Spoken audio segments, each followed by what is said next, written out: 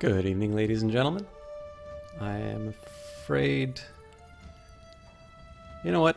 I'm not even gonna bother. So, I don't get to see the viewer stats, but I believe I can see chat, which should be enough for the night. So, we are going to be finishing Assassin's Creed 3 tonight. I don't know how long that's going to take, unfortunately, so it might be that I have a really big cast ahead of me. Of course, the catch is that if I'm not much further in the game than I think I am, it's going to be a very short playthrough, and I'm going to be stuck without stuff to do. So we'll figure out either way. The plan is, so I pretty much just did main story missions. I think anybody who looks at the VODs or anything like that will see that there's a lot of content in this game that I largely bypassed. Some of it interesting, some of it not so interesting to me. But I think there's a couple of ideas that I have in terms of what I can do with this game. And I think one of the important things to me is to view it in light of something else. And I think leaving myself the option to go back and do some other content is a nice way of being able to sort of divide between those two priorities. When people talk about the end. So, game's telling me I should play. Yeah, see, it says we're 32% in, and yet it feels like the game has taken some... The game has definitely taken some interesting turns, so... Well, we will see what's ahead of us. Maybe I have made a very foolish decision saying I'm finishing the game tonight. I hope you are all well. Again, I'm not able to see everyone's... I'm not able to see how many people are watching. That number is usually not accurate anyway, so I'm not going to lose too much sleep over it.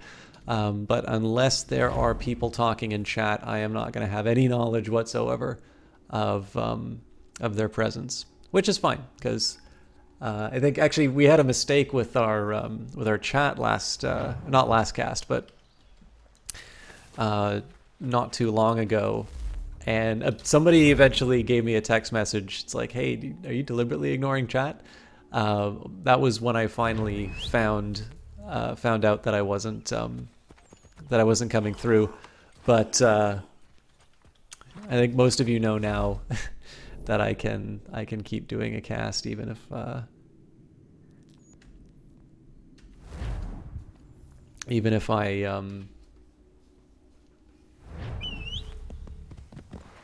sorry, how do I put this? Even if I'm not able to see anybody inside a chat. So one thing I am a little so I like the fact that there's fast travel, because I remember wasting a lot of time in Revelations on going from place to place. I think it would be kind of nice if I didn't just skip over so much of the game through the fast travel. On the other hand, this is sort of the Skyrim problem that I have, which is sometimes I just want to experience the game, and as beautiful as the scenery is,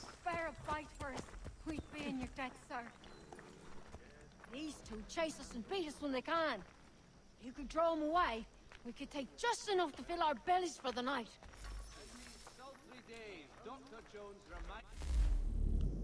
We're supposed to beat them up, so we'll go unarmed.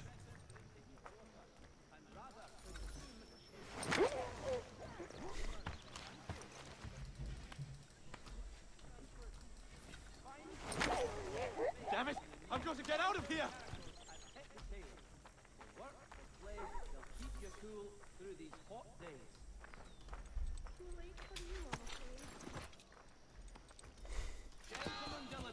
Jesse Quill, thank you very much for the host.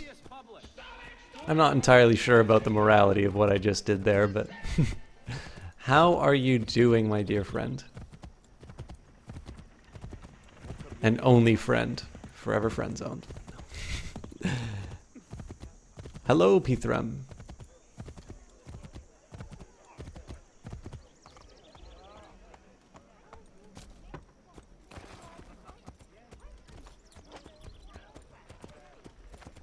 Well. If you could spare a bite first, we'd be in your debt, sir. Hey, Kite, how are you doing, my friend?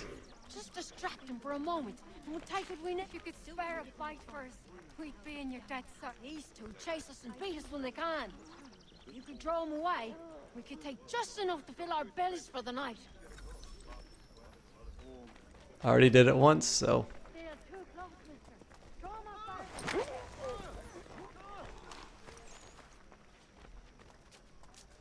Yeah, see, side missions like this, I'm not so sure about, because it's like, well, I just walked across the street and got the simplest kills that I possibly could. Broken ribs? Was that during training, Kite, or did something else happen?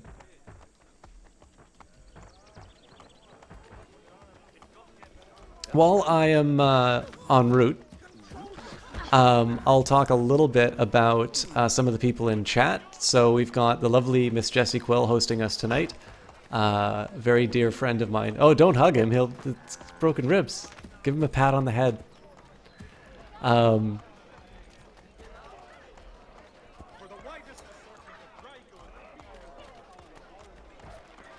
So Jess is, of course, my moderator, very dear friend, somebody who gave me some of the earliest and some of the best advice that I've gotten on Twitch. She's the reason why I continue to cast without a cam, because she said I'm hideous, but I have a really nice voice and I can talk a lot.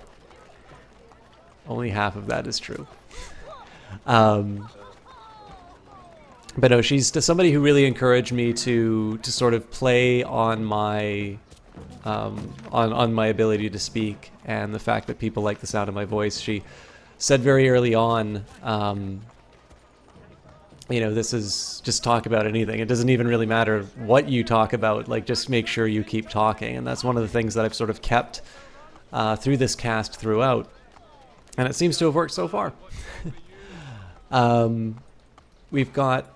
I'm going to kill someone. We've got Kite here, who is an incredibly talented caster in his own right. He is a very community... I should also talk about Jess's cast, but we'll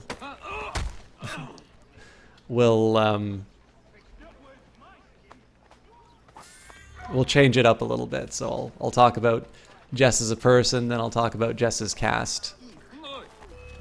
Oh. All right, then.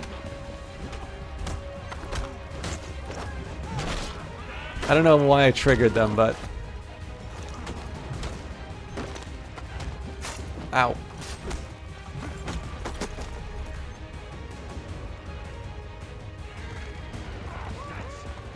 Ooh, that's a lot of guys.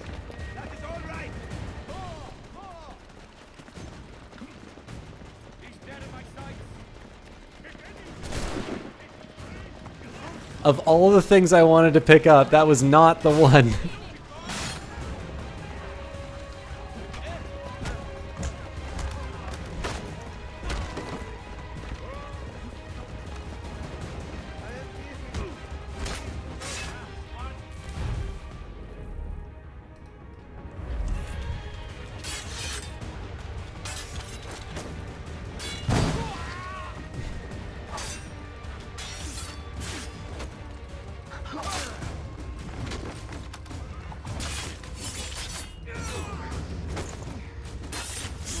Hello, Subject Panic.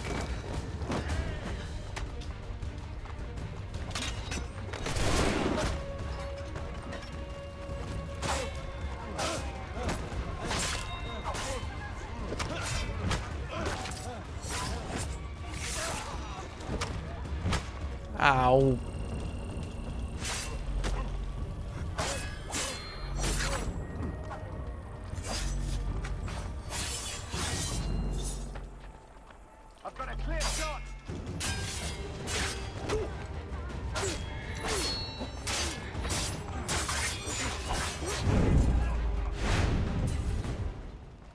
Alright, so I was talking about Kite, who can do this in real life, by the way. So one of the things that I really like about Kite's channel, and I know I always talk about this, but it's something that I think is worth repeating. Kite has got a great talent at sort of showing the best in someone.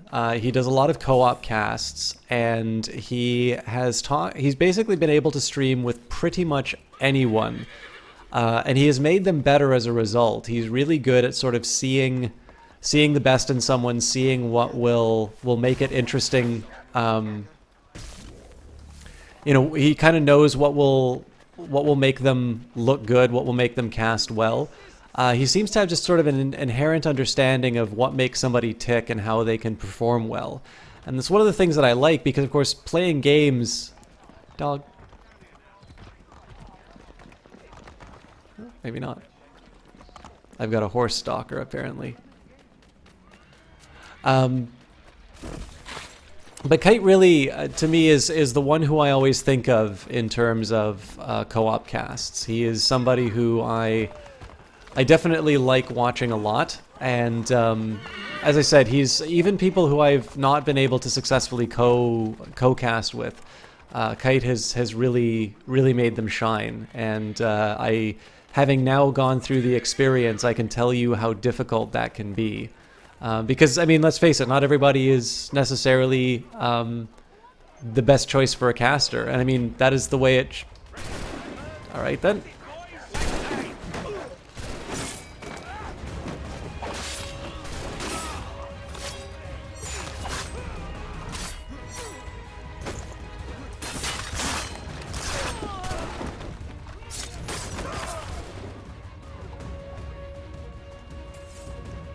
Oh, alright then.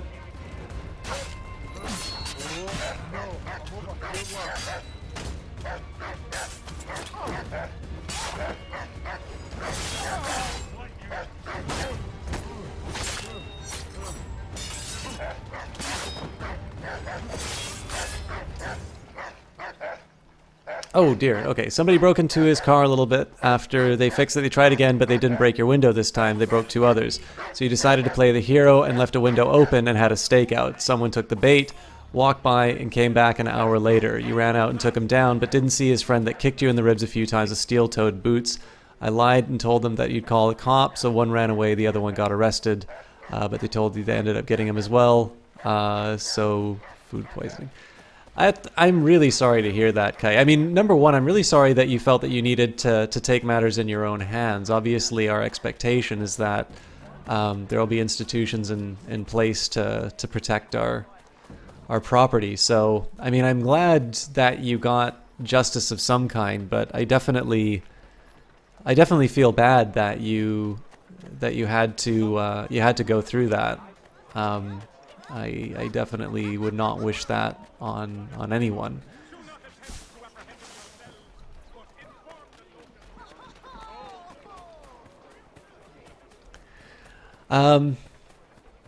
So that, I guess, is another reason to see, to check out Kite's cast. You've got a real-life vigilante. I do not mean to overstate it when I say that Kite is in fact a real-life Batman.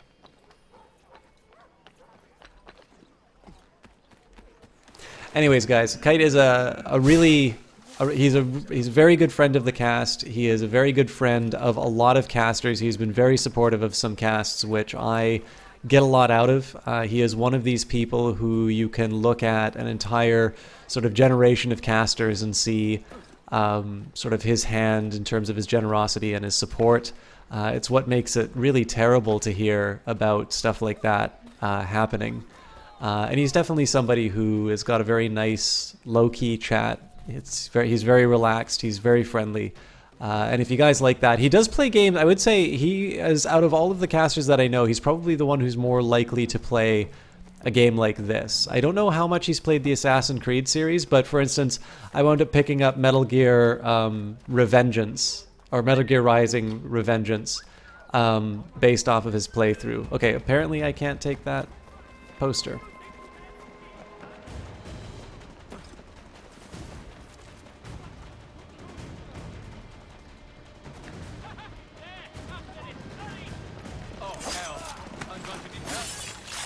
Drummer goes first. Oh, crap.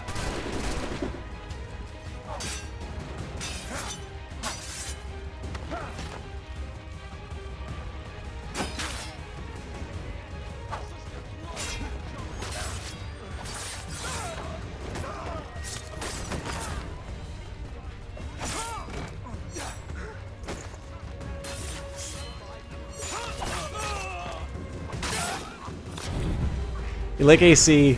Oh, I'm sorry for taking out the drummer boy. He was looking at me funny.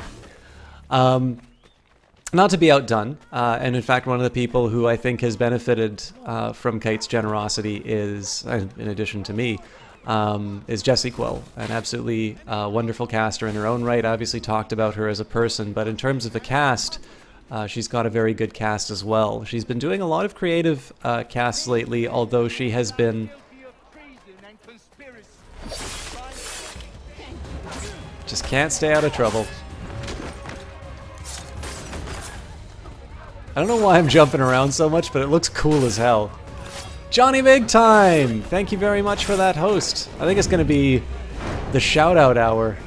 Because I've got a poor dupe who's going to get a sword in the backside. You just pushed a lady. I am the definition of a white knight, sir. I am going to fuck you up. Nobody shoves me, lady!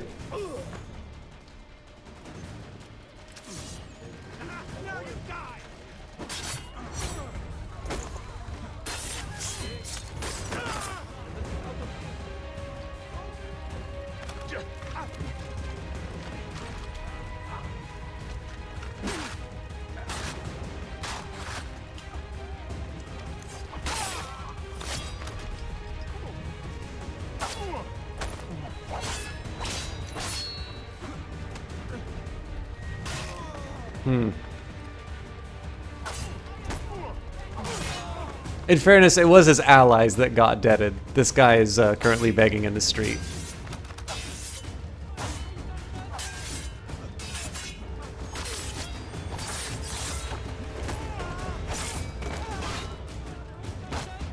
Oof.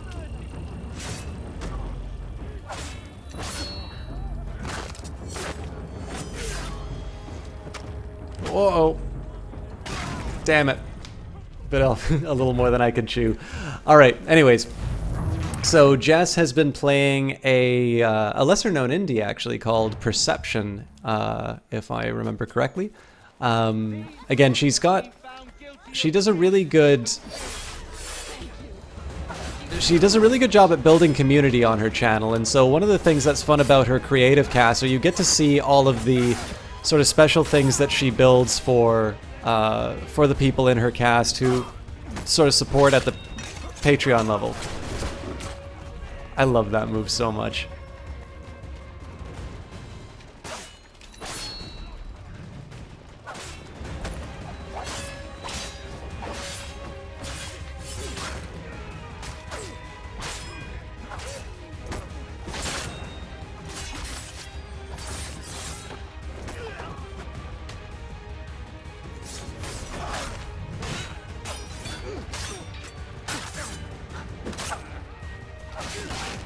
Ooh, I think I'm gonna die again. These executions are not good for my health.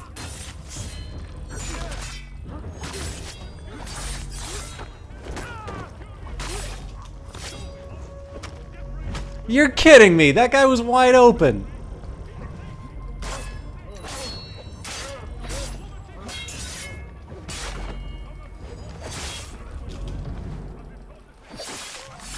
There we go. Yeah, Kite, and in Assassin's Creed 3, I think the animation on this was really well done. There's a couple of moments where it gets a little wonky, but I think this is a really well set up little moment. I mean, just it's effortlessly cool, and the combat's quite a bit more streamlined on this, which I like quite a bit.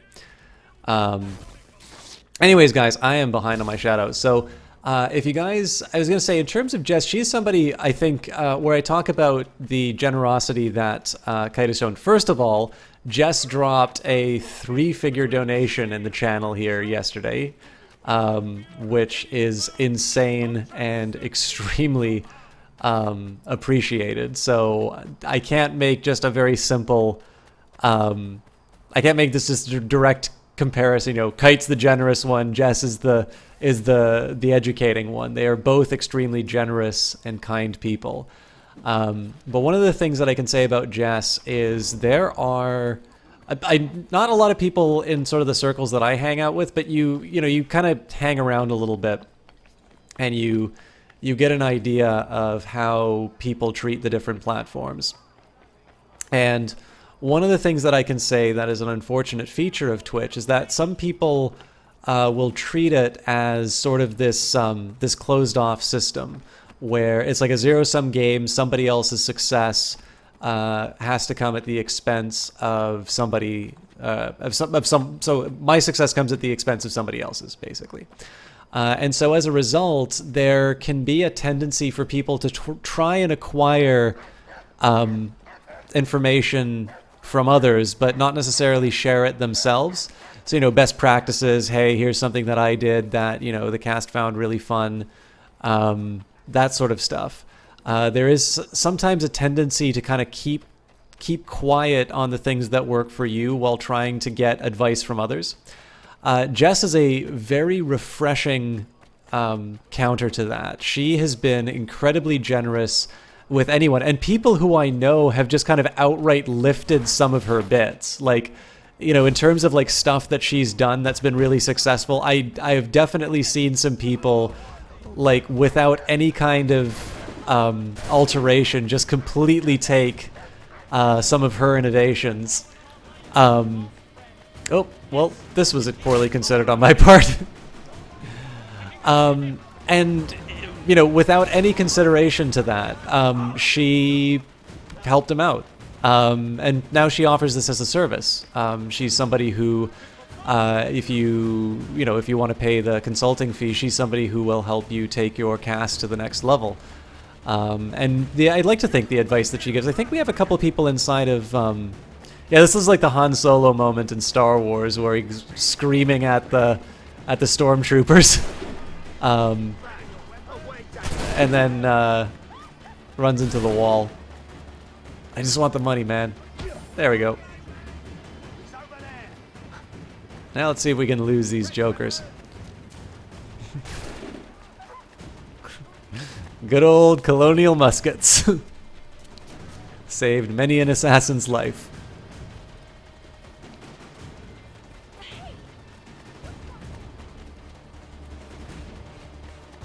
I didn't want to shove the milady, everybody, but crap.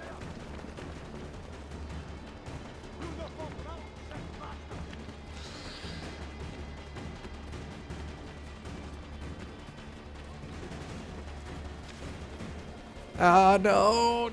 Don't look at me!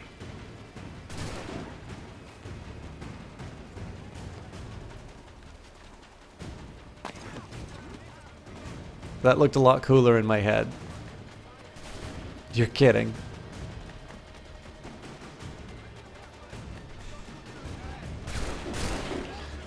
You know what? In for a penny, in for a pound.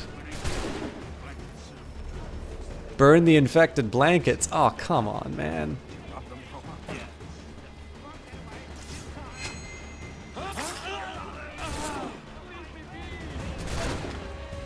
Okay, well, there's one way to become anonymous.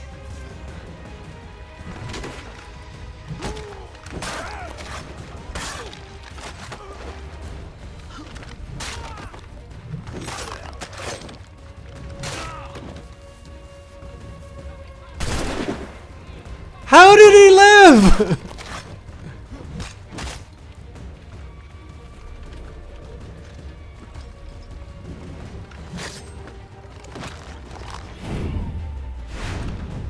That dude took a point-blank shot to the face. Anyways. So with that in mind, I mean, Jess is somebody who has put a lot of thought into what makes the platform work. She has modded for countless streamers. She is somebody who's done a lot of community service in Pig.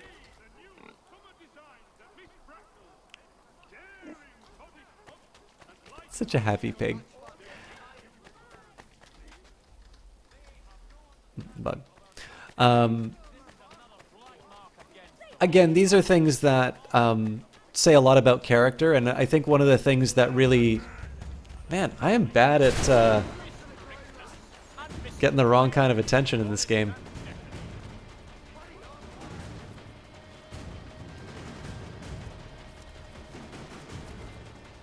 Not the right move, Connor. I swear we will do story missions.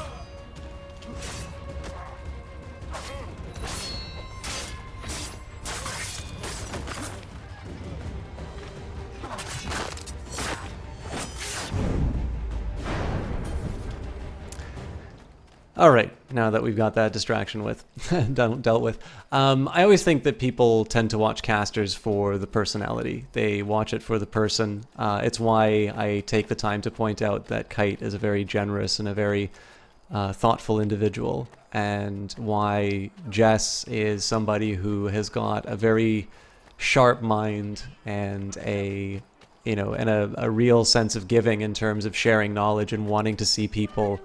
You thought you heard gunshots outside, but it was just fireworks. But the 4th of July is over. And again, these are two wonderful people who I think you would definitely you're missing out if you don't take the opportunity to follow them and check out their channels. Obviously, it's costless to do a follow, and I have given up and never really aspired to being able to have like a 100% rate on stream recommendations. Obviously, people are going to have their own tastes, but I've always felt that the best thing that a streamer can really ask for is an opportunity to entertain you. And I feel very safe. These are people who, if I ever see them online and I have the opportunity to host them, I will almost certainly always take the opportunity. I am gonna get screwed. These are people who I without hesitation will host, because I know that I'll be leaving the chat in good shape. I know they're going to be entertained, and they're people who I think would definitely. I would love to see them have a bigger audience, and not to be outdone, because we had a wonderful host while I was busy singing the praises of some other casters. We have another one of my favorite casters in the channel right now, and that is Johnny Big Time, who just finished a Dragon Age 2 playthrough for tonight. Johnny Big Time is a born entertainer. He has got so many things going for him on his cast. He has got an absolutely razor sharp wit that I am just in pure envy of. I would love nothing more than to be as clever and as, just to have that right thing to say at every single moment. Again, I was talking about this before. I can't really repeat the material because it's obviously heartfelt and something that probably was driven also by how recently it happened. But I can give you an example. Like, just stopped by in Ottawa, and if you check out Johnny Big Time's clips, you will see exactly why I like this guy so much. But as can only ever be said about Johnny Big Time, hey, have you seen that Johnny Big Time clip? And she's like, no. It's like, okay, well, I pull out the laptop and show her, and then an hour goes by and we're still watching Johnny's stuff. We're laughing. We are having an absolutely fantastic time checking out his stuff. He is thoroughly entertaining to watch, no matter what game, no matter what situation. Even when I know he's pissed off, he is incredible to watch. He is just so much fun. And he's doing something new on his channel where he is playing sort of series, kind of start to finish. So he played Dragon Age Origins, and now he is playing Dragon Age 2. I am told that if you play a mage, it's pretty good in that game, and I think the combat's kind of fast, but I'll leave it for you to check out his to check out his stream to see whether or not either of these statements are true. But especially for those of you who came from Johnny's stream, I know you guys were waiting for a bit for me to properly acknowledge you. Thank you so much for stopping by.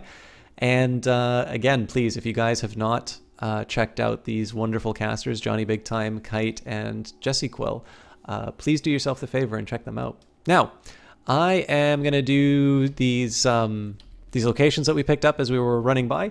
We're about half an hour into the cast, so I think it's time that we started doing the story missions and put this thing to a close.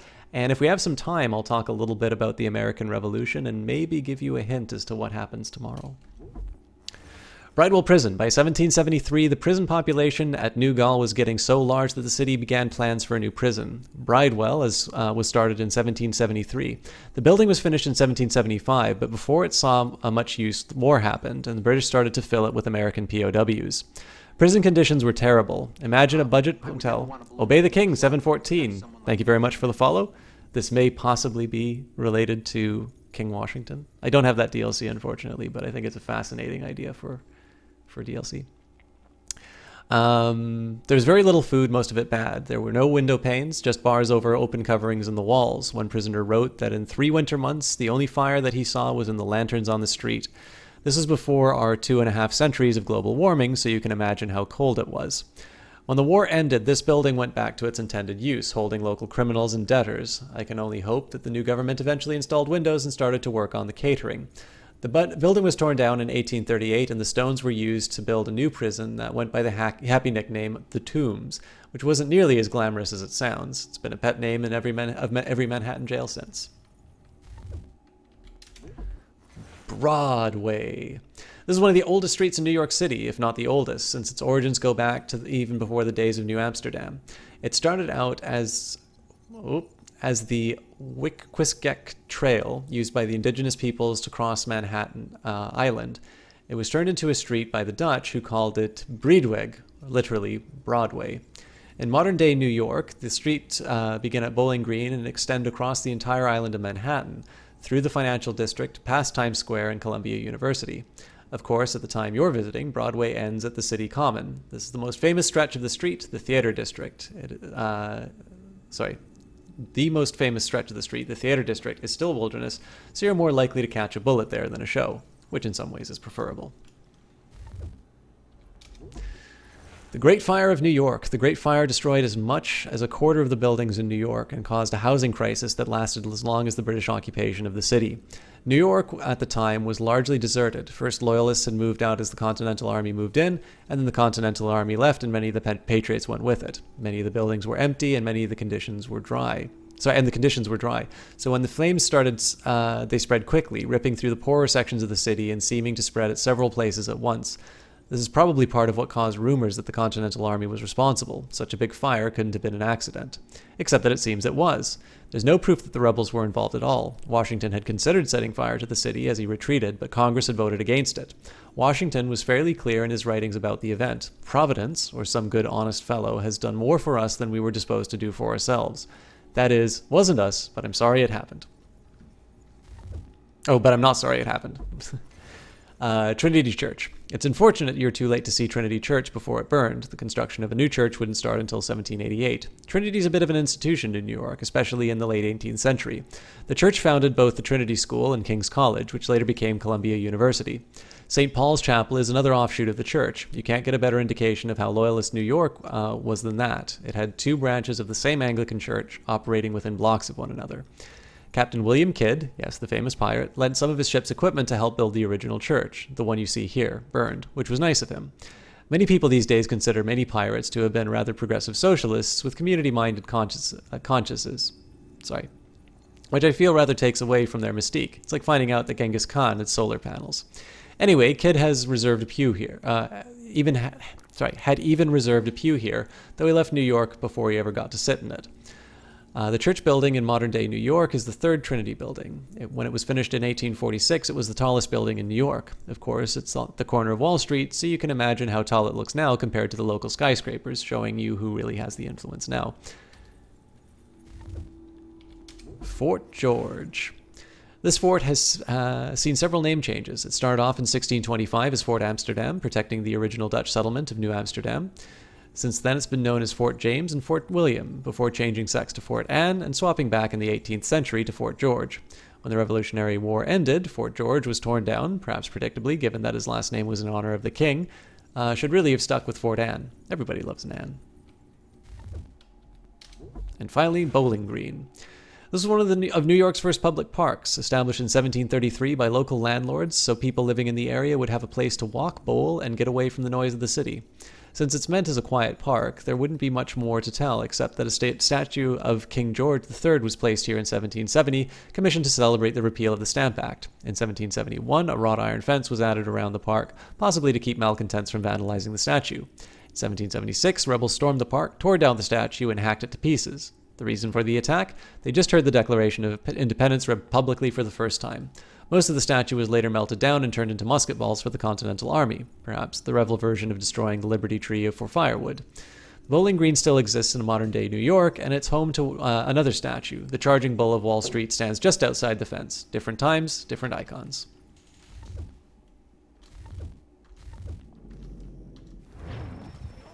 And away we go.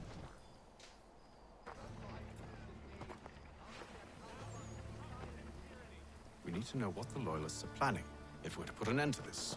I've tried, but the soldiers themselves are told nothing now, only to await orders from above. Keep digging. Come find me when you have something worth sharing. We're so close to victory. A few more well-placed attacks and we'll be able to put an end to the Civil War and be rid of the crown. What do you intend? Well, nothing at the moment, since we're completely in the dark. I thought the Templars had eyes and ears everywhere. Oh, we did. Until you started cutting them off. Your contact said orders from above. It tells us exactly what we need to do. Track down the Loyalist commanders.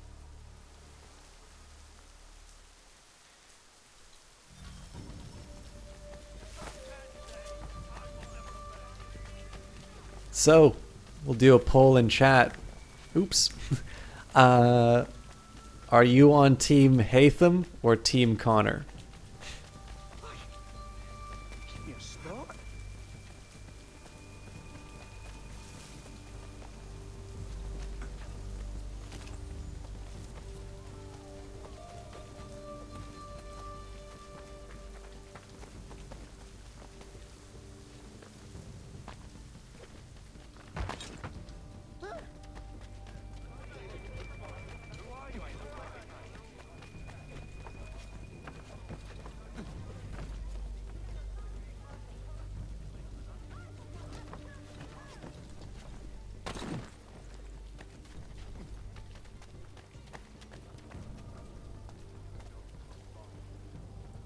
Hey Hatham, some consideration for people on the ground?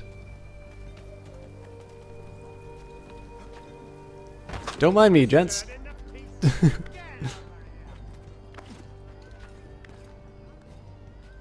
It's not quite what I intended to have happen, but we got away.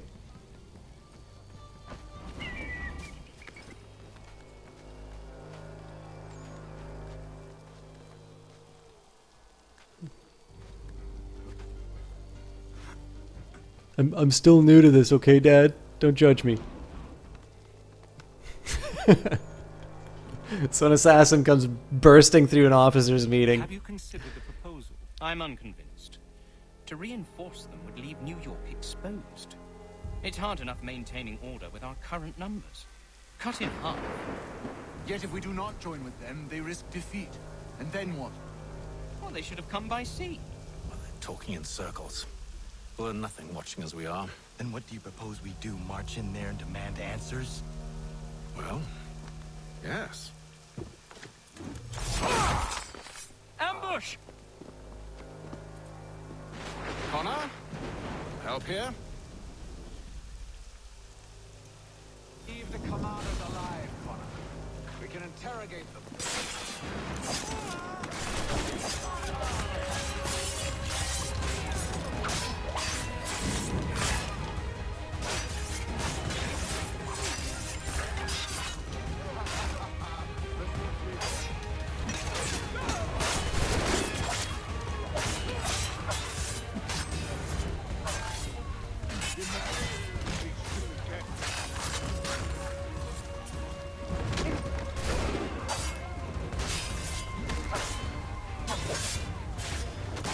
I think we're gonna kill these guys too fast before we can get the achievement. Ah, crap.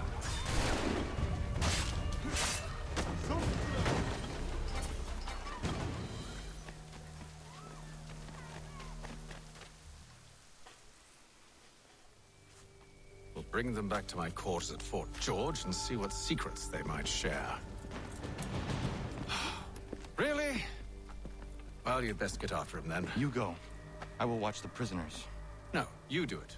Why me? Because I said so. Now go. You know... Indeed, Johnny. I really like the character of Haytham, but I notice now that Connor's in the picture, Haytham is played for laughs a little too much, and I think it's not that appropriate of a choice. I wish I could say otherwise, because I think he's such an interesting character. And I think especially the idea that, you know, as you have sort of Desmond reconciling with his father, you have a father-son story between Connor and Haytham as well. Wait, wait. I'll tell you anything you want.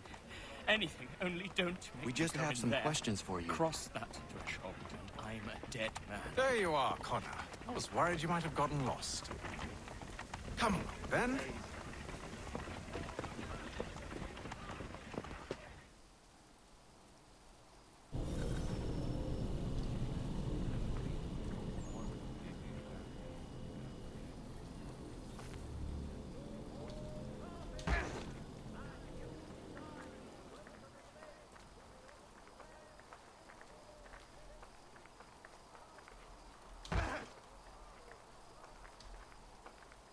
I'm assuming what a lot of this is building to. So there's been a few moments where Haytham goes sort of where Connor isn't willing to go. So I'm assuming that this is building up to some kind of a reveal where Haytham takes a really major step that Connor isn't willing to cross, which causes the final break between the two. But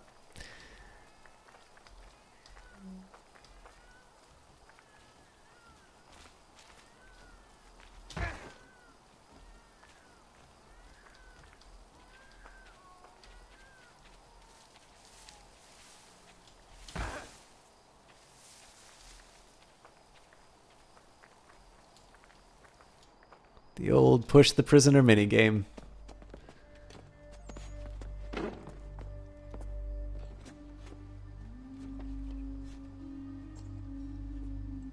What are the British planning? To march from Philadelphia. That city's finished. New York's the key.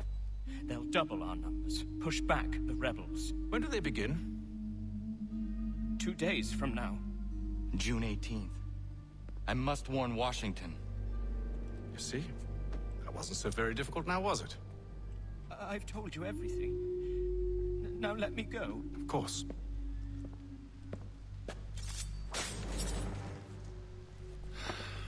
The other two said the same. It must be true. You killed him. You killed all of them. Why? They'd have warned the Loyalists. You could have held him until the fight was done. What? And waste precious time and money on their care? What would be the point? They'd given up everything they knew. I'll meet you at Valley Forge. At this point, this is Connor's fault for not figuring out this is the what happens. They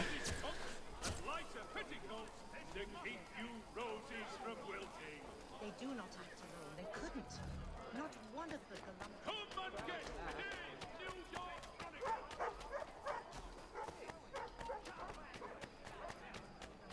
Never mind me, gents.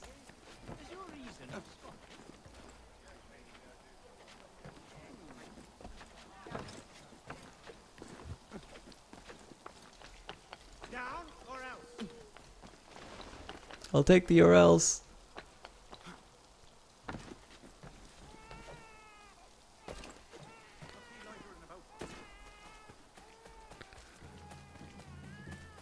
I haven't quite figured out what decides the placement of a poster. All these back areas tend not to get them, but if I go out in the street, there's too many soldiers to...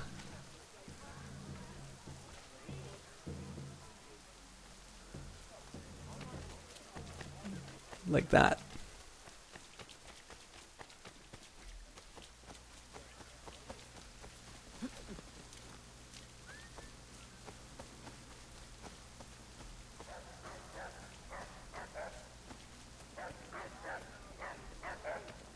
Dog.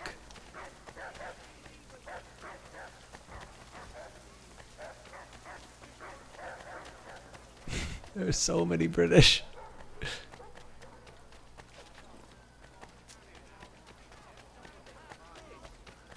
Maybe I'm not supposed to find any I'm gonna head towards the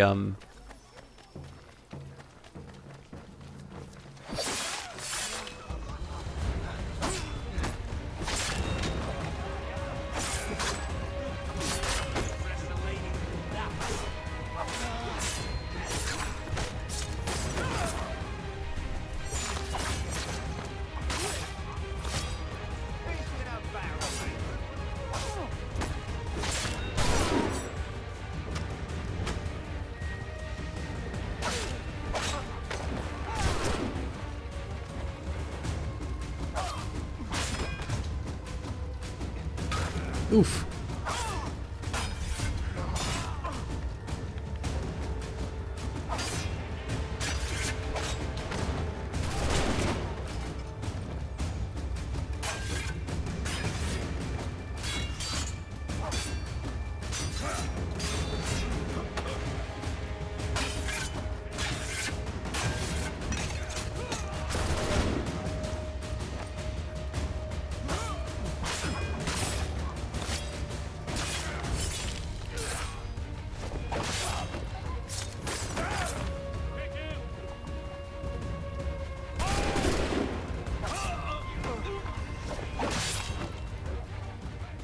All right. Hopefully, I don't know if I'll be able to.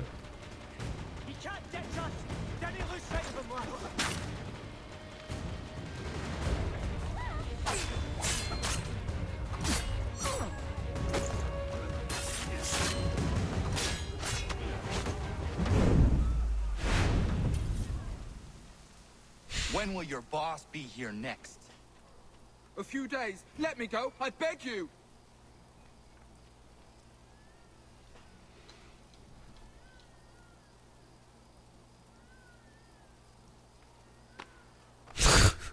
How dramatic. All right. That was probably not worth the effort, to be honest, but artificially increasing the speed or the length of the playthrough. By the way, Johnny, if you're still in the area, although I think you're the last person to chat and to talk in chat, how was Dragon Age? And I don't think Kite, I don't believe I know what you were playing last. I remember watching you play Metal Gear Solid Rising Revengeance, but I don't believe that was the last thing you were playing.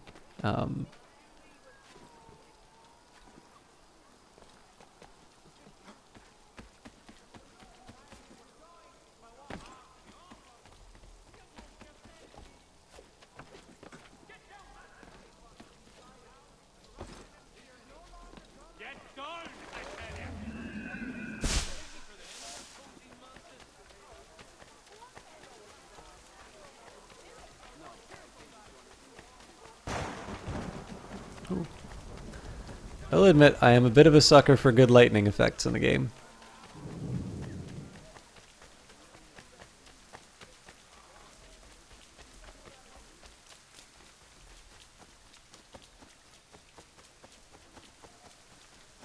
Can I pet the cow? I can pet the cow. The cow approves. Oh yeah, I had some Animus to read too. Trinity School. The school opened in 1709 as a charity school, meaning it was free to attend and the students would have been from poorer families. At the time, most well-to-do children would have been educated at home. The school was originally in the bell tower of the Trinity Church, but by the time you're seeing it, it's moved across the street. This is the only school that remained open during the British occupation of New York, possibly because it was endowed by Trinity Church, which was loyalist. Of course, Trinity also funded King's College, which was closed and used as a military hospital, but universities are known liberal hotbeds. After the Revolutionary War, the government started to focus on free public education, and the city eventually stopped funding church schools, preferring to fund secular ones. Trinity School became a private preparatory school, which it still is. It's prestigious, expensive, and has been accepting students for 300 years. That's a long time for the colonies. Of course, Eton was founded in England in 1440. That's 20 years before Ezio was born, and around 50 years before Columbus discovered America, that Etonians would enjoy a proud tradition of looking down on for centuries to come.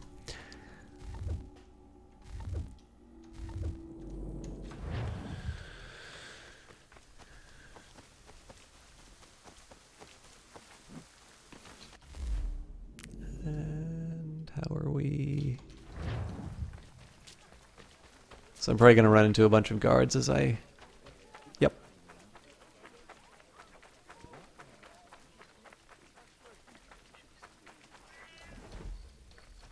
Surely I can pay this guy off. Nope.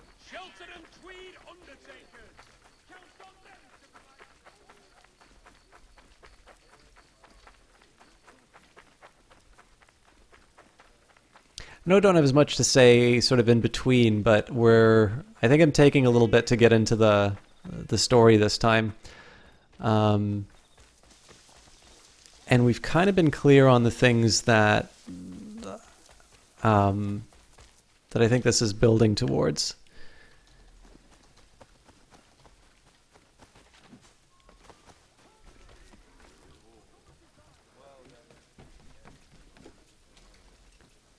Can't climb over spikes. Nonsense. Probably should have got a horse for that. Oh well.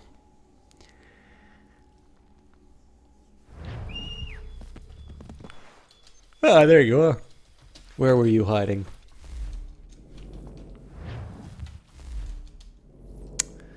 Let's... Oh, and we get to enjoy the scenery.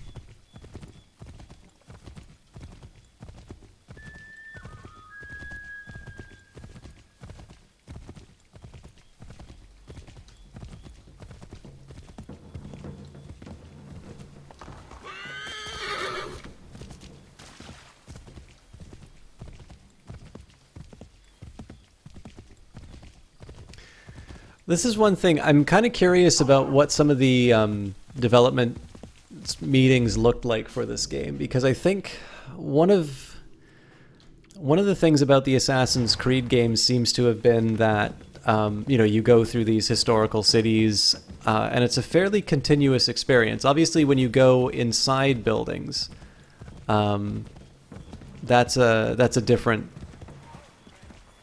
I don't want no trouble.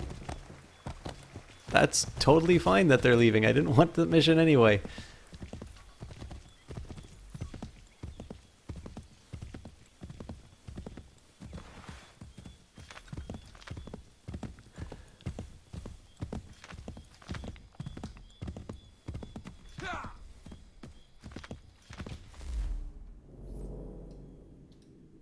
I think this is still the right. Oh.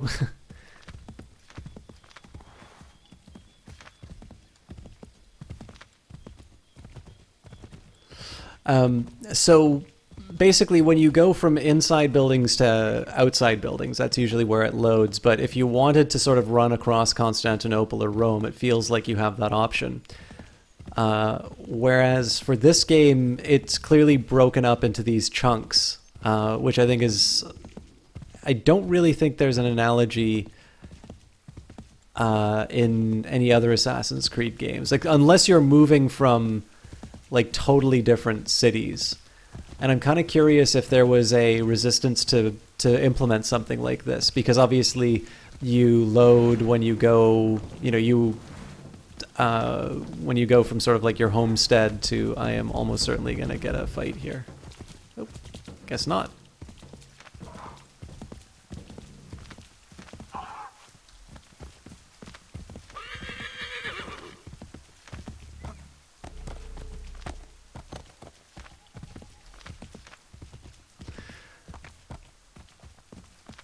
I don't even necessarily think it's a bad thing, but I'm kind of curious if there were some discussions in terms of, you know, how do we incorporate the wilderness without it sort of feeling like we're loading a whole bunch of levels. Although I guess they've probably done this successfully in the Far Cry games, so maybe it just wasn't as big of a deal as I'm thinking. I've never played Far Cry, so I can't say a whole lot about it. I also suppose that's a different engine too, so.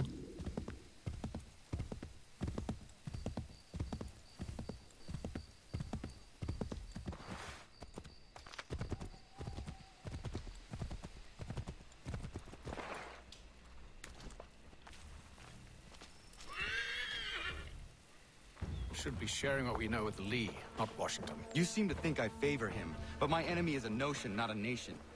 It is wrong to compel obedience, whether to the British Crown or the Templar Cross.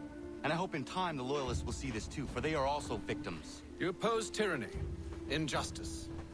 These are just symptoms. Their true cause is human weakness.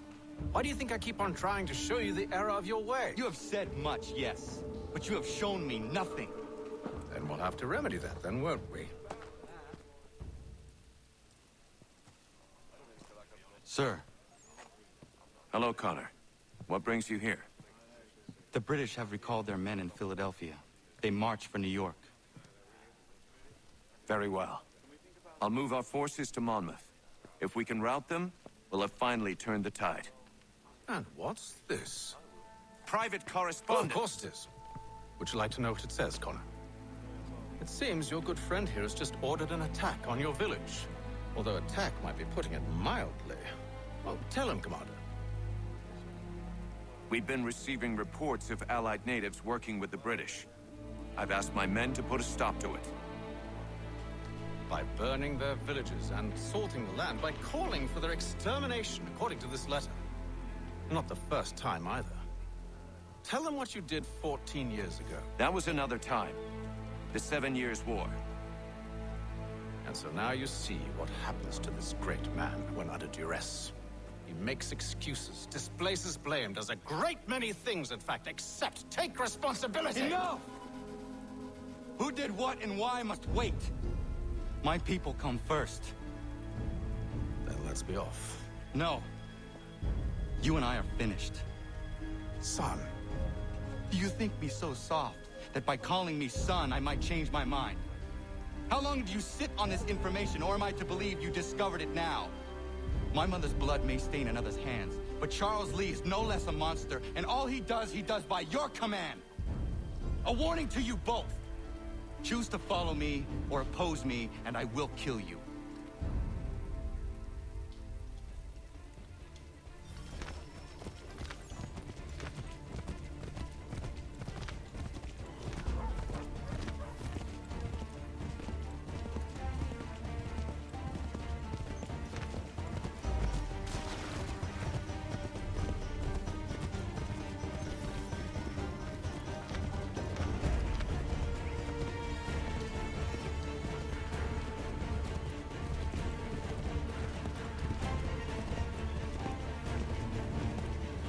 It's really helpful that they put the green marker on the ground.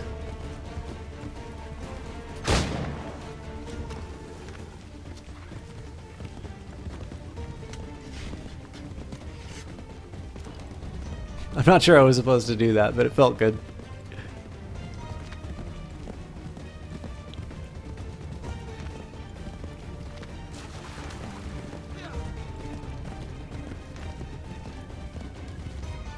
Hello, Nubasaur. How are you doing?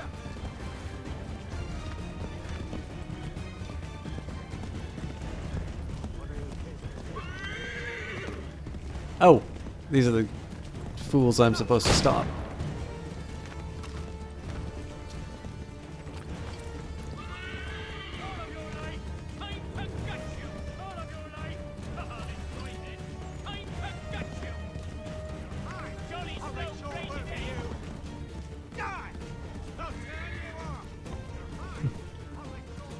You can, alright, well, so much for that.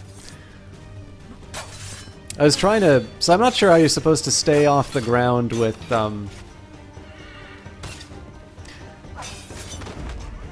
not sure how you're supposed to stay off the ground with these guys, because there's obviously 3 that you Jesus Christ.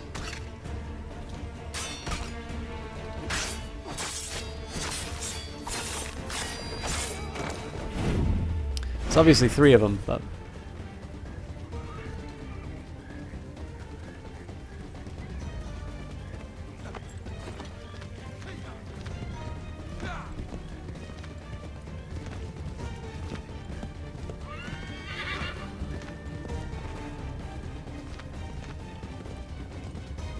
and Elsie, how are you doing?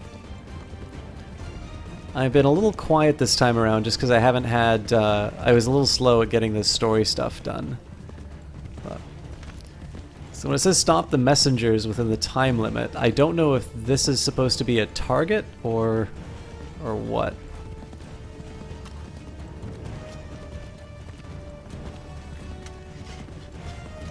It's possible I could also jump from horse to horse and...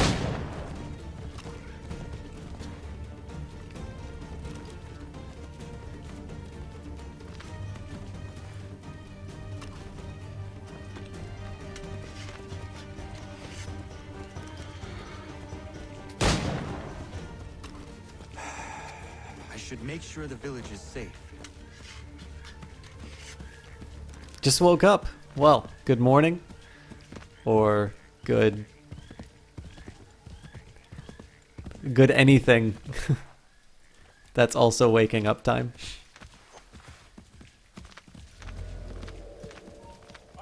Don't mind me, guys. Game's just forcing me to go through here. I failed to prevent the attack. Did I now?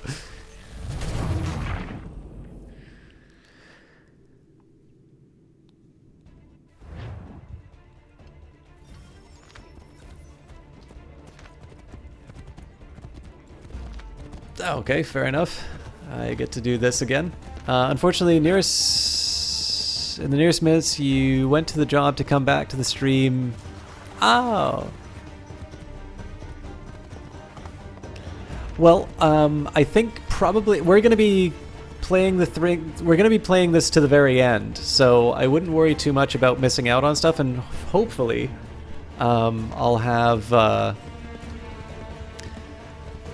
have something more meaningful to say as we're going through.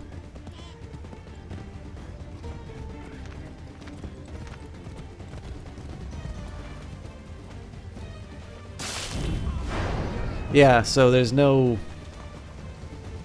Get on the horse, please.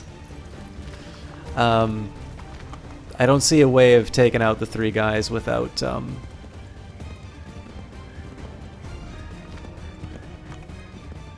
without dismounting. I'm sure there's a way. I mean, like, these achievements usually aren't very difficult, but I'm clearly missing out on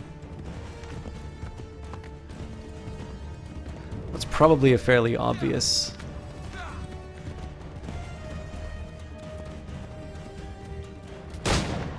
Wrong guy, but...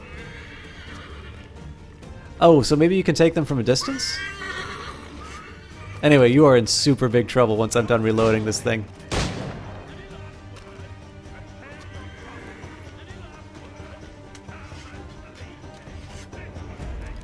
Yeah, so apparently this is how you get it done and without dismounting.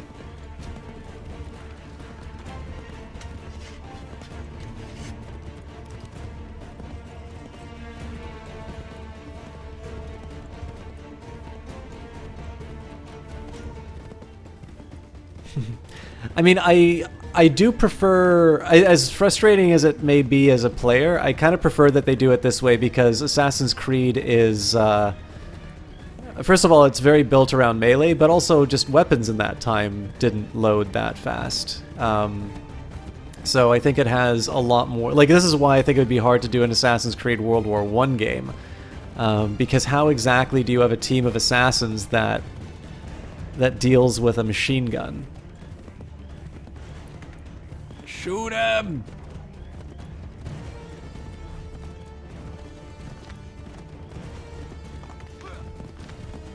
Please shoot him. Thank Christ.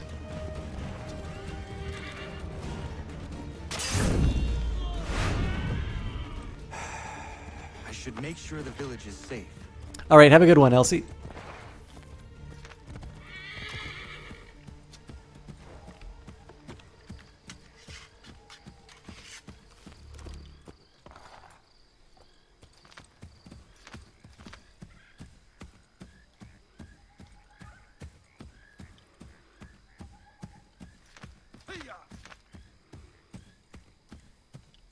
Obviously, I'm trying to give a wide berth to that encampment.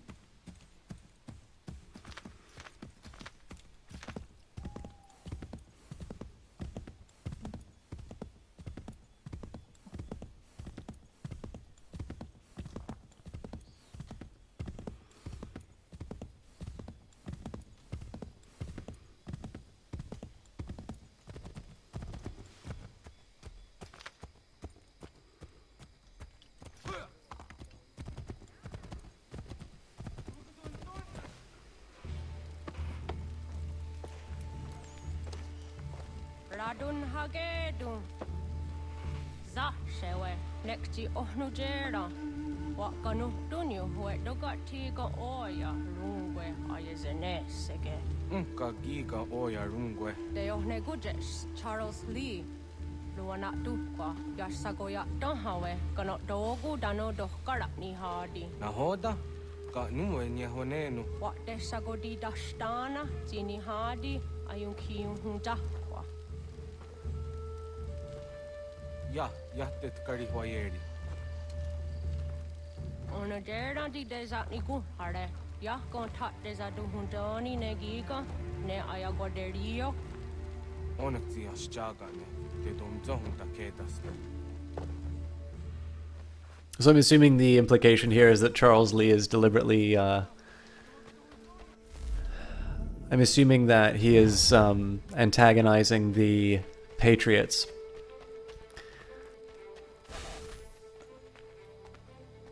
In order to bring about the burning of the village.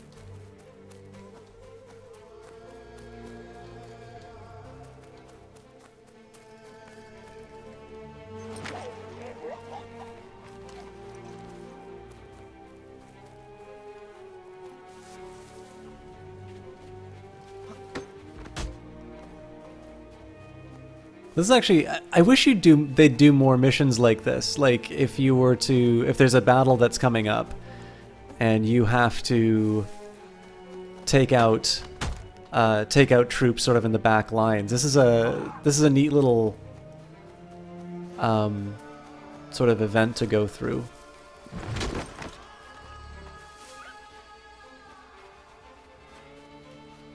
Ah, crap.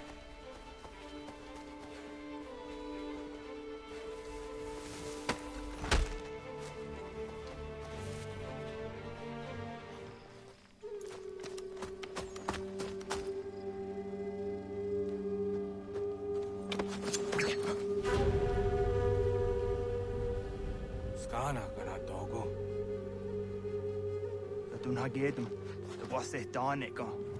Nahoda? Gwego Hakrori ne Charles Lee. What Triot de Hona Donzonia and Kiawanto. Donagon easy, I say, what is it? A toga tigarungwe. Harud zit is on Nigura Denu. The Asade Nyanda the squat Niguragani. Nick the owner gone runete. The one who garden there. They got your scar. Connecting what you scan, see what Gonya has in a square at the new Statsege. Don't use that Nigura di Hunto. Don't what doesn't want ducks out there, Nezungwe that summa. Zadarissa. Unka Dorissa on Zahayum.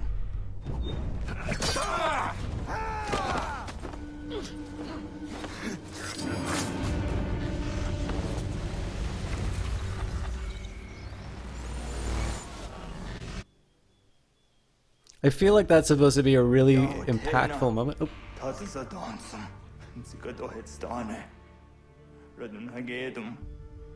Charles Lee, Monmouth, was at the Hajib. Asagonat Dumase, Sina hålden patriot. Ranateno yuni. Jurha saga. Unsugo nasete. On doktangi kamoterio. Ronodio hot quenu. Ungenungue da summa. Odiatanum statunge. Iwereya nawando taingwaya tanostadunge. Ona wasaderesa yumjadaro.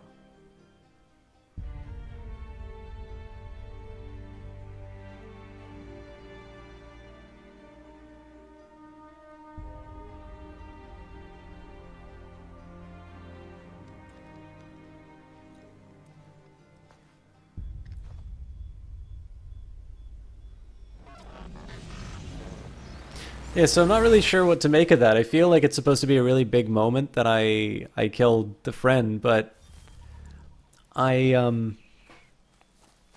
game made me push the left mouse button. It didn't really give me an option to do any other thing. And I know they built this up to be a childhood friendship, but Killing Smalls 2017. Is that a Sandlot reference? Thank you very much for the follow. But yeah, so it's there are some, and I mean, to give an example too, like I've talked about how I really like the sort of the death sequences for the Templars, because they do this really good job of sort of communicating a war of ideas, much better than I think some of the previous games have done. But I don't really know that I learned a whole lot. So I don't think, I guess maybe what makes that not work as well for me is that I didn't really gain information that I didn't know in that closing monologue, right? Like clearly he was under a misapprehension. It's tragic. Clearly Charles Lee is a bad guy, and he has, caused my friend to turn against me, and now I'm responsible for his death. But there's nothing really in that monologue that tells me what I don't already know from that fight. And then you compare that to Thomas Hickey, and you gain an insight into somebody who was an antagonist and like a thoroughly unlikable guy. And he has a very defensible and comprehensible worldview. It's like, you can talk about liberty, you can talk about, your Assassin's Creed, you can talk about, all of these ideas. All I want is a cup of beer in one hand and a tit in my other. My hands will always be full, and yours will always be empty. So what exactly are you trying to convince me of again? That's a really, it's a worldview that I disagree with thoroughly, but it's one that I understand a lot, and I understand a lot about that character in that closing moment. I think that's probably where I think Assassin's Creed does its best. It's also what kind of keeps me from falling into that trap of just calling them like pure popcorn games, because I think they do actually punch above their weight more times than I think people give them credit for. I am, of course, completely willing to ridicule them when they get ridiculous, and they do that as well. But I do think there's credit where credit is due. Like there are definitely some moments in this game where I think they hit some of the best notes in the series. The worst that I would criticize this is uneven. Because I think there's some moments that work really well in this, and there's some other ones that I feel like they need to be. I feel like there are points that need to be, or like are sort of built to be poignant, but ultimately aren't.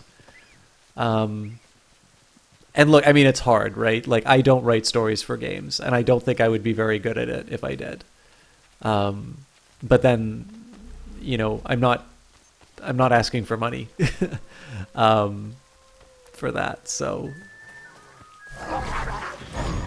Ah, damn it.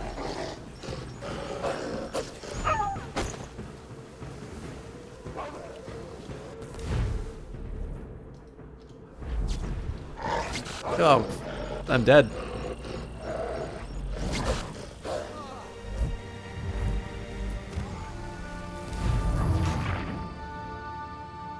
I keep forgetting you don't need to respond to those immediately. You can... I would never want to belong to Ice Power 88. Thank you very much for the follow.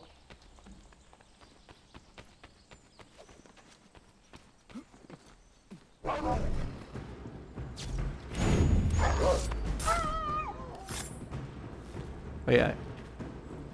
I thought this was an interesting idea. If you, so there's not as many opportunities for civilian, there's not so many opportunities, hey Uncle Elias, not so many opportunities for civilian deaths in this one, but if you just run around like just completely, you know, devastating nature, if you kill animals and don't skin them, you get a penalty in the game. You can potentially desync from it. Oh my god, it was much more shallow than I thought.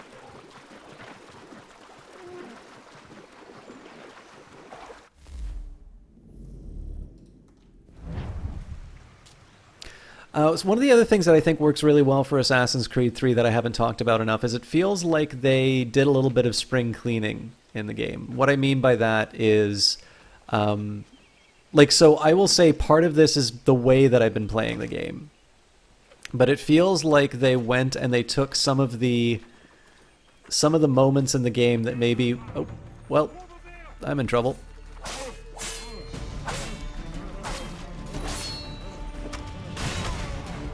I'm probably gonna die again.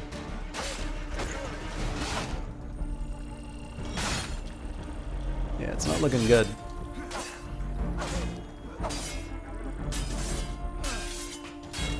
Get out of there. Yeah.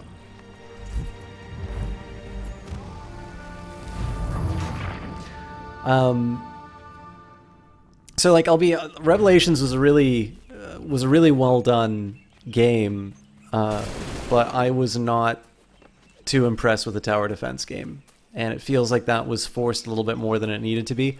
In this one, I haven't felt. Well, you know, I might be a little unfair in this. This one, it felt like I had fewer sort of uninteresting side games to do. Oh, I was meaning to do the Animus entries as well. You have arrived just in time to bear witness to our glorious victory. Where is Charles Lee?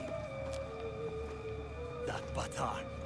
He shows up in the middle of our preparations and just takes charge. Screams at everyone to advance, and then rides away. I am left to pick up the pieces.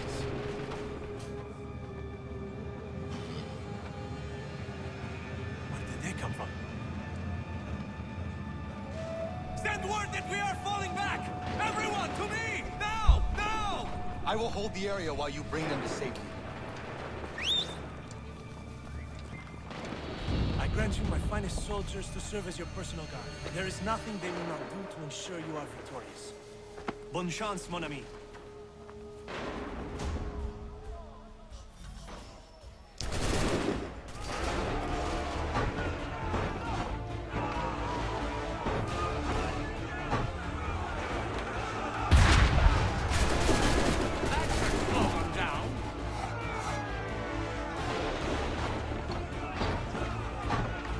Alright, I can get on board with the cannon minigame.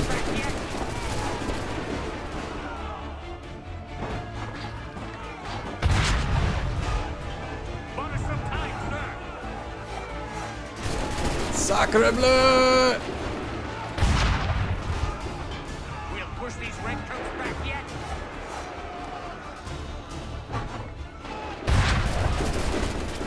Buy some time, sir.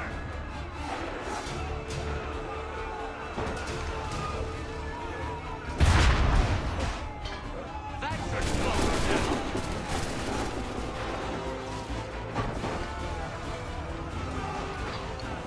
I wonder if I can... We'll push these redcoats back yet. I was hoping I might get the double. Buy some time, sir.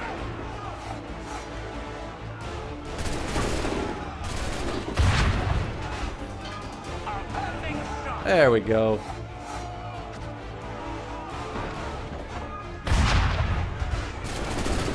There doesn't seem to be a lot of consequence for letting these guys stand up, though, which I'm slightly alarmed by. Oh, there's the Patriots remaining. So I probably should be clearing these guys out.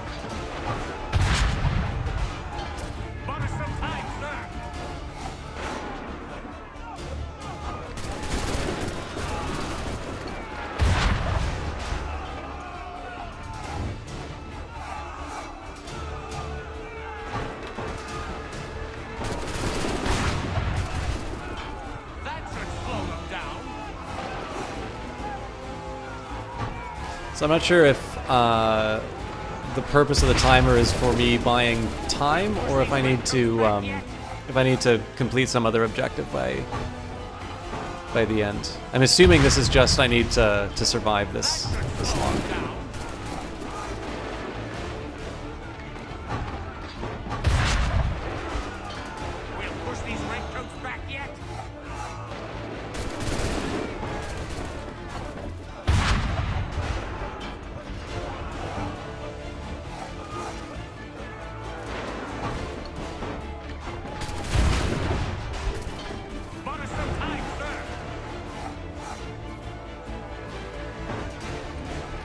Can we get one more?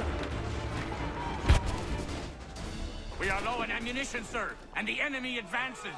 Then we need to pull back, rejoin the others, and cover their escape. What, and just let them take the cannon? I guess we have to.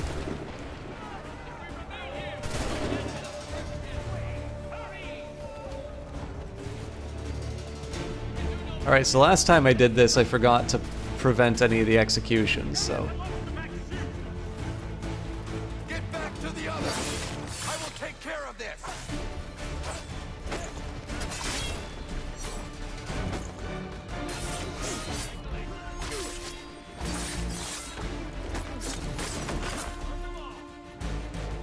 By the way, everybody likes talking about how Jesper Kid made the soundtrack for Assassin's Creed, and he did.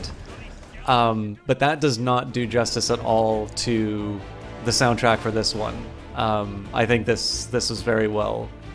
I think the score for this works really well.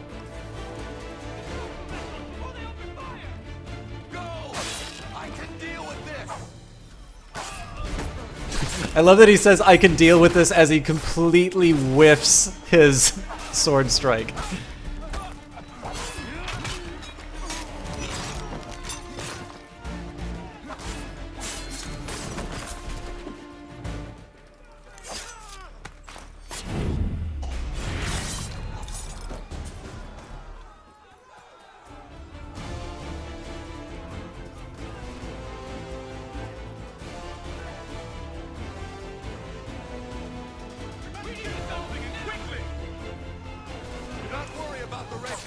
Go join the others!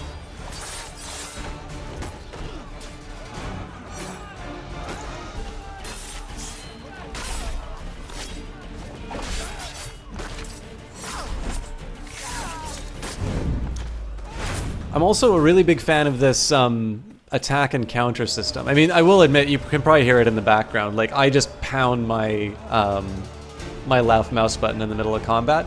But I like the fact that you need to push a button to react, and the way that it feels seeing that animation actually it sells the combat much better than the previous previous game. Many lives today. Connor? Charles Lee has betrayed you. He forced retreat in the midst of battle, hoping the loss would take the lives of your men and see you relieved of your command. What? I'm sure he will come and spin a tale saying that he was outnumbered or I was somehow to blame. All lies. I will say it one last time. That man is your enemy, and he will not stop until you are dead or dishonored. Connor's tale rings true. Lee was acting most odd upon the battlefield. I will investigate these allegations at once. The time for that is long past. This must be done properly, else we're no better than those we oppose. Never mind the political ramifications of such an act. But I didn't think twice about burning a village. Spare Lee's life, then I will take it myself. Enjoy your victory, Commander. It will be the last I deliver you.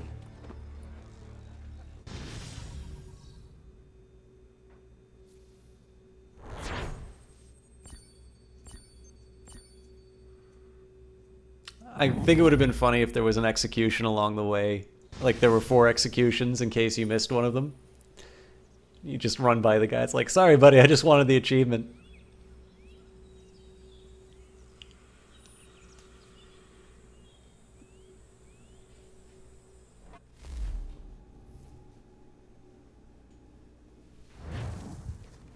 Something's happened, Desmond.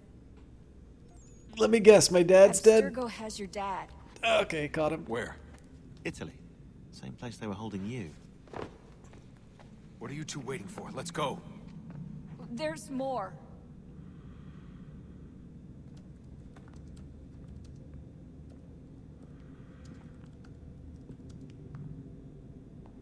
Hello again, Mr. Miles. I hope this message finds you well, or as well as it can, all things considered.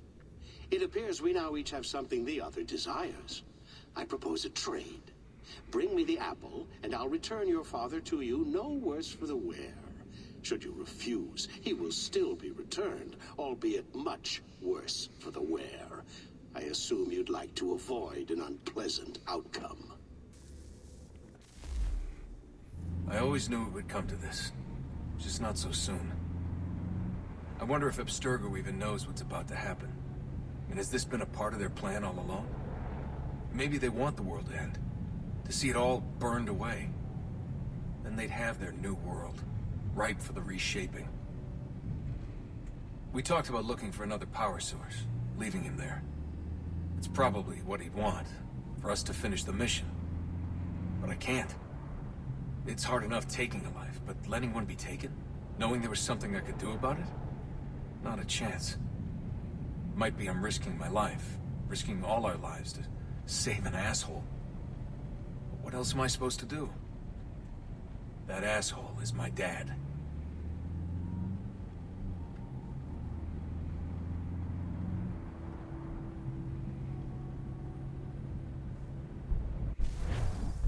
They're probably holding your father on the upper levels.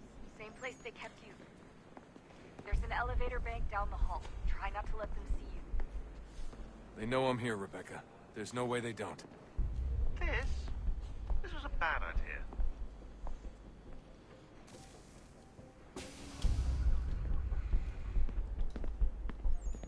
So again, I've never been one for the modern story, but the there are a couple moments in the fight night sequence that were interesting, and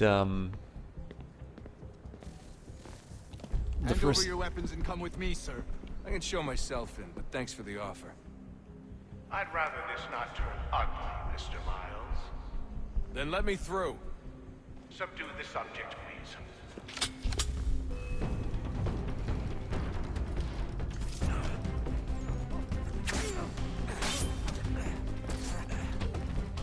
Alright, I'm screwing up the controls, it seems.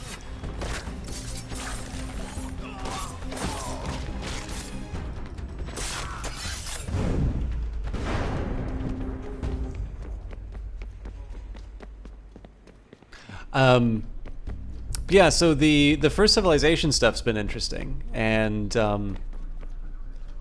all right, which one of you knows the way upstairs? No. Oh, okay. Fourth floor. So my original, again from the first game, I was never a huge fan of the modern day thing, but I suppose the more it's being developed, the more it's growing on me. Nothing since you left us. Walking into an elevator in the middle of a hostile environment.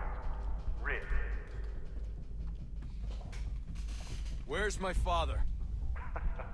You'll see him soon enough. Now be a good boy and wait for security to fetch you. You're gonna have to climb the rest of the way.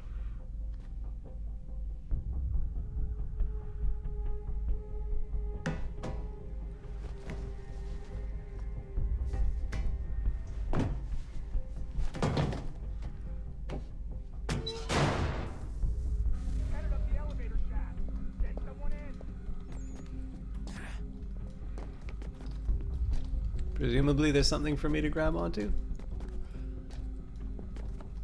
No. It's a little dark on my monitor, so...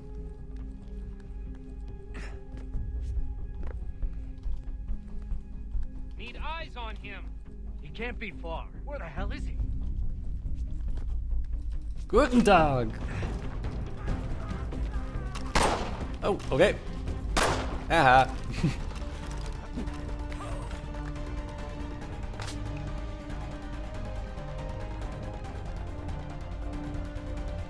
Alright. I'm, not so good on these controls, it turns out. Ah! You can't see me! I don't think this is how this mission was supposed to go, but... But the good news is that they hired stormtroopers. Is it which Christian? Whit Christian? Either way, thank you very much for the follow. Alright, so I can't... Oh, I can get up. Sorry, but I just don't know where he is. That's okay. I do.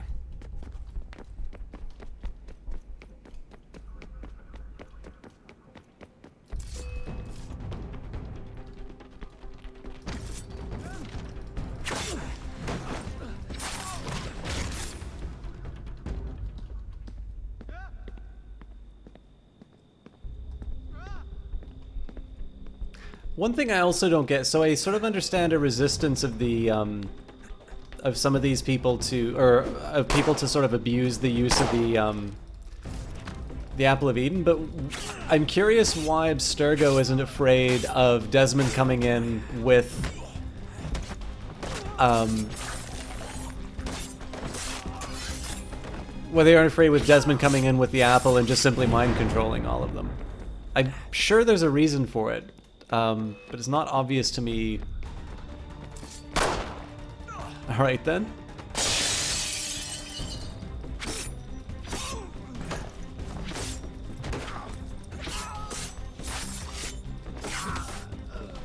You know, I might want to reconsider my approach to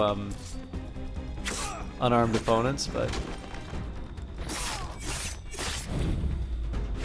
it's been a tough day.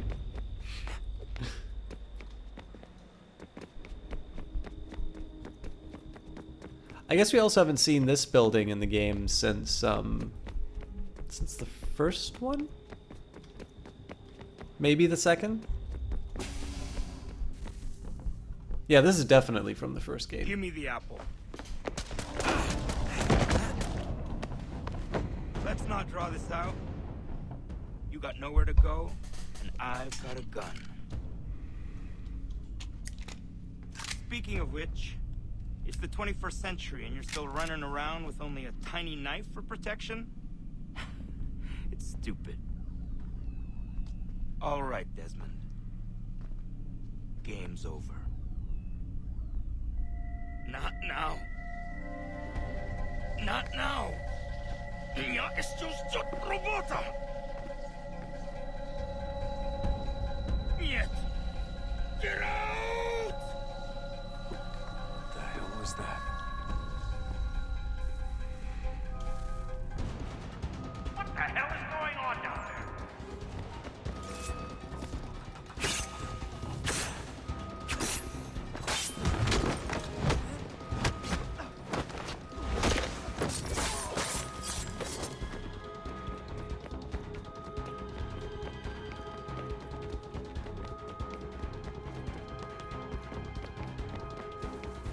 Get out!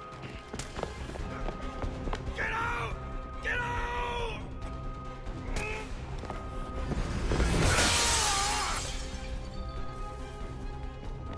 Enough is enough, Mr. Miles. I invited you here in the spirit of cooperation, but you responded to my hospitality with only violence. I had hoped we might preserve you and further study your memories. But you're not learning.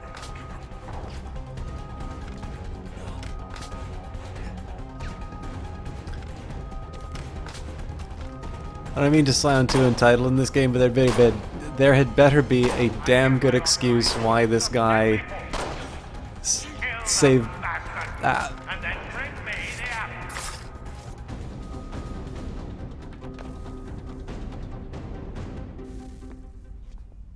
Where's Vidic? Fifth floor.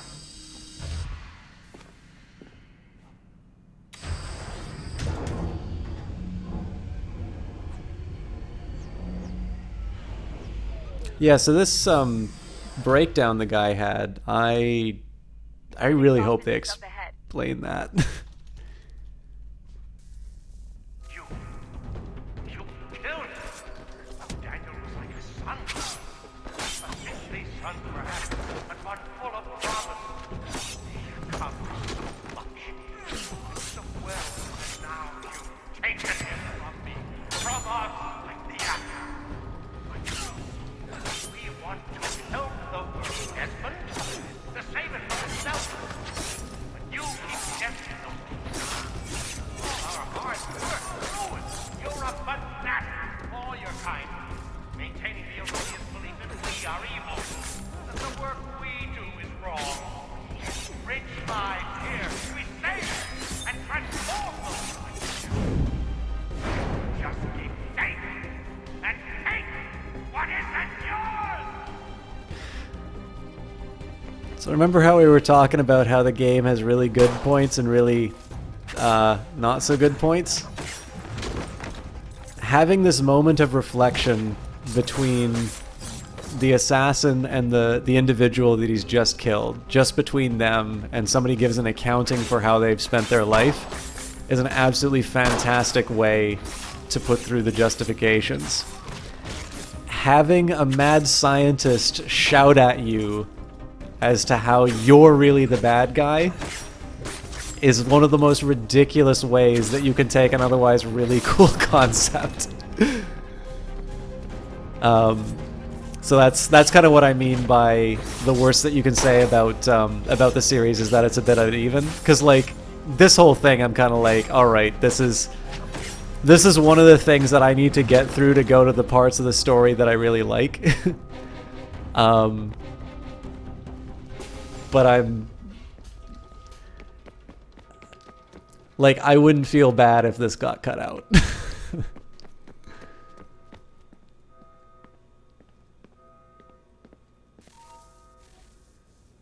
And let me guess, they're gonna threaten my dad's life, as was the whole point of having him as a hostage. So fast, Mr. Miles.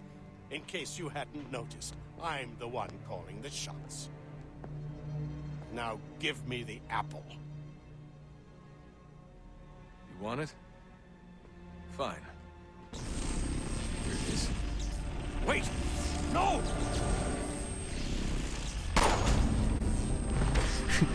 Did I not just call that?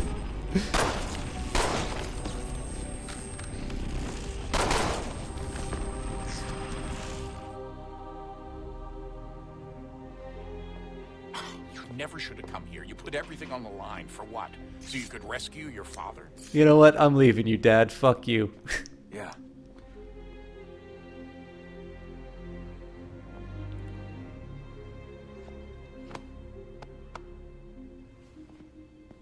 So yeah, I'm assuming at this point then the other guy had been taken control of by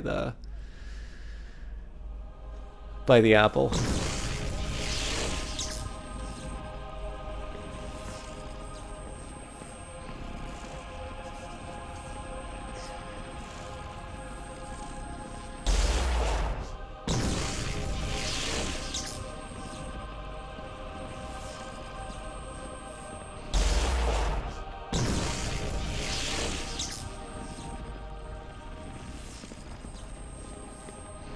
So one thing that I think would be really interesting to explore in here is the corrupting influence of the apple, if there is one.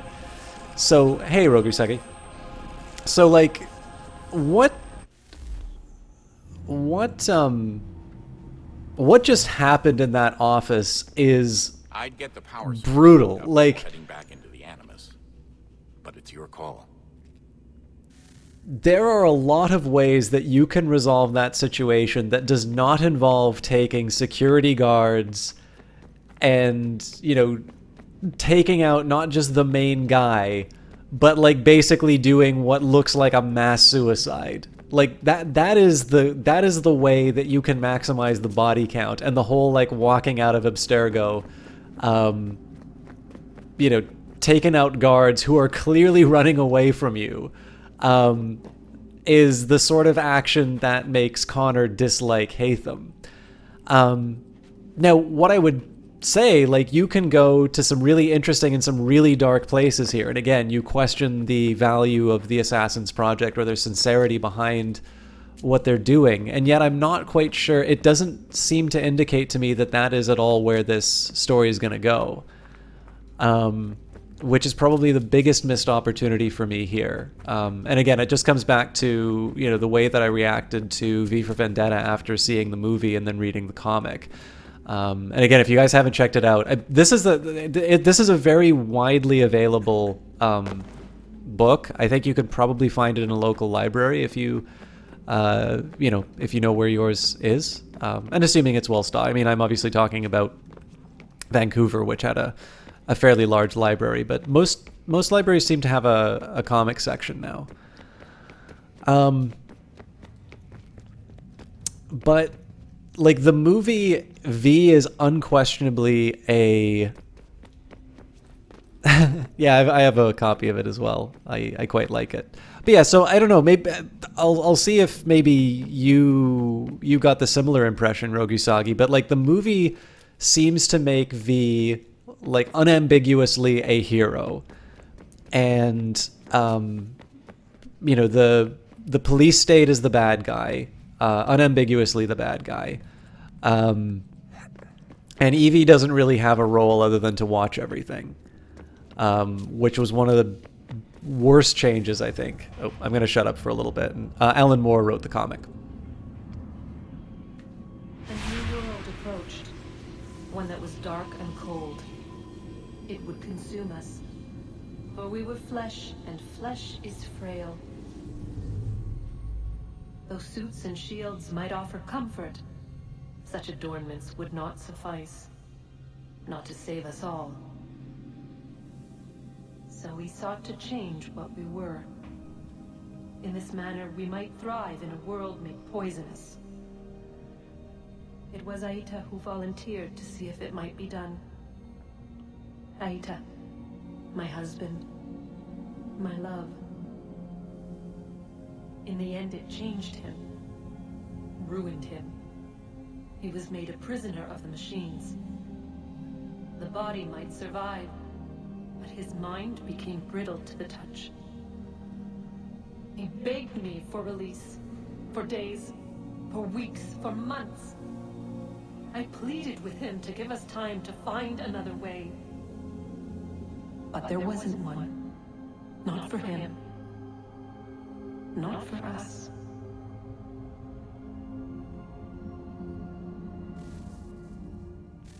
And hey, Hativan, thank you very much for stopping by and letting me know that. That's actually good news, because I picked up Assassin's Creed Rogue. Everybody told me that was sort of like the secret, like kind of the sleeper hit of the series. Like it was supposed to be the one that's like really well done, but it kind of got eclipsed by Unity.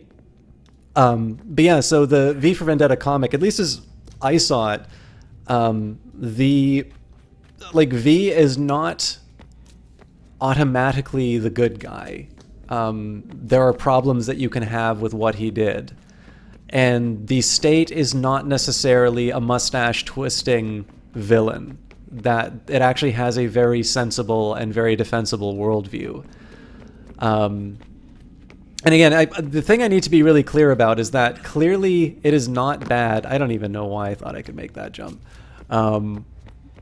What I'm not saying is that, you know, Miles can't have a big body count, but I'm saying on such a brutal closing, in that moment where he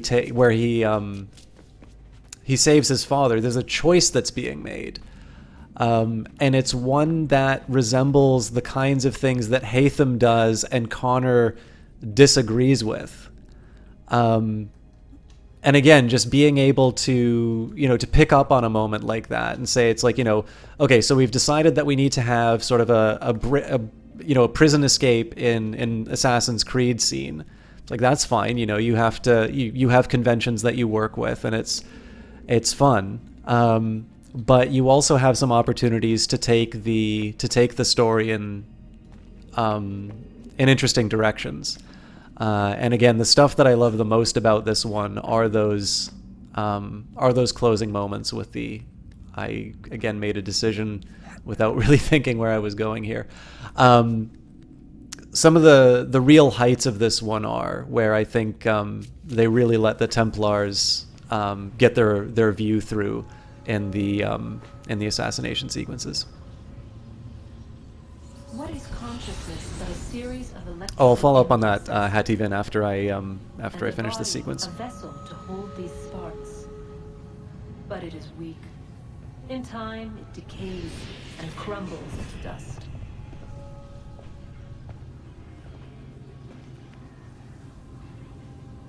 We asked ourselves then, what if it might be replaced with something stronger, something better? So we forged a new vessel, one that might endure. It proved easy enough to enter.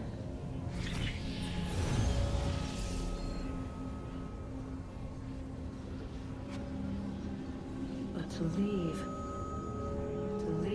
required something more, something wrong. And so this too they abandoned. I wondered, though, were they right to turn away?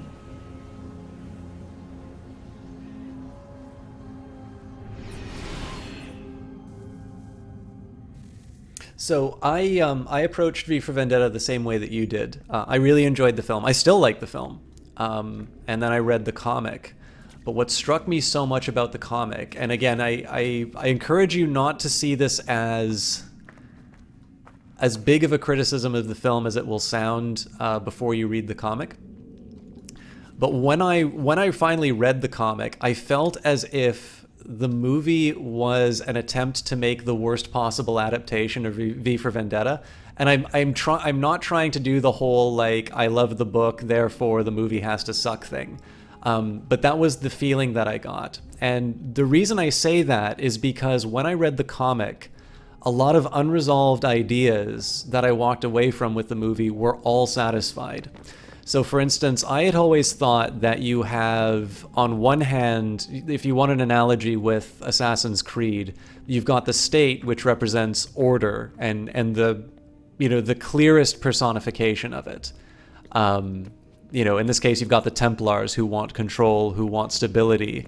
And this is something that does not have to be the bad guy. Especially, in most of our stories, we value individual liberty. We value freedom of choice. And so traditionally, when we see dogmatic institutions or when we see an effort to control, we push against that. And yet this is the same impulse that causes us to do things like give up certain freedoms when we feel that we are under threat. And then on the other hand, you've got V, or the Assassins, which value this, this questioning of everything, that value this individual liberty, freedom of choice. And I had always felt that Evie in the film was supposed to be this moderating influence, that she would basically be the midwife of the new society that emerges, that if you have total control, which is portrayed in V for Vendetta, this isn't sustainable and this isn't right. And if you have the full project from V, that pushes the pendulum too far.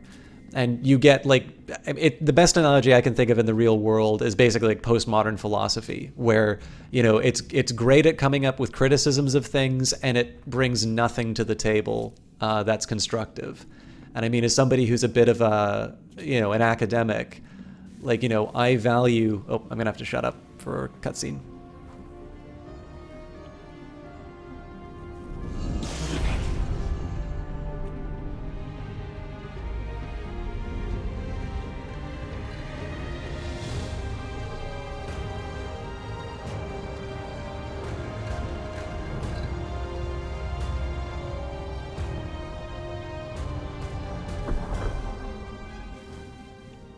So when my classmates hated me for this, but like when there was a seminar in class, I would ask questions, and they weren't intended to destroy the paper. They were usually things that I either wasn't clear on, or they were potential objections to the claims from the paper. Because to my view, that's what you do in a seminar. You're searching for the truth, and usually one person doesn't have all the right ideas. Now, the challenge is that if you are the kind of person who just sits down and constantly criticizes all the papers, first of all, nobody's going to like you.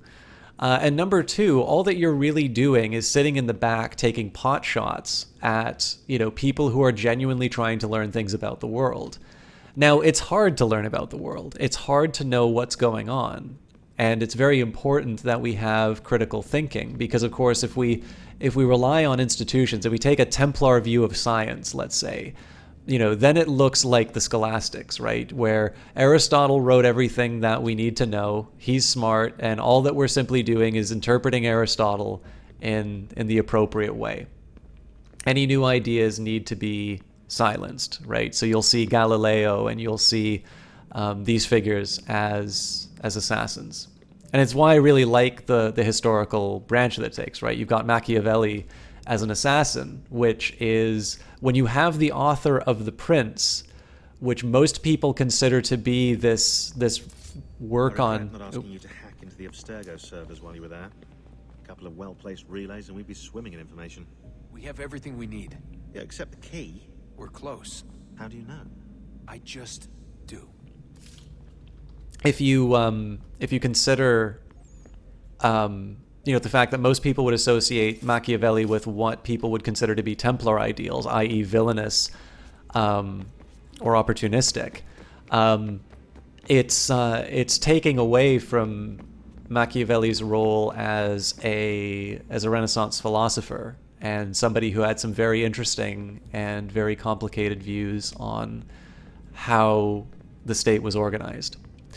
So yeah, I mean, to everybody, if you haven't read the comic, especially if you've seen the film, enjoy both, right? I still like the V for Vendetta movie. And what I loved about reading the book was that all of the things that didn't rest well with me, that I felt were unanswered questions, like, because there's a scene in which a major character is captured and interrogated, and it's revealed why they were captured and interrogated. And if you don't read the book, all it seems is like a loyalty test. And it makes the person who does that seem monstrous. And on the other hand, if you read the book, there's much more to explain why that happens. And it makes for more satisfying reading. So.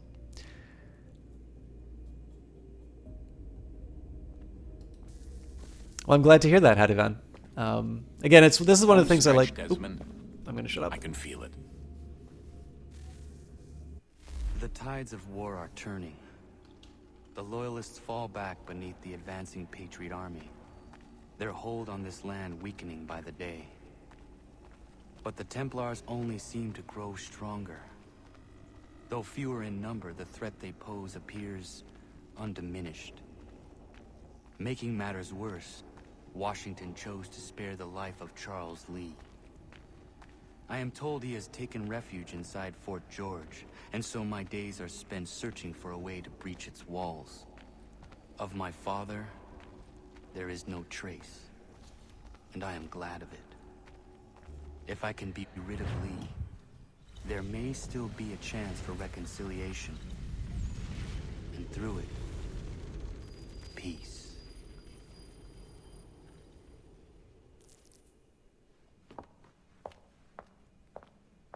Connor, he's asking for you.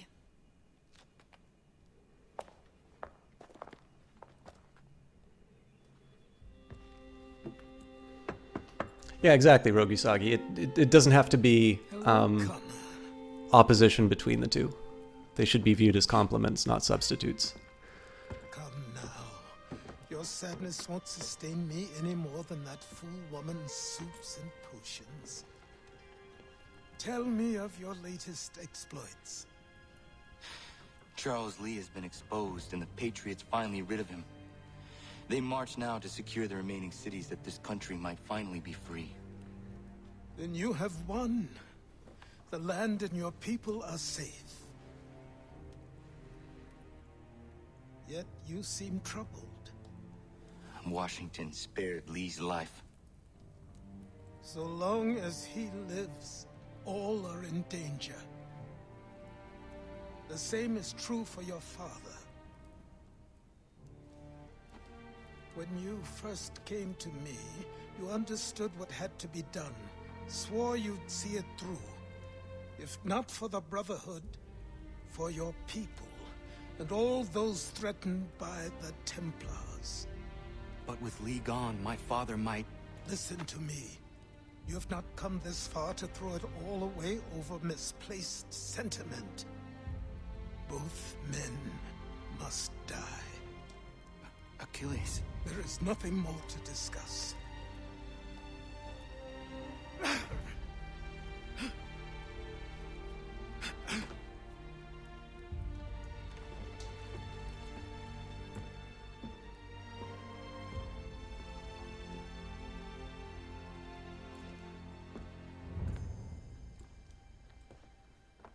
Connor, I came as soon as I could.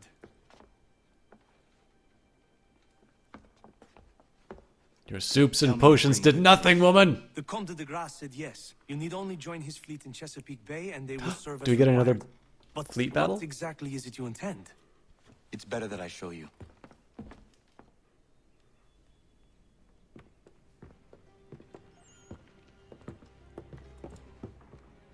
Charles Lee may have been dismissed, but it does not mean we are safe.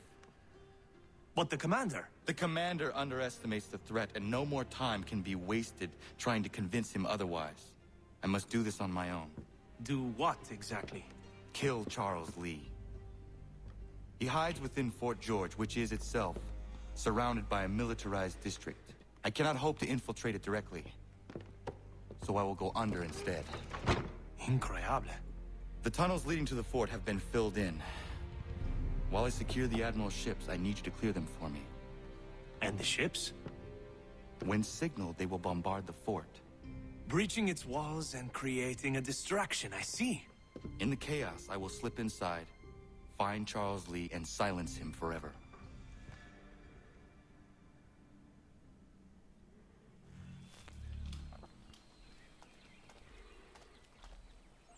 I'm glad that I heard at least one Frenchman say incroyable in this game. Alright, we're gonna do a little bit of Animus before we go on to the missions. It feels like we're getting near the end. Oh my god, I missed a lot. Alright. Kanitieho. I'm really bad at the names on this. Well, that makes slightly more sense. It seems the Templars weren't behind the burning of Connor's village. You can thank George Washington for that. I'm guessing that part of Washington's military career didn't make it into your history books, but then so many things didn't. George Washington. That's a lot of reading.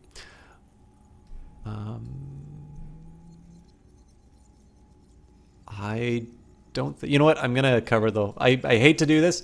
I'm going to cover the whole thing just because it feels like I've missed some of the articles in here. Here's a name that even you should recognize. George Washington, who will go on to be the leader of the army during the American Revolution and the first president of the United States. I was going to say probably know. I'm going to say you probably know everything I'm going to tell you, but that would be a lie. What you know is that George Washington has a lot of things named after him, and anything else that you learned in school you forgot because you thought you'd never use it in real life.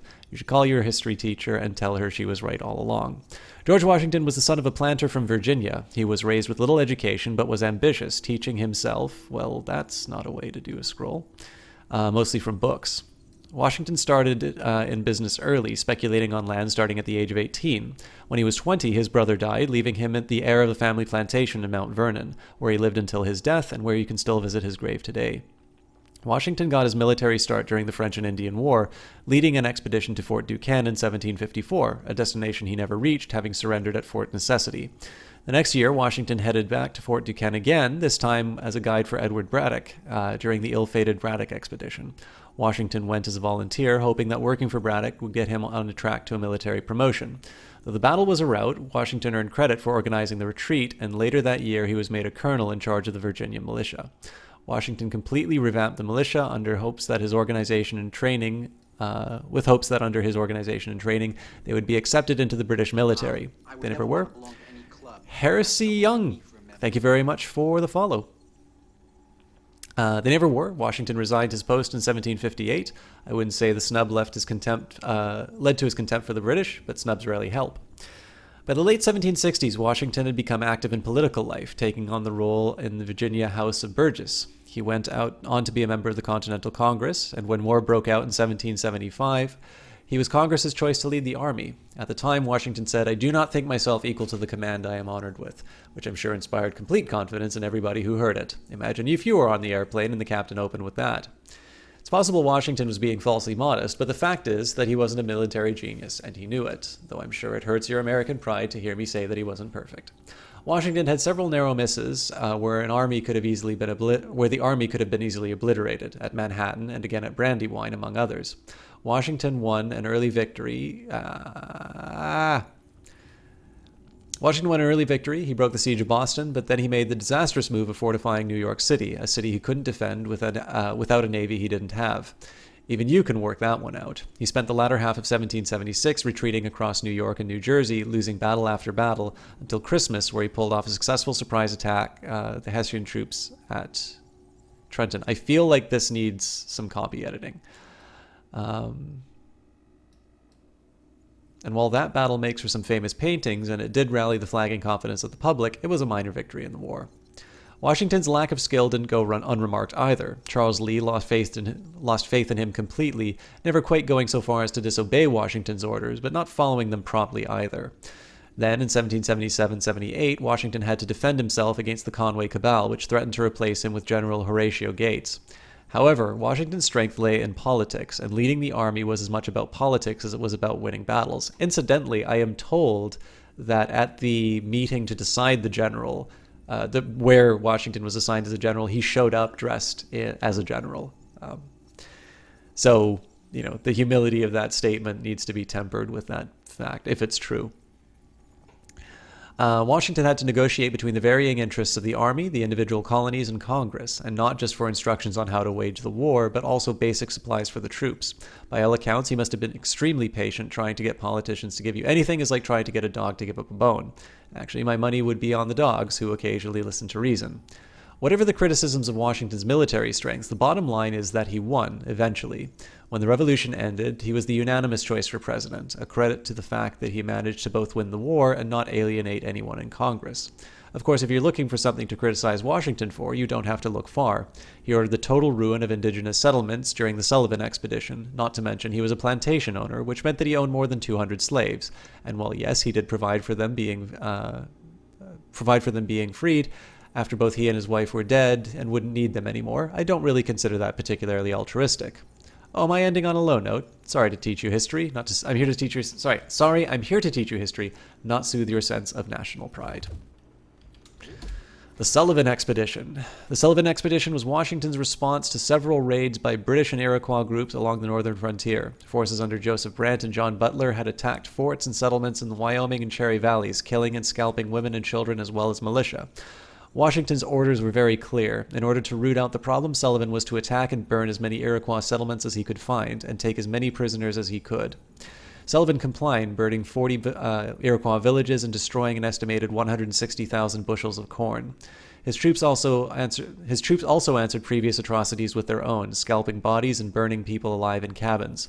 Sullivan didn't limit his troops to active enemies either. He also attacked the Onondaga, who had stayed neutral during the war. This attack had the unsurprising effect of making the Onondaga into enemies of the Patriots. In the end, the Sullivan expedition failed to stop raids in the area. Those continued throughout the Revolution as each side sought to get revenge for violence on the other. The repeated attacks on both sides eventually laid waste to the entire Kaninke territory, known also as the Mohawk Valley, and the land around it. Possibly because of the Sullivan expedition, George Washington became known among the Iroquois as the Town Destroyer. Although the origin of the nickname is historically contested, he might have already earned it by destroying towns during the French and Indian War. Now there's a mark of a great statesman. It's hard to tell where he got the reputation for scorched earth policies because he did it so much. Isaac Potts' house. This was George Washington's headquarters during the winter of 1777. The house was owned by Isaac Potts. It's a simple country house in the ever-popular Georgian style. The President of Congress wrote that Washington lives himself in a hut, that is, a little temporary cabin such as one inhabited by the poorest boor, which is an exaggeration bordering on slander. Washington lived in a tent for his first weeks at Valley Forge, but then moved into the Potts house with his entourage. The rest of his soldiers were housed in temporary log cabins built around the valley. However, this house isn't exactly the lap of luxury either. The rooms are small, and it would have been cramped quarters for the military meetings that took place here. And the 25 people who ate, worked, and slept inside. It must have been like an 18th century frat house. It's said Washington's greatest achievements was the invention of beer pong. Anyway, the house is a compromise between Washington's needs to convey the image of a leader, but not place himself too far above the people that he leads. Canon Chokan. I think this is our friend who we killed. Their disagreement came to a well, hang on. Let's maybe do the one just before. Yeah. Of course, after Connor left to become an assassin, he and his old friend drifted apart. Sometimes that can happen when one of you becomes an assassin, and they formed rather different views on how their village should participate in the war. Well, Kenan Chokan originally supported Connor's idea that the village stay neutral. After seeing the protection offered to other nations by both British and French, he began to reconsider. Eventually, he argued for the village's joining of the war, generally on the side of the British, the allies of many other Kaninkeaka.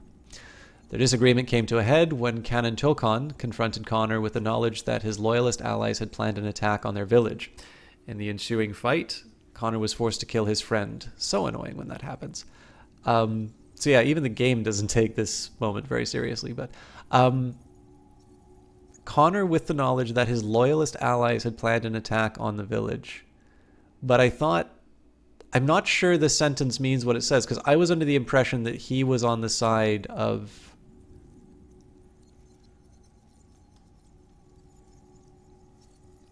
Well, I guess Charles Lee is acting on the Patriots. I don't understand that moment even... I understand it less than I thought I did, and I didn't think I understood it that well in the first time. Anyways, better known as Lafayette, and that's not surprising. His full name was Marie-Joseph Paul Yves Roch Gilbert du Motier, Marquis de Lafayette. His business cards must have been 3 feet long. Lafayette was a French aristocrat and soldier who decided to join the Revolutionary War and became one of George Washington's most loyal supporters. I'm sure his friends just called him MJ. Lafayette came to the colonies in 1777, intent on joining the war effort. So intent, in fact, that he abandoned his post in the French army. When the French army found out about his plans, the ship he intended to sail on was seized, and according to one story, Lafayette dressed in women's clothing to better stow away on another ship heading for the New World. We've all done it. Lafayette has been promised a place in the army before he had left France, but once he arrived, Congress became worried that he was just a glory seeker. To smooth things over, Lafayette offered to work for free, and the ever-thrifty Congress awarded him a commission as Major General. That may seem a hefty rank for someone who wasn't quite 20 years old, but Lafayette was both rich and a French noble, and at the time, Congress was hoping to secure more aid from the French government. It would have made me suspicious. There's no such thing as free French. Lafayette was placed as aide-de-camp to George Washington, probably because that's a French word, and it seemed to fit, and the two became good friends. Political connections aside, he was an excellent addition to the army. Lafayette was a natural leader. His first real fight was at the Battle of Brandywine, where he was wounded. Despite that, Lafayette organized and led an orderly retreat, which saved hundreds of lives. In 1779, Lafayette returned to France, where he negotiated for more troops to be sent to fight in the Revolution, exactly what Congress had hoped for when they hired him. After Lafayette returned to the colonies, he was placed in charge of the French troops and was responsible for chasing General Cornwallis into Yorktown. There were other people there too. It wasn't just one man chasing another into a town. That would have looked undignified. After the war, Lafayette returned to France, where he was a leader during the initial part of the French Revolution. Unfortunately for him, he advocated a constitutional monarchy and had to flee when that wasn't enough to satisfy the general populace. He returned to the United States in 1825 to commemorate the 50th anniversary of the Revolution and was greeted by adoring crowds. In 2002, Lafayette was declared an honorary citizen of the United States, one of 7 people to ever receive this tribute. Arrogantly, Lafayette didn't even bother turning up to the ceremony. That's the French for you. The Battle of Monmouth. The Battle of Monmouth wasn't particularly significant strategically, but it was an important proving ground for Washington and the Continental Army. It was also a near disaster, but I'm getting ahead of myself, and that's naughty. Once the British learned that the French had joined the Revolutionary War, British troops were ordered to withdraw from Philadelphia and march on New York City. That's quite a march. I bet they couldn't wait for the invention of the motor car. The Continental Army was just finishing its winter in Valley Forge, and George Washington was anxious to try his newly trained troops. He decided to attack the British column in an attempt to delay it or stop it entirely. Washington chose Charles Lee to lead the advance guard in the attack. At first, Lee said no, saying that the British troops should be left alone. However, when Washington ignored his protests and offered the command to the Marquis de Lafayette, instead Lee agreed to fight. Lee's troops caught up the British column at the Monmouth courthouse and attacked. The day was hot, more than 100 Fahrenheit, and soldiers on both sides dropped from heat exhaustion. Despite the weather, the Continental Army was doing well until Lee mysteriously ordered a retreat, a move that still confuses modern historians. People must have thought that he was quite a pacifist for such a warrior. Though, of course, people didn't know what you and I know. It's nice to feel clever, isn't it? First time for you? Anyway, Lee's plan backfired. Washington arrived to find his troops retreating, but rallied them and attacked again. The two armies fought until nightfall, when the British sneaked away under the cover of darkness, leaving the Continental Army victorious, but the British Army well on its way to New York. Still, it was proof that Washington's troops were finally a match for the British. The battle secured Washington's reputation and destroyed Lee's. He was arrested, court-martialed, and kicked out of the army entirely. The Battle of Monmouth. Pitched battle at Monmouth Courthouse. Continental Army pursues Royals. The British Army, commanded by Lieutenant General Henry Clinton, having evacuated the city of Philadelphia on the march to join British forces in New York City, was pursued and engaged by General Washington and his men, numbering some 11,000 men, on the 28th of June. The British column was laden with a train of supplies, artillery, and Tory citizens from Philadelphia. General Washington discerned an opportunity to attack an ungainly formation and left his encampment at Valley Forge to do so. The Continental Army caught up with the British in the environs of Monmouth. Washington, attempting to disrupt the column and gain time for the bulk of his army to arrive on the scene, gave command to his forward units to Major General Charles Lee, with orders to attack the column and cut it in half. This paper has learned that Lee was not in accord with the plan and initially refused command. Once he did take command, it appears that no proper orders were given to Lee's commanders. They proceeded willy-nilly as soon as he engaged in undisciplined skirmishes with the British rearguard. Perceiving the disarray, Lee ordered a general retreat and were pursued by the Redcoats. Lee's men retreated in confusion directly into General Washington's advancing column. We are told that the good general uttered considerable and strong oaths, a practice contrary to his nature, and ordered Lee to the rear before setting to rallying Lee's men himself. The Continentals then engaged Clinton's forces in full, with Lee's men giving command of the Marquis de Lafayette. The American forces, fighting with discipline and order thanks to the efforts of Baron von Steuben, proved a match for the red-coated adversaries. At sundown, the Americans held the field, although Washington wanted to continue the fight. Darkness saved the British further losses. As of this writing, General Charles Lee is under court-martial in Englishtown, and is expected that he will be relieved of his command. All right.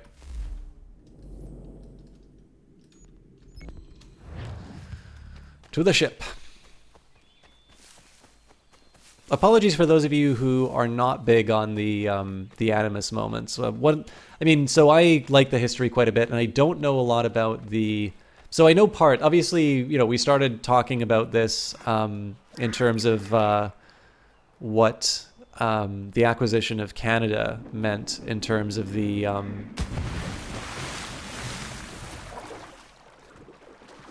In terms of the American Revolution, or rather the enabling of it.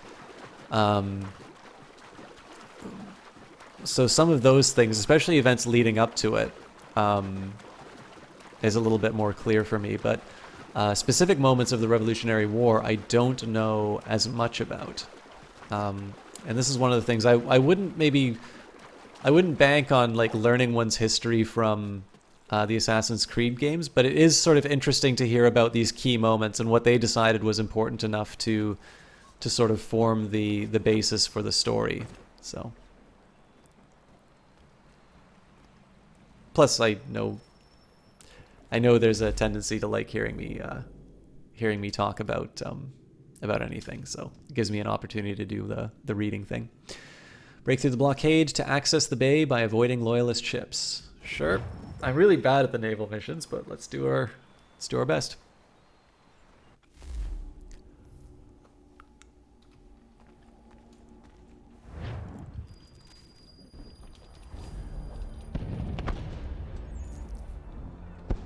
La Lafayette promised me a fleet beyond compare and a captain without peer. Instead, I find myself greeted by one old ship and a boy in costume. I promise we are all you need, Admiral. I doubt this very much, but beggars do not choose. And the ships I require? They are yours, provided we survive this. What would you have me do? Hold the bay while I engage the main fleet. Should any British ships dare approach, destroy them. They must be kept from Yorktown.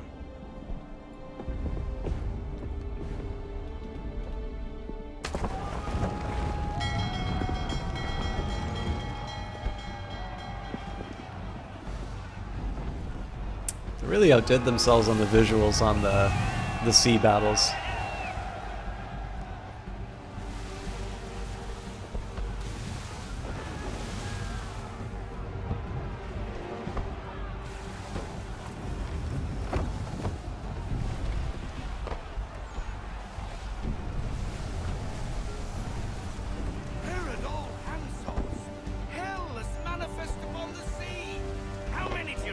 Too many.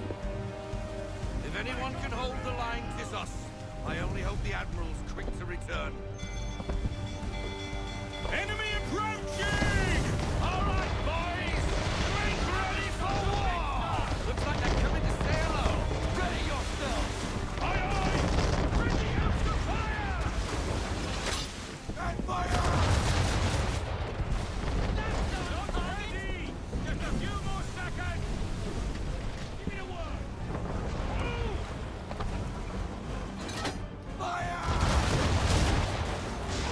Nice. Oof.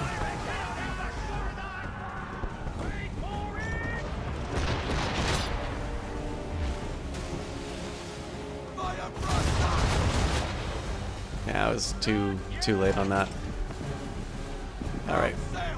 If you like the naval combat visuals, please play AC4 Black Flag. Unbelievable, same team that made Origins. Okay, that's good to know. A lot of people have been recommending Black Flag. I mean, I just think it's partially just because it's new. I'm quite bad at the ship combat, if I'm completely honest. But it's definitely something new and something fresh. And I'm a little curious whether or not they decided to make an Assassin's Creed game about pirates after the success. Like, it feels like the game came out too quickly after... Oh, I'm not going to hit this at all. Oh no, I did it. Get wrecked. But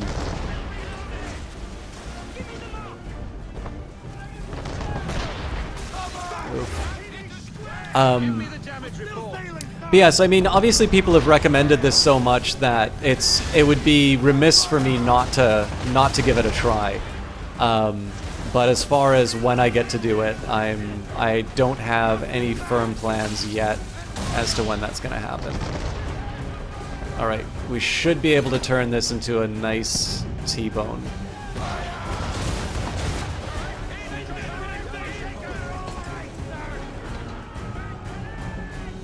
You know what, I should probably be using chain shot on this thing.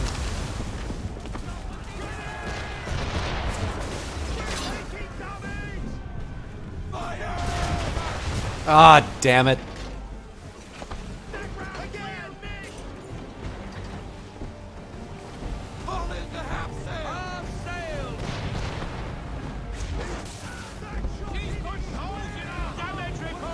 Yeah, I'm pretty sure we're gonna lose this, but we have been in worse circumstances before.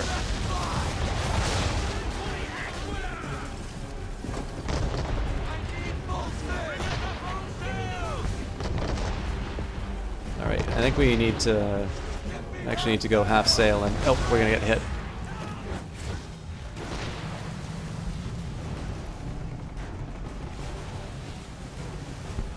Again, we don't have a lot of health, so we need to be a little bit more clever in terms of maneuvering.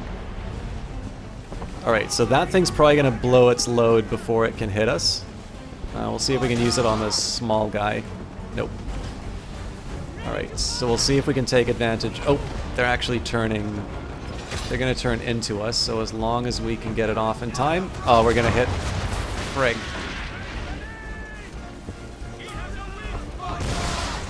Oh, I really want to get that gunpowder.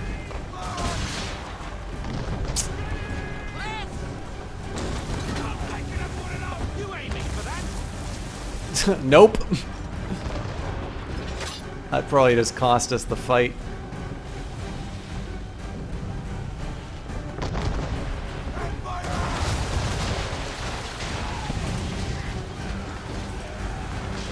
Yep, so we're par for the course with almost destroying the ship every time we go into battle, but I may suck at it, but I do have fun with it.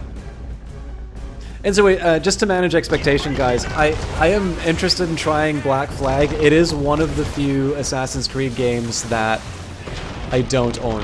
Alright, well, that's that. But yeah, it is one of the few Assassin's Creed games that I don't own, so that one I'm not able to make as firm of a commitment on.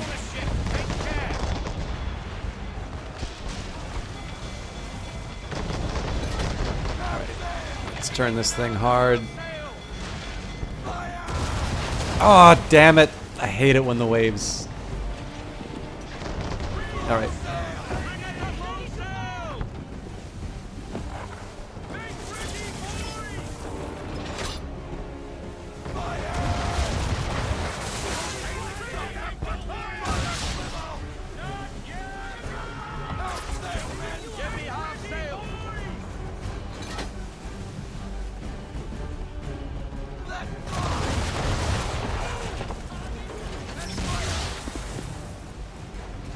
Again, if I can maintain this position here, I mean, being rammed is not the worst thing in the world from these guys. Alright, now we get fucked.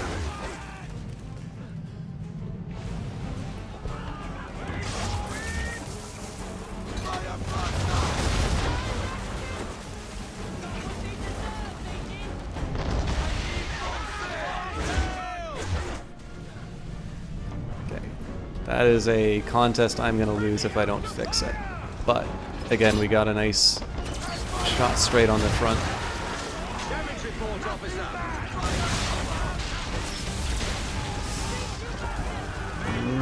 Not great.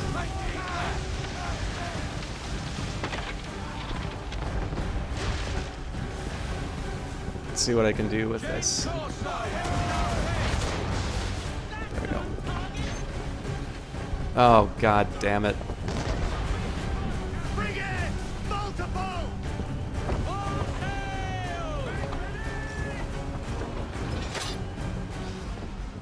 This is gonna be tricky. I don't think we're gonna do much of this.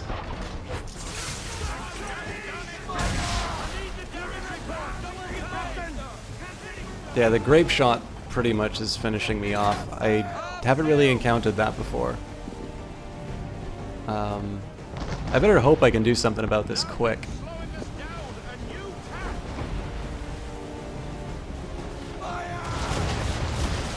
There we go. Alright. So again, we'll try and be clever when taking these things on. I think I was a little too not bad.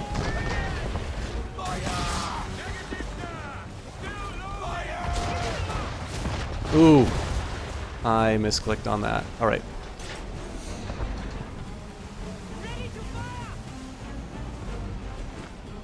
They gotta try and screw up their aim on this. Okay, so if I can do a hard turn, we can translate that into a beautiful broadside. Looks like they might have the same idea though, so if I was smart, I would have probably put up some... Probably should have got some chain shot for this.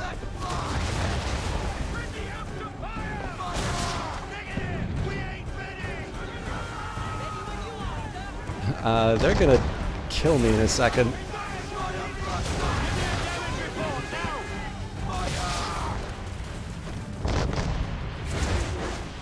Yeah. This is not a contest I win.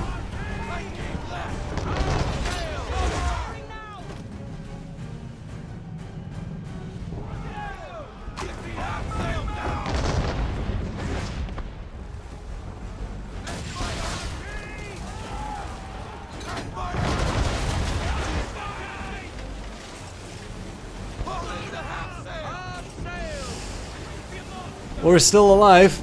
Ah, oh, god damn it.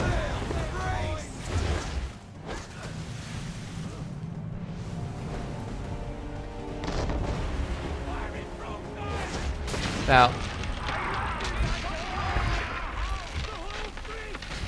I probably could have spent some time. I think there's optional sea missions. I probably could have spent some time learning how to do this. But you only learn through practice. And again, this is fun, so even if I'm bad at it, it's a good experience. Most of that went into the drink.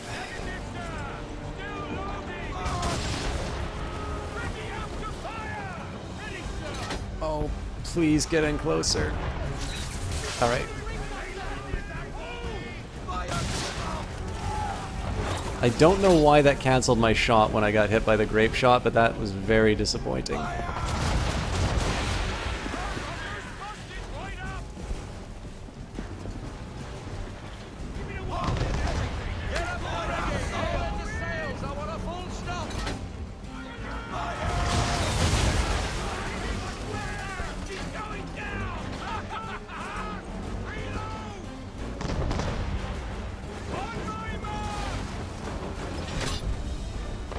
Oh, clever.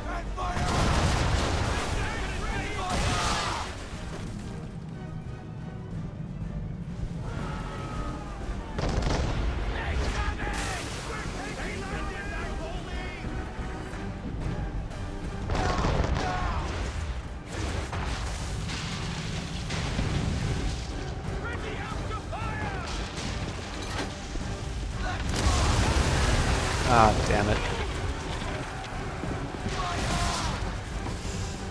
Well, I mean, at least the numbers are where they need to be, but...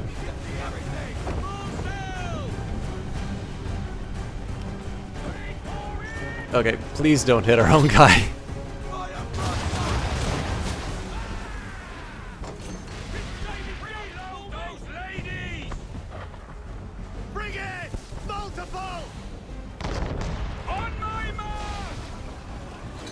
Alright, I think we're just gonna waste this shot, but we'll see if we can make something of it.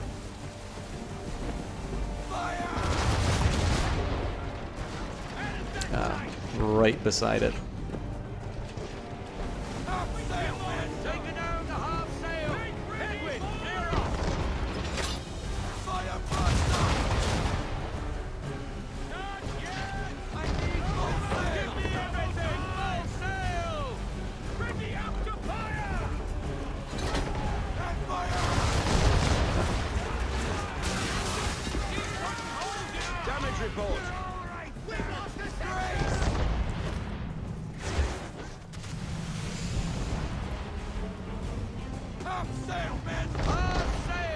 It feels like that thing doesn't need to wait to reload a whole lot.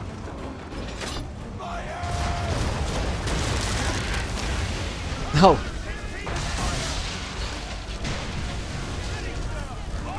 Unexpected, but not unwelcome.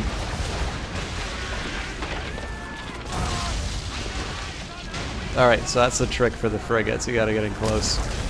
Sorry!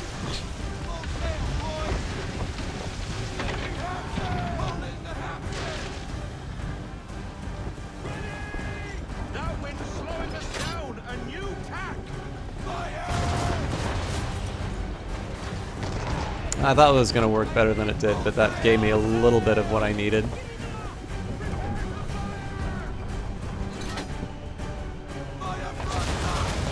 No!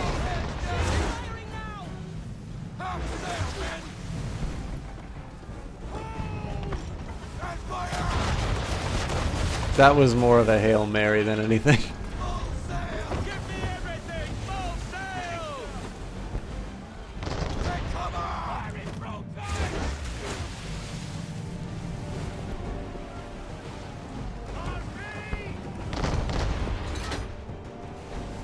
Alright, we'll wait till we get pitched by the wave, and then we let it have it. Okay. That was very satisfying. I don't know how much fun that was to watch, but this is definitely fun.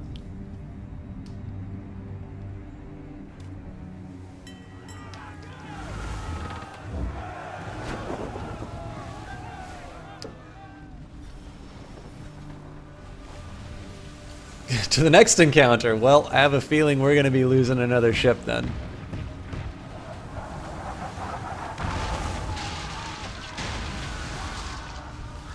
Sassy people in creeds.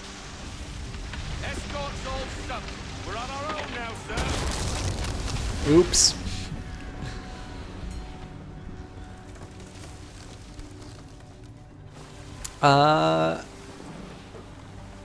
I don't believe I've seen the Assassin's Creed.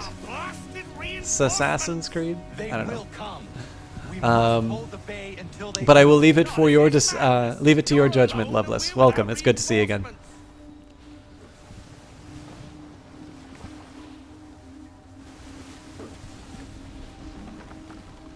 I have seen the sun like that during forest fires. It's a spooky sight.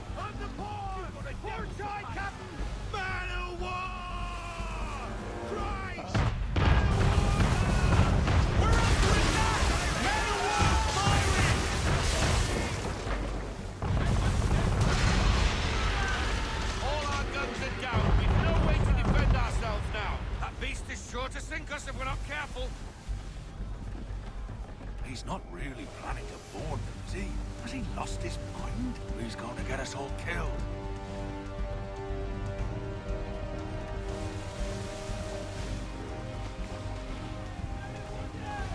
Alright, I'm really looking forward to this.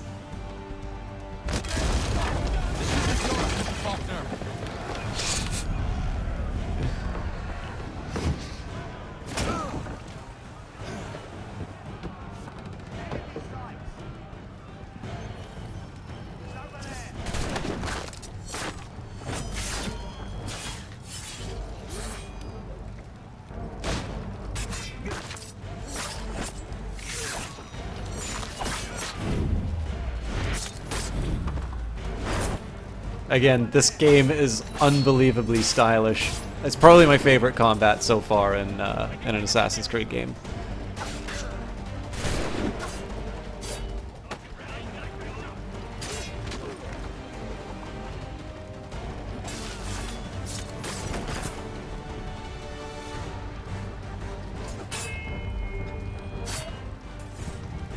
Oh, I thought I was going to kill him.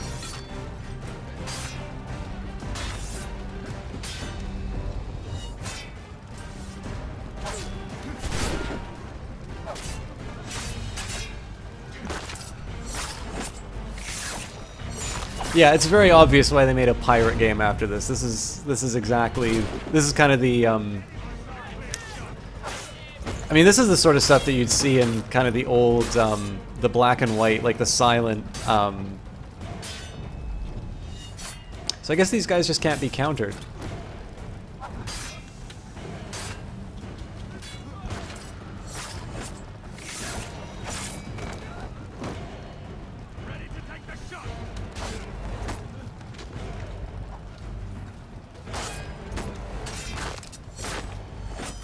Hopefully that counts for the achievement. There we go. Alright. Captain time.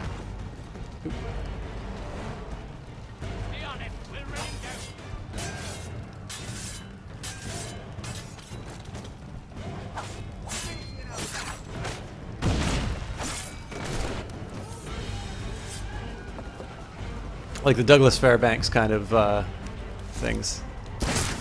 Okay, and you gotta put a knife between your teeth as you fly up when you do that. Or not.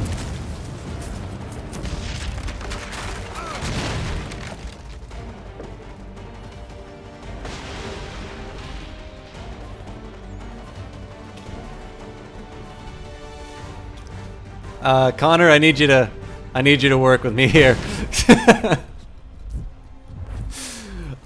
This is the stuff. So out of all of the Assassin's Creed games I've played so far, this is the one that seems to have been hit by a few bugs. And that definitely ruined the moment, but you know what? I'm not gonna complain. This is a pretty good sequence.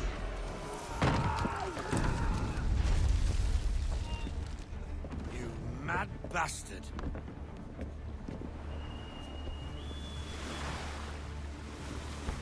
The French are coming!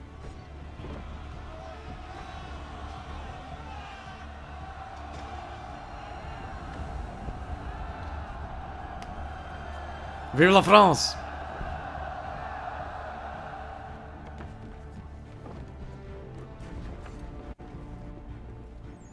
They say you took down that man of war all alone. Perhaps Lafayette did not exaggerate when he spoke of your abilities. As promised, my ships are yours to command. What do you require? 5 of them must enter New York's harbor flying British flags. Wait. I thought you might need some pirates killed or goods transported, and instead, you asked for us to, what, shell New York? No. Of course not. Ah. Only part of it. Explain yourself. I mean to infiltrate Fort George, but it is too well guarded. Cannon fire will breach its walls and scatter its guards. And a ship that flies the French flag could never get near it. You understand, then? Not at all. But a promise is a promise, even when made to a lunatic. I will light a signal fire when it is time for you to attack. Vous l'avez entendu, récupérez leurs drapeaux qu'on puisse les accrocher. Allez, vite!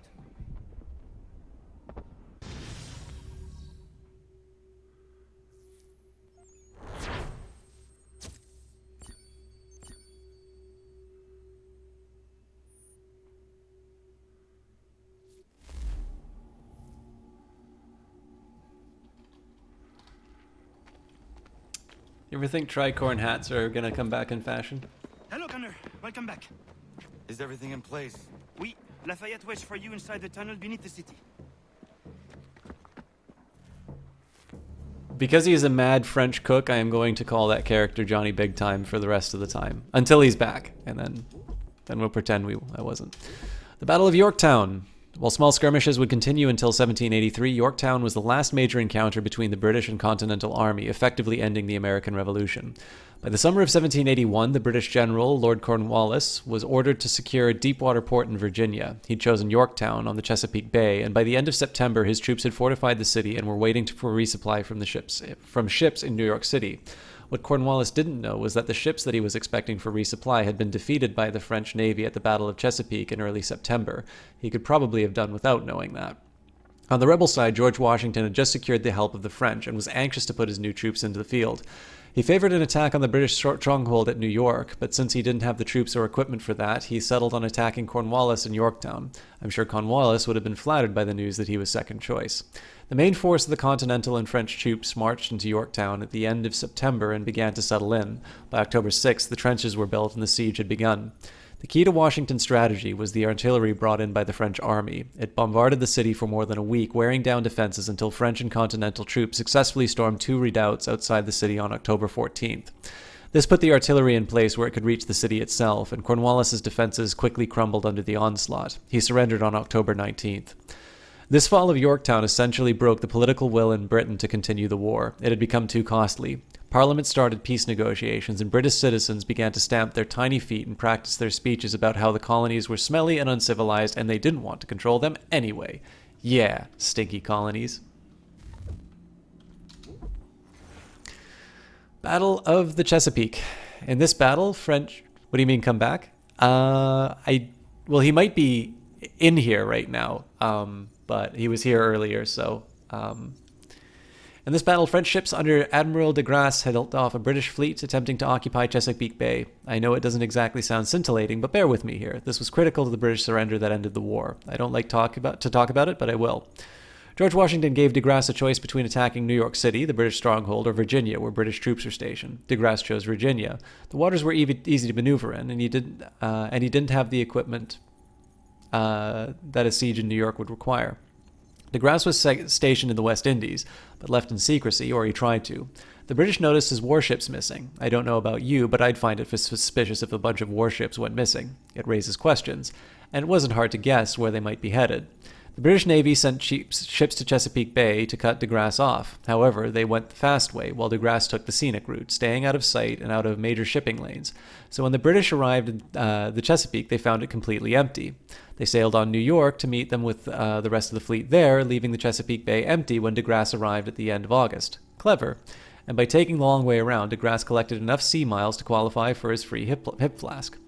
The British fleet returned less than a week later, but the damage was done. They were outmaneuvered by the French forces occupying the bay. I believe the technical term here is whoops. There's another one that begins with F, so I'd better not. De Grasse's fleet sailed out to engage the British on open water. They fought only for 2 hours before night fell. It was the only time they could actually fire their guns. De Grasse led the British south, away from the mouth of the harbor, leaving time for the French reinforcements to arrive from Rhode Island and occupy the bay again. Finding themselves badly outnumbered and outmaneuvered, the British returned to New York, effectively abandoning the troops that they were supposed to supply in Virginia. The battle was technically a draw, I'll take that. However, the larger victory came when the British troops in Virginia realized they were cut off and surrendered, effectively ending the revolution. Chesapeake Bay. The Chesapeake Bay runs along the coast of Virginia and Maryland. It's one of the largest bays in the United States, with more than 300 kilometers long and up to 40 kilometers wide, and yet they still used temperatures in Fahrenheit. And the site of the first permanent British settlement in North America, Jamestown, established in 1607. Every day at 1607, I have a cup of tea and think about it. It's also the site of the Battle of the Chesapeake, one of the most important naval battles of the Revolutionary War. Finally, Admiral de Grasse. Francois-Joseph Paul de Grasse was an admiral in the French Navy and is probably best known for his victory in the Battle of the Chesapeake, where he prevented British troops from arriving to reinforce the army at Yorktown. De Grasse was the youngest child of a French nobleman. He joined the military at age of 11, where he became a page to the Religious Military Order of Malta. He joined the French Navy proper in 1740, and by 1775 he was serving as a captain. He helped secure Saint Dominique, now Haiti for the French, which probably looked good on his resume at the time. De Grasse was promoted to admiral in 1781, and despite failing health, was given orders to sail for America to help Washington. His victory at Chesapeake was so significant that Washington wrote to him on the day after Cornwallis surrendered at Yorktown, saying the honor of the victory belonged to de Grasse. De Grasse died in 1788, just before the beginning of the French Revolution. Despite his role in aiding the rebels in America, de Grasse was considered nobility in France, and his estate was ransacked by French revolutionaries. His family fled to the United States, where they were welcomed as children of a hero. I guess hero and oppressor depend on your perspective. You say tomato, I say tomato. You say potato, I say potato. Actually, nobody says potato.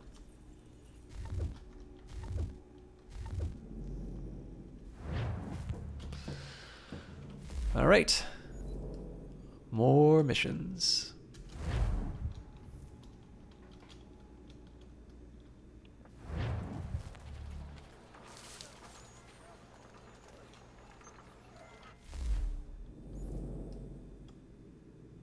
There was a mission here, right?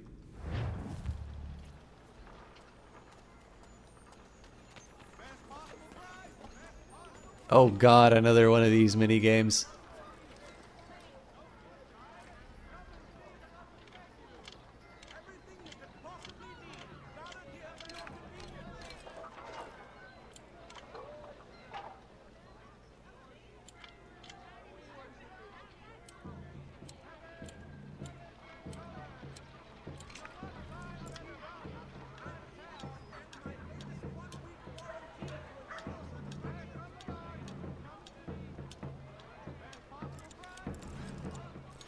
I want to know what horrible sadist created this.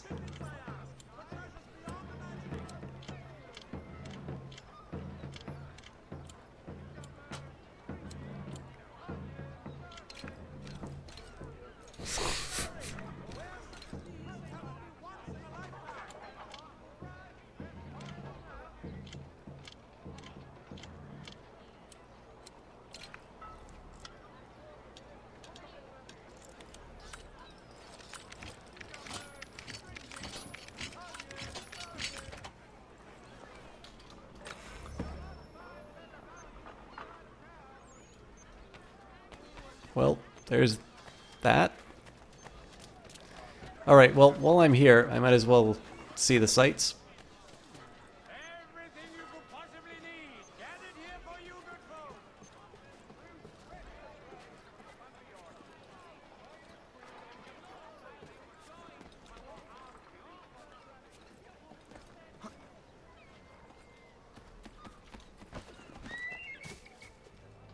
Actually, you know what? I don't think I've gone up on one of these. Oh, for God's sake.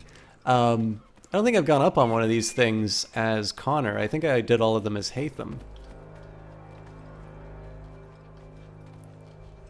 Alright, are you going to throw me off? You are.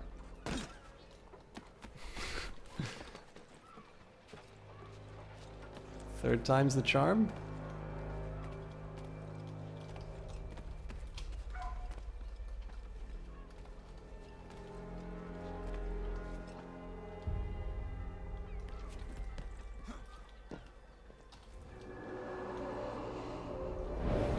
I'm not sure that was worth it.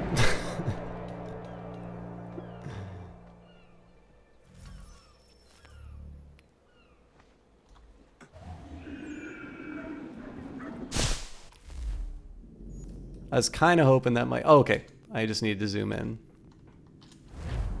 Not sure I needed to fast travel there, but there you have it. Wait, so are they making me go down the tubes?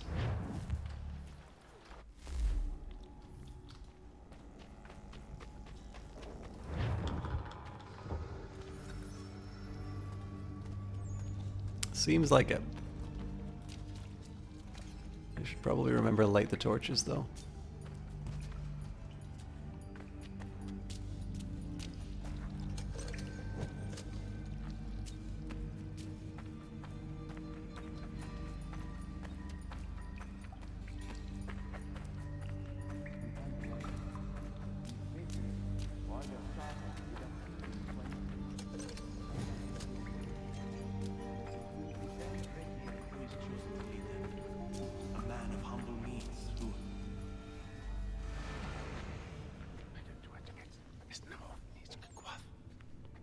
Connor. This tunnel will take you into the military district. And the Admiral? He waits for you to light the signal. And then the strike begins. And we will be there as well.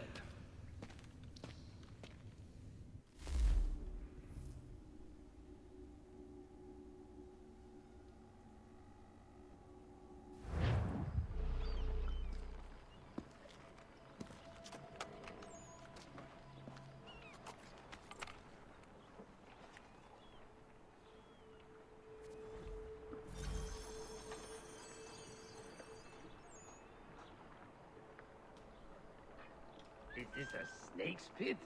Let me out of... Oh, well, so much for that.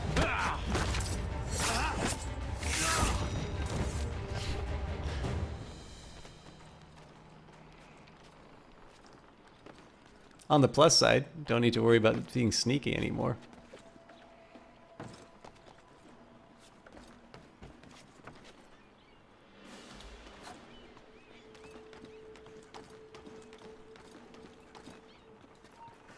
Enemy sights!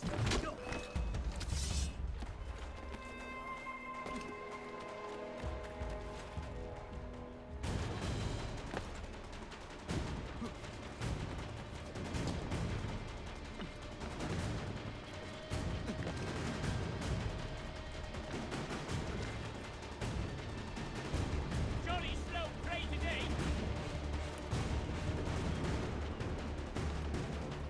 Too slow, hombre!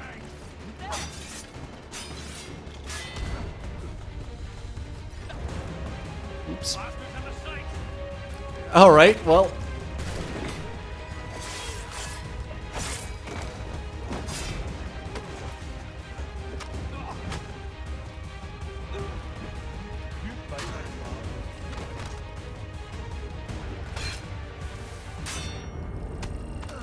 Yeah, I think I'm probably gonna die out of this.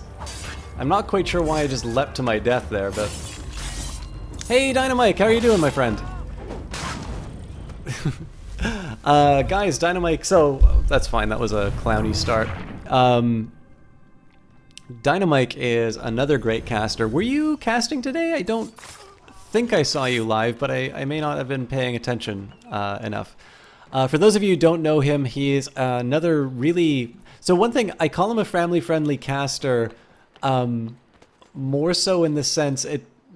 Well, I mean, I think he actually said I said he was a family-friendly caster, so I've started using... Oh. Still can't see me. La la la la la.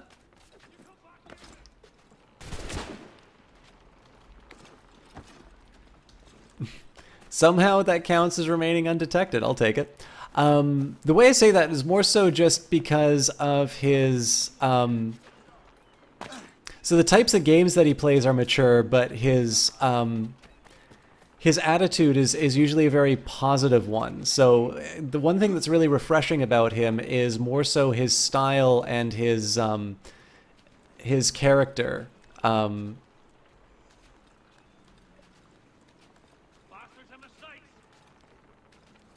Something tells me I'm not getting the achievement. Oh, maybe I got lucky. Because he had no viewers, oddly, today. Wasn't as high on my list as normal. Oh, fair enough. There was definitely some stuff that happened here. So there was... Oh, there's a huge moth that just flew by. So Elsie, Connor split with George Washington in order to... because Washington ordered ordered an attack on his village. Lee has sort of been outed as a traitor. And the French have become involved in the war. Oh wow, we're already on. I'm pretty sure we're close to the. I'm pretty sure we're close to the end. Anyways, guys, Dynamite is a really outstanding guy. He's got, again, a tremendous character. He is a very humble caster.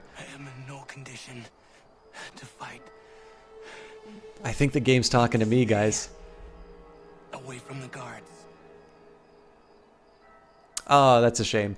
We'll be finishing the game, so if you have an opportunity to keep it on in the background, you can definitely share it with us. If not, the VOD's always there. But guys, I do encourage you... I haven't been able to use the shout-out command just because the game doesn't like me tabbing out.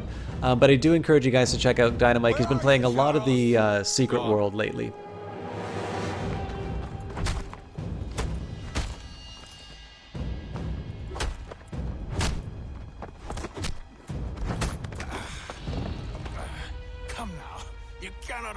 Match me, Connor. For all your skills, you're still but a boy with so much left to learn. Give me Lee! Impossible. He is the promise of a better future. The sheep need a shepherd. He has been dismissed and censured. He can do nothing for you now. A temporary setback. He will be restored.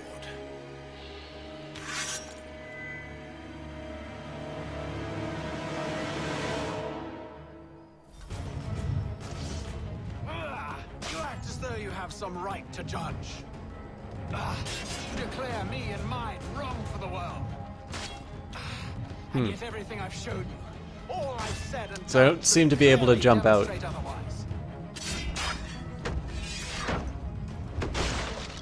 Okay. We did not harm your people. We did not support the crown.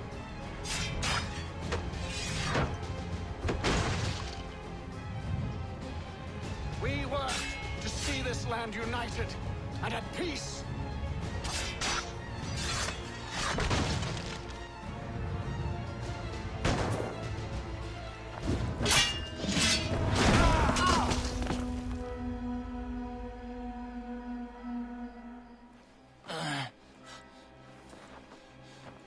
Surrender, and I will spare you. Brave words from a man about to die. You fare no better. Even when your kind appears to triumph, still we rise again. And do you know why? It's because the Order is born of a realization. We require no creed, no indoctrination by desperate old men. All we need is that the world be as it is. And this is why the Templars will never be destroyed.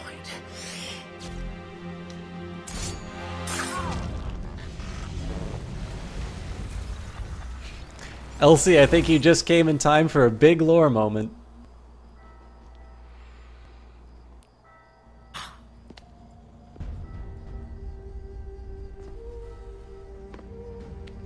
Don't think I have any intention of caressing your cheek and saying I was wrong. I will not weep and wonder what might have been. I'm sure you understand.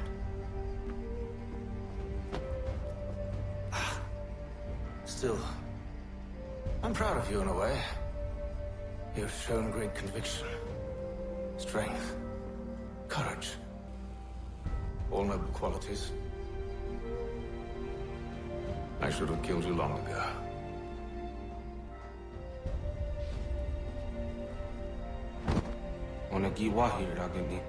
That's a nice exit for Hatham. We've got a problem. Hatham doesn't have the amulet anymore. But the temple's still sending data. There must be more to this story. Only one way to find out.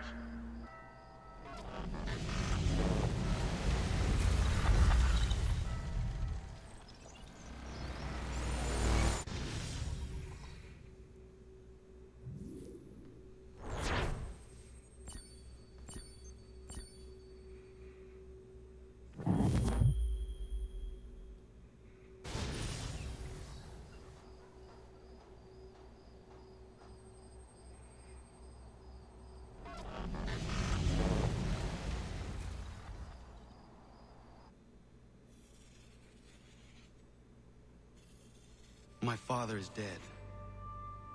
Charles Lee now leads the Templar Order in his place. I see now why ours is an eternal war. For each piece taken from the board, another is placed upon it. Back and forth we go. Across the world. Across the ages. Some days mine feels an impossible task. But I cannot afford to be consumed with doubt. The people need me. Now more than ever. I must stop the Templars. I will kill Charles Lee.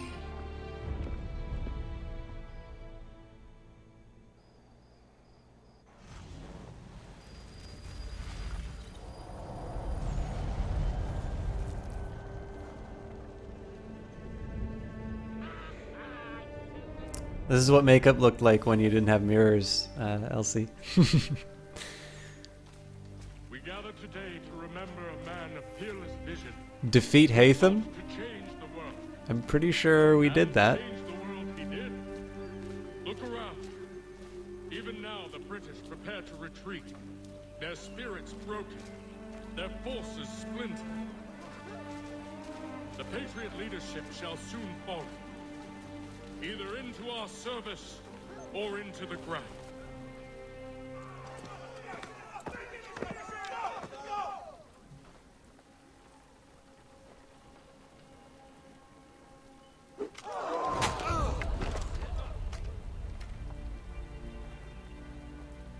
He sent me away.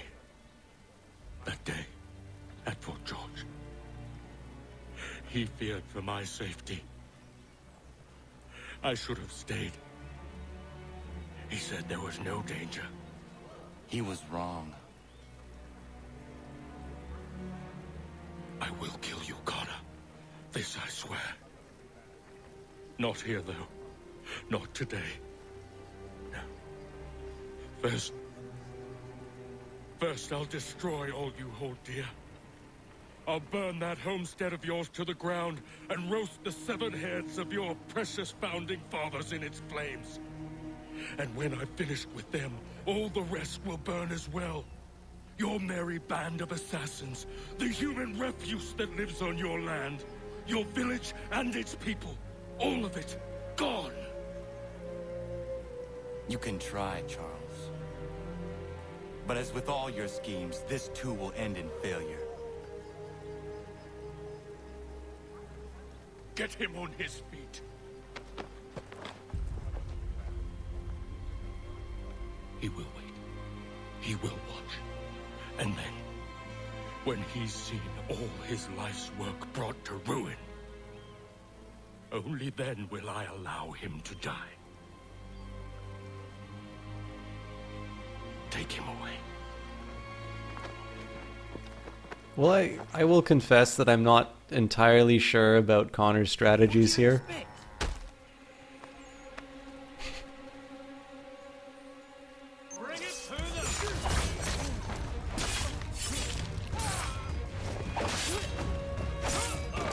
As you may have noticed, I'm not limiting my regular kills.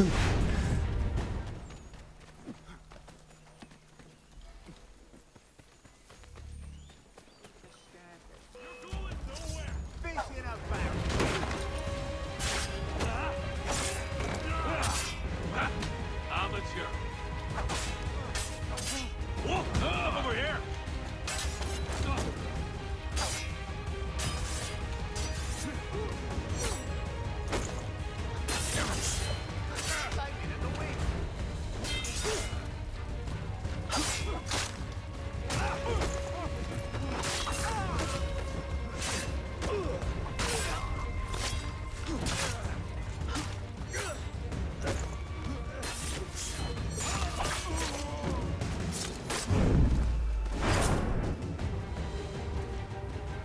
Where is Charles Lee gone? The harbor. To catch a ferry.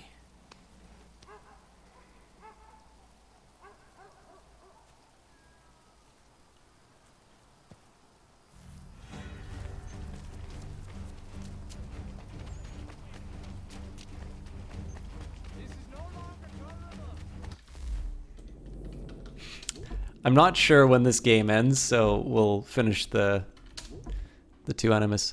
The Battle of the Chesapeake. As readers of this paper have learned, a French fleet under Admiral de Grasse has recently sailed from the Caribbean to blockade the English force under General Cornwallis at Yorktown. On Wednesday, last September 5th, the British fleet arrived numbering some 19 ships of the line. The French fleet, said to number over 20, promptly sailed out to engage the British. The writer observed from a precipice as the two fleets engaged in the distance. It was clear the French were having difficulties at maintaining battle order. Their centre lagged behind, providing clear opportunity for the British to attack and disrupt them. But the British admiral, said to be Admiral Graves, made no such attempt.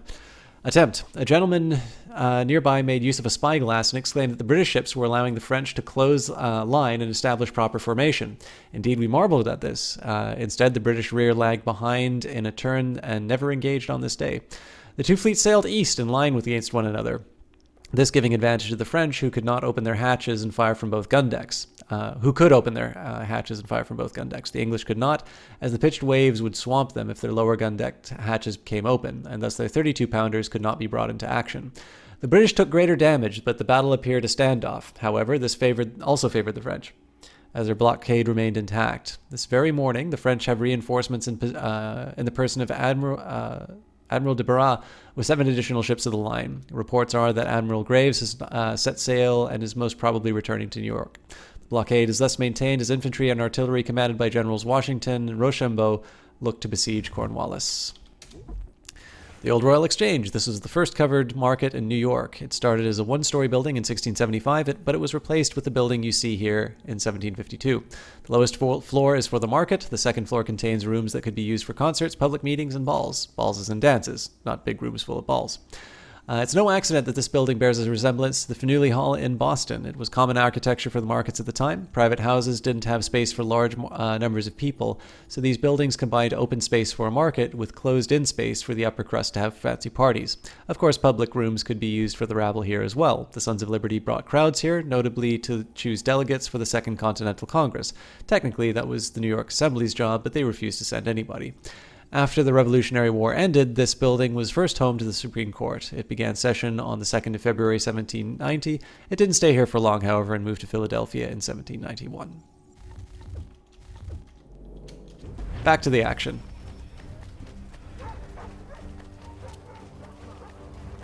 Pardon me, gents.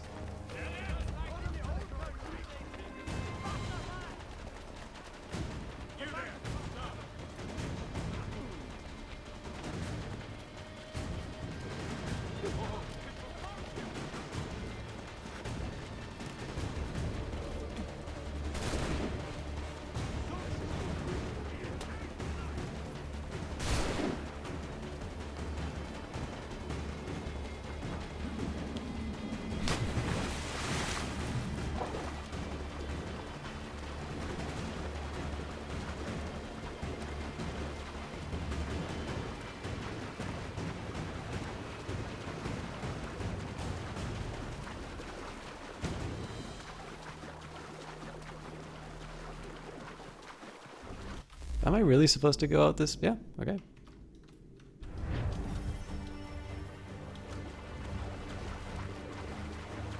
I'm thinking I need to go up that ramp over there, but I'm gonna go where the target says.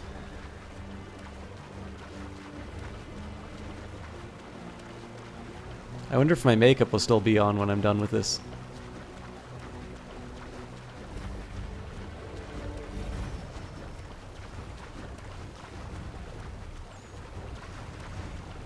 Alright, so there's guards there.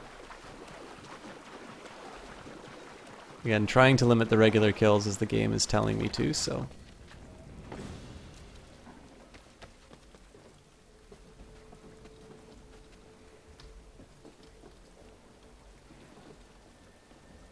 Can I really not... I would have thought I could get to that rope, but...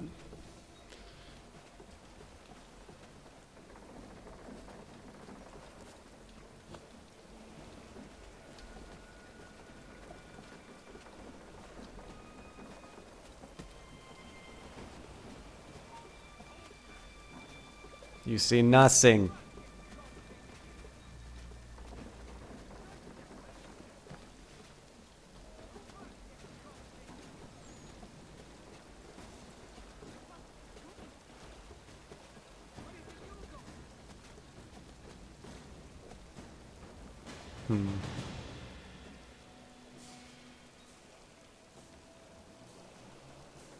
So it seems like a fine way to get spotted.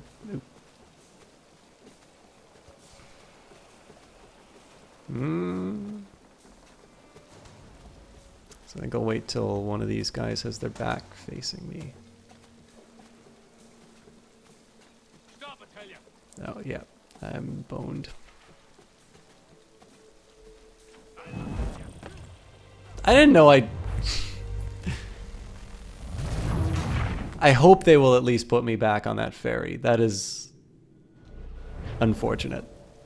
Oh, okay. It's not so bad.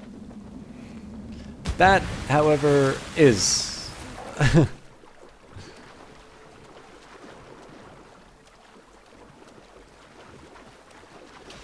Hopefully restarting at the last checkpoint will not cost me too much.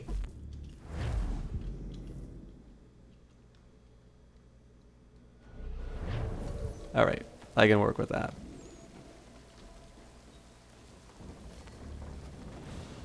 Okay, so there we go.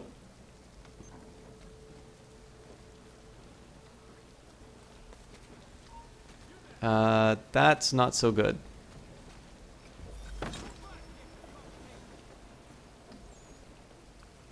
Eavesdrop on the capped. Oh, for God's sake. I believe these men meet the requirements.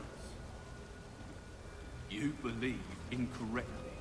They're sick and weak. We're looking to build an army, not fill an almshouse. It would take months to get them into fighting shape. We don't have the time.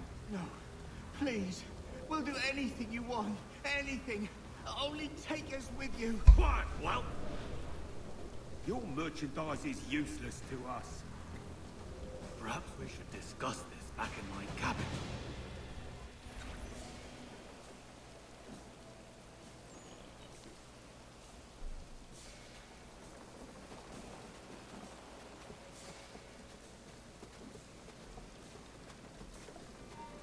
Never mind. I was only joking. No, you don't. No, you don't. You won't lose us that easily. Apparently I will. Did you see that?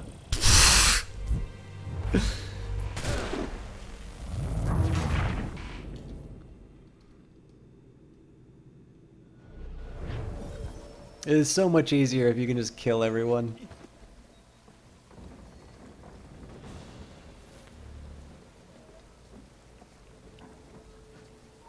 Oi, stand still. You see nothing? Get back here. I'm boned. Come on, then.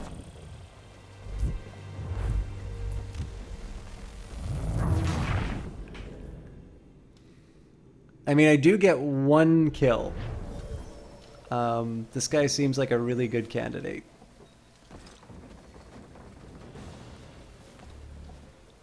Well, that, or I can see if I can go really low. Answer is probably not.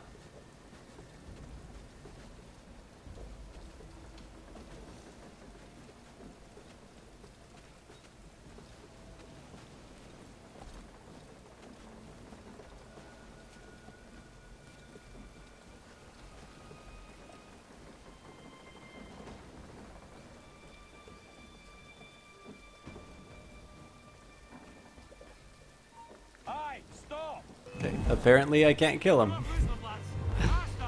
Alright, I'm just gonna walk on the deck then.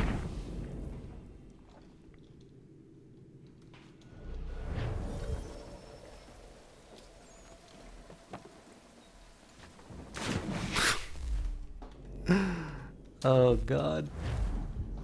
I think we've hit that part of the night.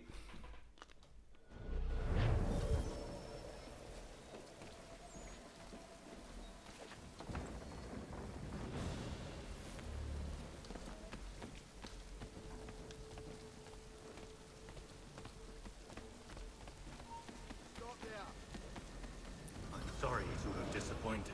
As you should be. For us to have come all this way for nothing. Tell me now why I shouldn't have you thrown into the sea. No need to be rushed. Only give me a little more time. I'll scour the other ships if I must. I'm certain there are prisoners who will meet your needs. Very well. You have 2 days. Thank you. Present yourself to the Green Dragon Tavern in Boston with the men you've chosen. We shall meet you there along with our master.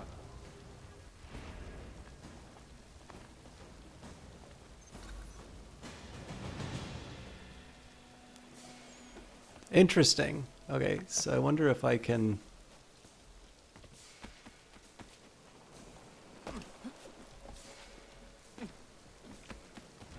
I'm not one for subtlety, apparently, but... Almost made it.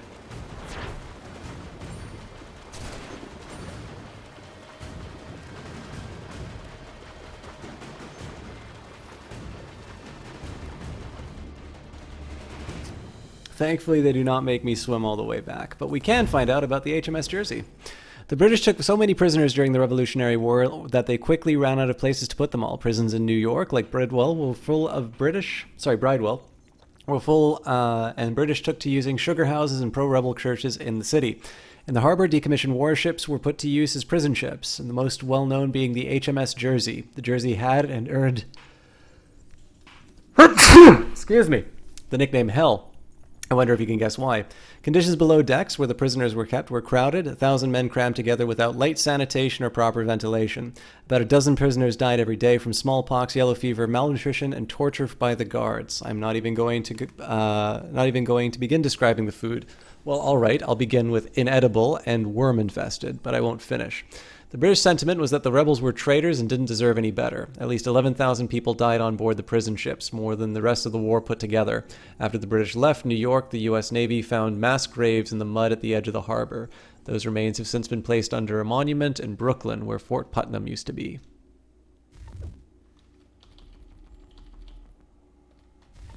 Very clever, Uncle Eyes. That's I like that a lot, actually.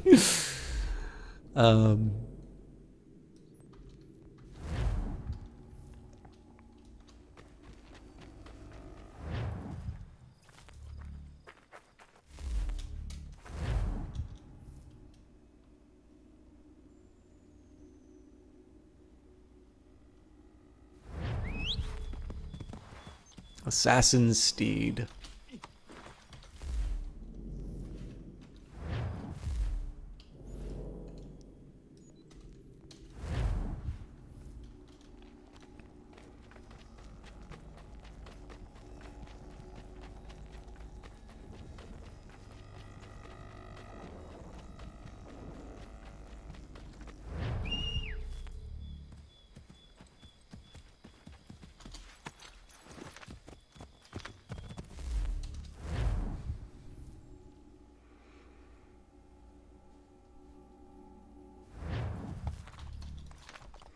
Loading screens are the best part, really.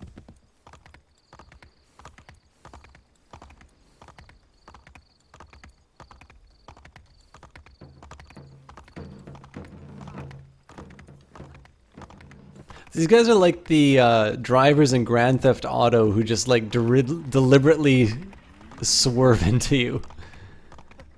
Now I kind of want to try and hit as many pedestrians as I can.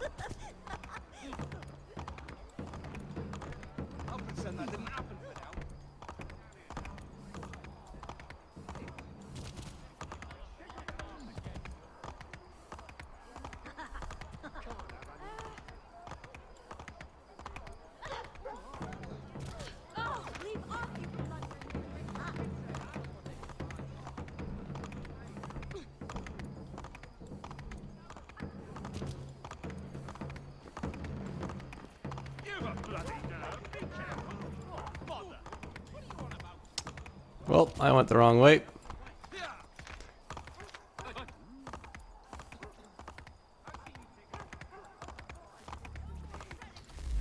This is within the map, right? Yeah, it's just really far away. Again, I shouldn't complain because I really like going through all the old environments, but I don't know, I kind of want to see where all this ends, so I'm a little more anxious to get onto things. One thing I really do love is, I mean, it's obviously such a simple touch, but to just sort of see the uniforms change, see the progress of the war just through the environment, you know, the change in the coats and such. It's a nice little bit of, you know, it's just a nice little setting thing. Although I guess it'd be a little... I guess that's one of the reasons why they split you from Washington, because it would not make sense to sort of fight the Patriots for breaking laws in rebel-controlled towns.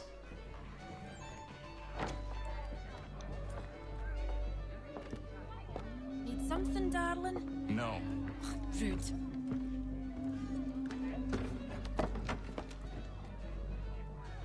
Can I help you? You know you can. Pardon? Oh! I do not like having my time wasted. Stop that! Oh, don't make me call the guards! Make a sound and you die. What do you want? He's in the harbor, at the Long Pier, most likely. We heard what happened at the parade. Charles got all nervous, said he was leaving the country. I thought he was overreacting. Guess not. No! Thank you.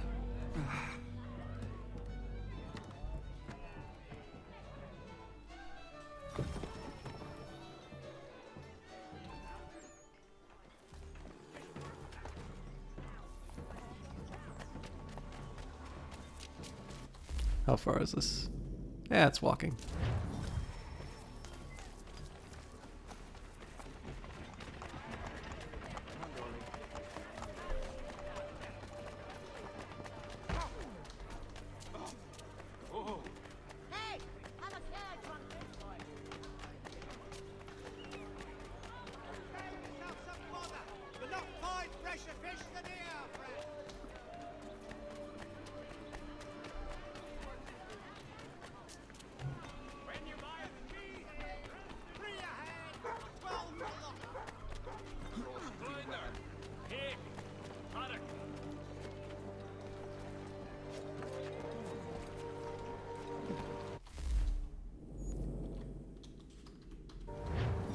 So it's apparently a longer pier, or it's possibly the ship. But.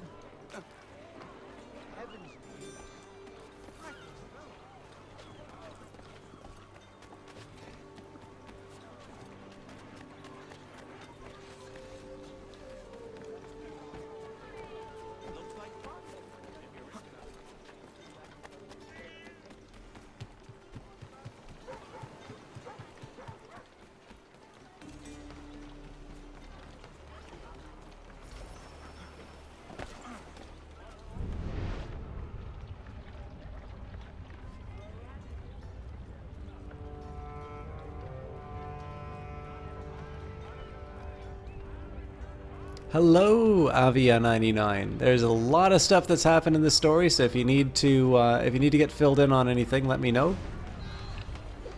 El Canoe, thank you so much for that host, my friend. And welcome to everybody from El Canoe's channel. It's always great fun to have canoes in the chat. How are you doing, El Canoe? We had the French come and save the day. Rouge Light Girl, thank you very much for that host as well. We've killed Hatham Kenway, our father, so only Lee is left. And I have a feeling we are about to wrap this up.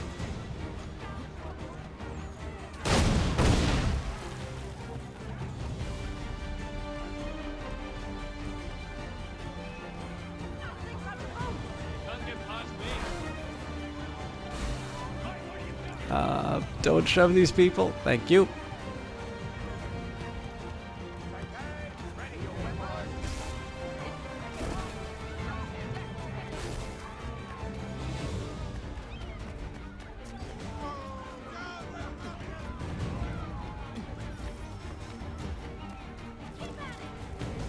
No fire damage, eh? Let's see if we can do this better than when we did this with Hatham.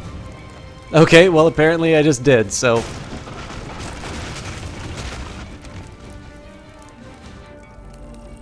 Okay, that's definitely taken fire damage.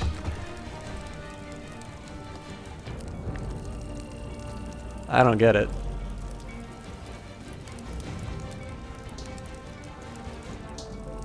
So it's punishing me whatever way I go, but... Also don't want any more... Oh! I understand. Sorry about that, El Canoe. I wasn't sure if you were going to play number 3 or not. Have a great night. Thank you so much for the host. Again, if you guys like... if you guys are looking for new casts, El Canoe is a great guy. Does a great diversity of games, and you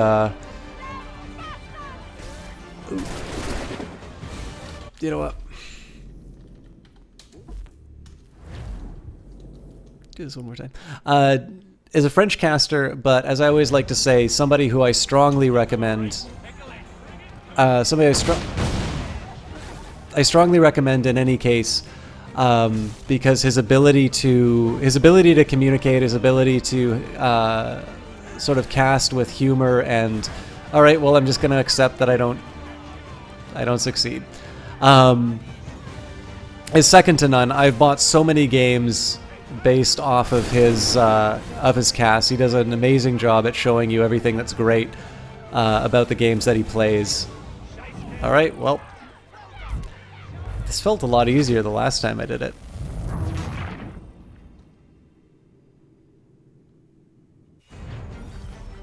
Send them all in boxes. Aye, that's right, laddie. That's it. That's it. Can't get past me. I believe I can, sir.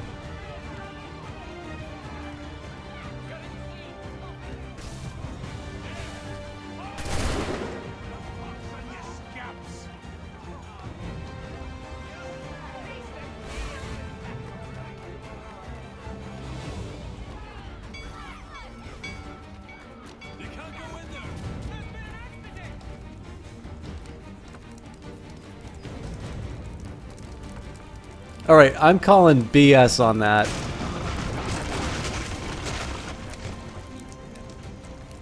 Sunwolf13, thank you very much for the follow. Yeah. Taking fire damage for dubious reasons. That's how I'm supposed... Alright.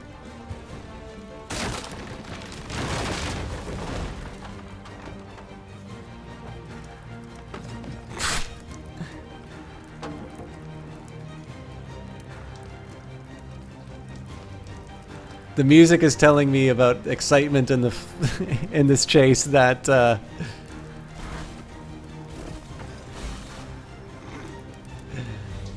I'm not really feeling. Oh my god. Hello, Saren Kitty, how are you doing? Sorry guys, I'm either too dumb to do this or the controls are a little wonky.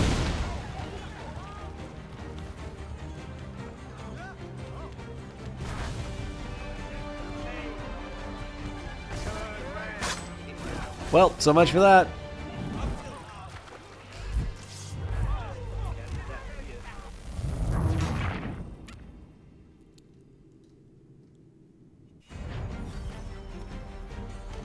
I'm glad you like it, Sarah and Kitty. I mean, the funny thing about this one is whenever I stream it, there's always at least one person who talks about how they're bad games.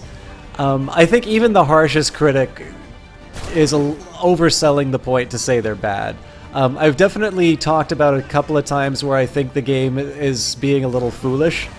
But even then, like I'm having a great time with this. I think this is a really well done game, and I'm surprised a bit why this seems to be considered sort of a disappointment compared to Revelations, because there are some things in Revelations that really didn't work for me. Like I just think there's a little bit too much that why does it make me do that?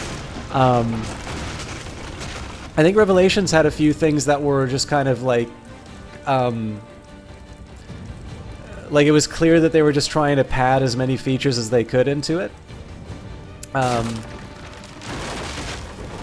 Whereas this, I think, is a... Yeah, okay. Fire damage I can live with. Please, just let me catch him. Yeah, I don't get it when it just sort of leaves me to hang.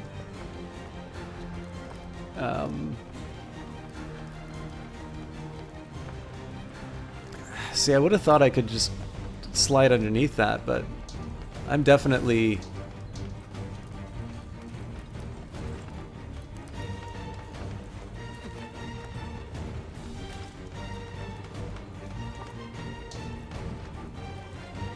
anyways, so the individual gripes notwithstanding, I've been having a great time with it. Why not? I've been having a really good time with it, and I think they've done a much better job of sort of streamlining the experience. Combat's very simplified. The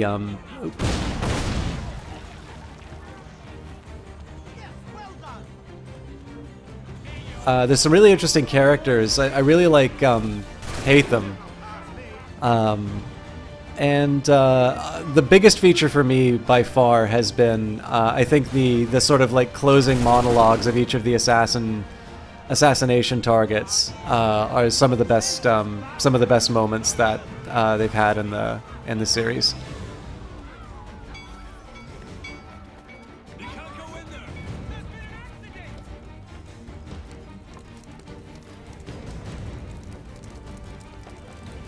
Why?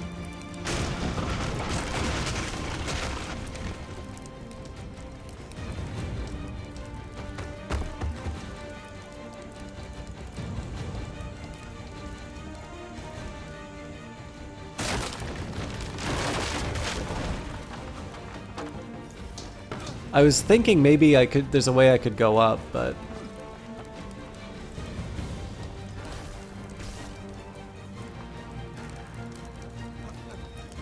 Oh, game, please. Alright, I think I have roughly an idea of what I need to do. It's just, the one thing I've noticed is when I get caught on a corner on something, I just kind of do the same move. I do the same move multiple times, and then it's GG, so...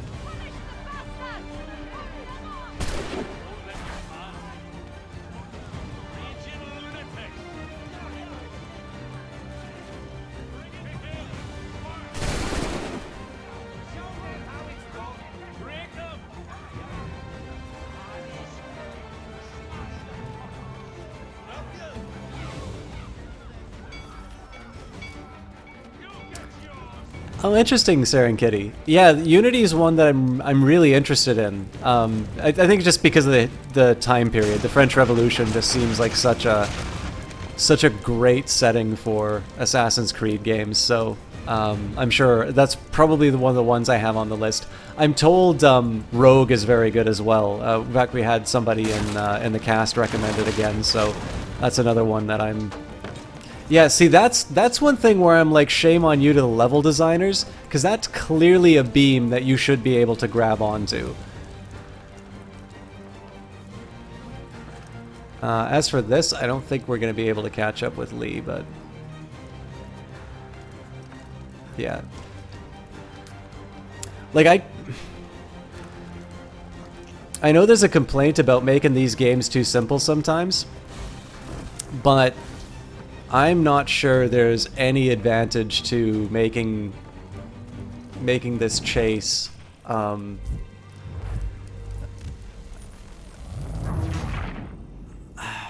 yeah, I'm not really sure about the idea of giving you like multiple paths on this, because it feels like I'm just running into a bunch of dead ends.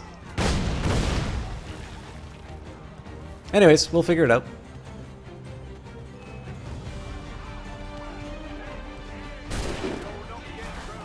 It's mostly just because, like, obviously the music's telling me that this is a big climactic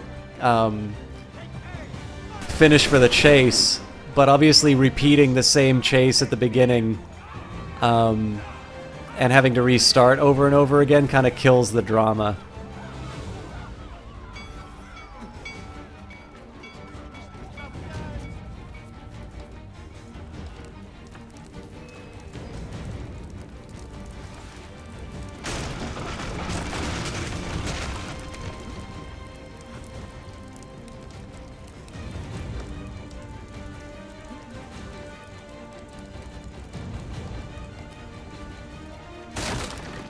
Okay, I'm gonna just... Alright, so clearly I can't just go straight through that.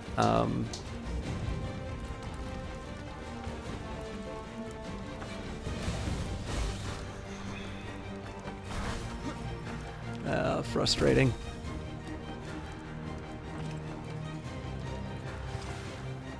Hang on, so I am supposed to go under that. Alright, that's... Ugh.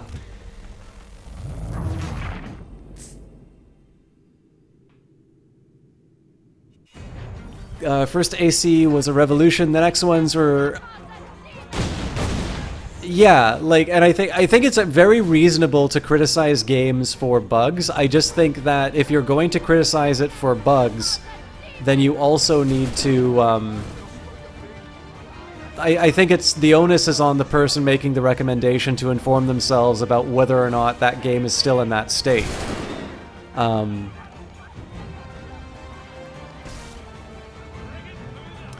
But yeah, I don't know if this counts as a bug or just me not knowing the controls very well, but the fact that there are things that I'm supposed to be able to slide under that regularly aren't triggering, especially on a fight like this. This is getting to a point where it makes it like ruins the what should be kind of a high point of the game. But like I said, we'll get through it. I'm gonna try see if I can... Nope, there's absolutely no way I can get through that. And now apparently I just hang around. So it's gonna yell at me to reduce distance in a second. Get fucked.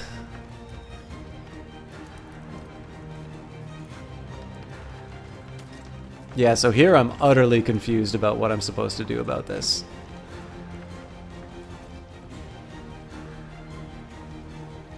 So I can't jump down, that's for sure.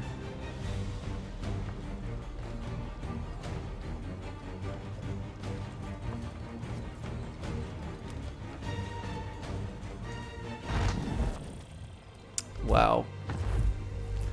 So you can't go on the lower level. You have to go on the middle level. Yeah.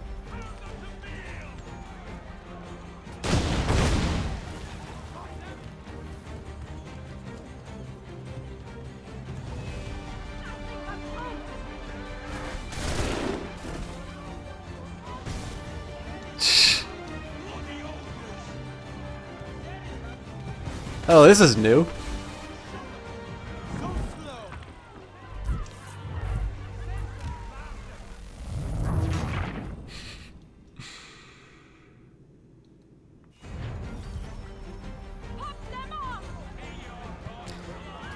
I mean, I think there is something to be said. So if you run a magazine like PC Gamer or something, and I realize that's more an online thing now, but that's so frustrating.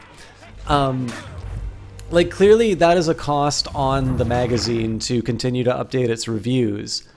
So, you know, they can be clear saying that, you know, a PC Gamer score is reflective of the game at release. I think that's totally reasonable. But that is the disclaimer. But like when people are individually recommending stuff to me and they say it's like, yeah, that game sucked at release, and I'm like, well, you know, okay, but like it's not release. Like, is this thing worth my time or not? And saying that it was bad at release doesn't really give me any information about its current state.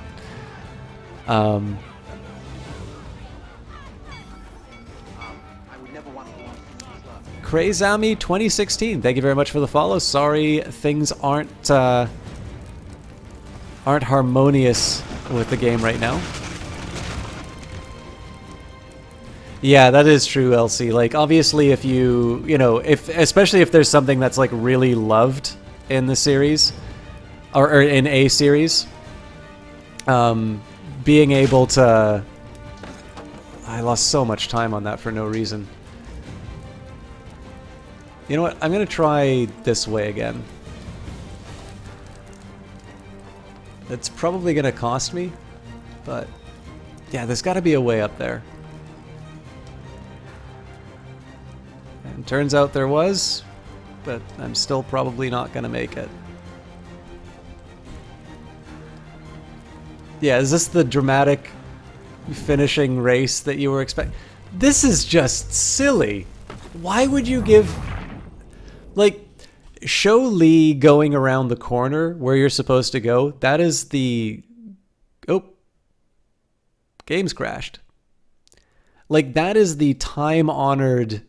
that is the time-honored tradition of doing chase sequences, so that to avoid this very thing that's happening.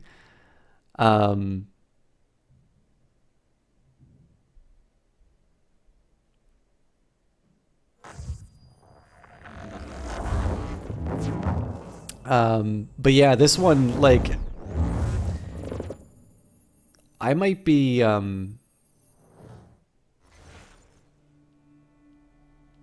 might just be, I might be too dumb for this or something like that, but it definitely doesn't feel, it doesn't feel intuitive, and it feels like there are too many variables on something that really shouldn't be.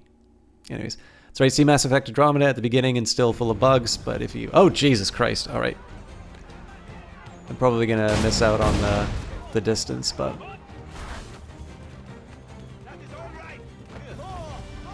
Ah. All right, tell you what, guys. I need a quick second to refill my water. I'm actually gonna leave the... I'm going to have to leave the mic open because the game doesn't really like it when I tab out of it. So I will be back in just a minute, and then we will finish things off. I'm probably going to make a quick trip to the bathroom, but I'll try and make sure there's enough sound between me and the computer. Sorry about that. Be back in a sec.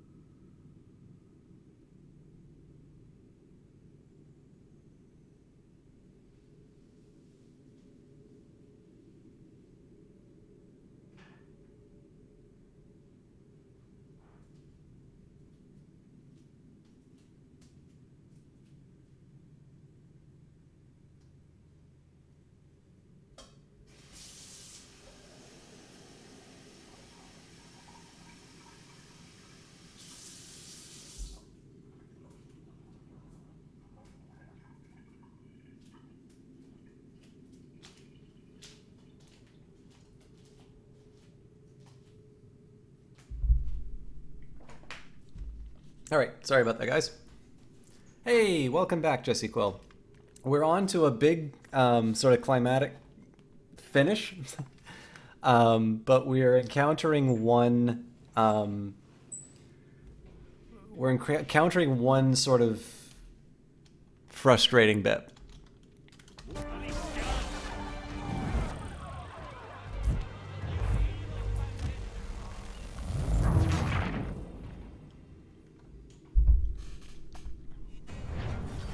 All right.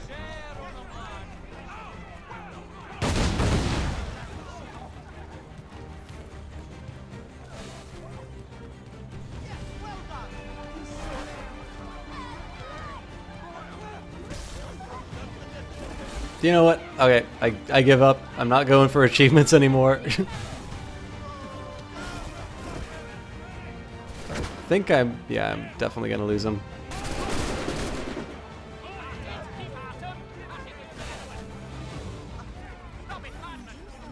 Oh, for God's sake.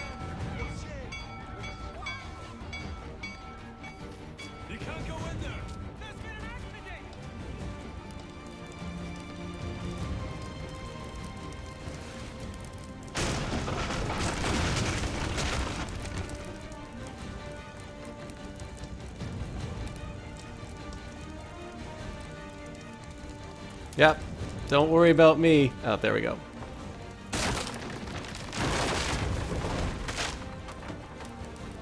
Yeah, I'm calling bullshit on that move, by the way. Alright. Yeah, and then we get stuck on the wall. Alright. Well, Rouge, like, I'll be honest with you, like, I don't like blaming stuff on the devs, but, like, I don't think this is a well-designed chase at the end. Like, it's not... There's about 3 or 4 different ways to go. That's not... I don't know where all these people suddenly came from, but...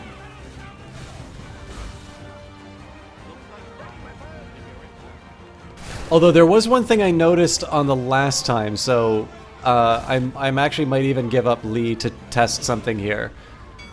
So it seems to be pretty obvious that they don't want me to jump onto that one beam that seems like the obvious move.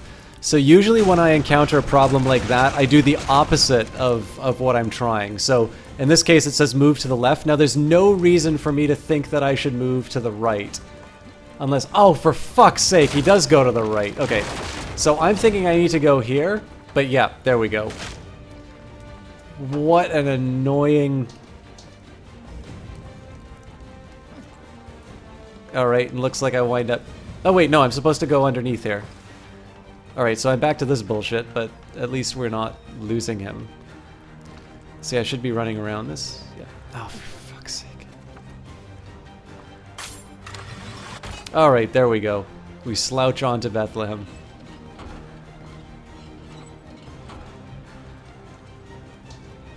Oh, god damn it. This would be so much more exciting if it didn't do boneheaded stuff like that.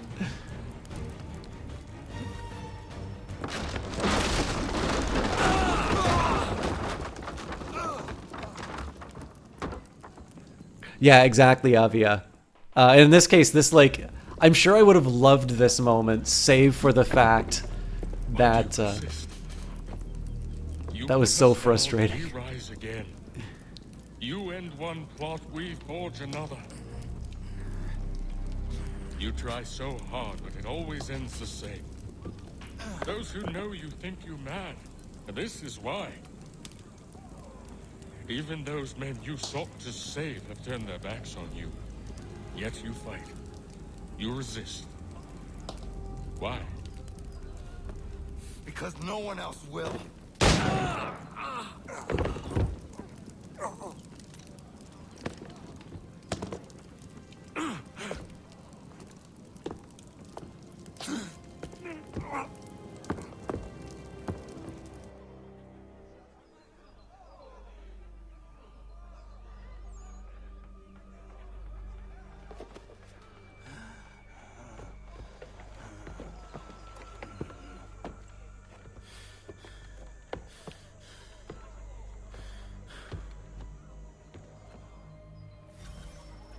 Alright, so there isn't that closing monologue with Lee, which suggests to me he's not dead.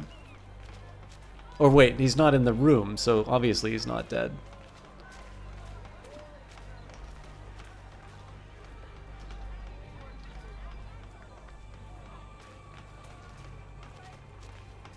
Are there stairs? Yeah, there we go.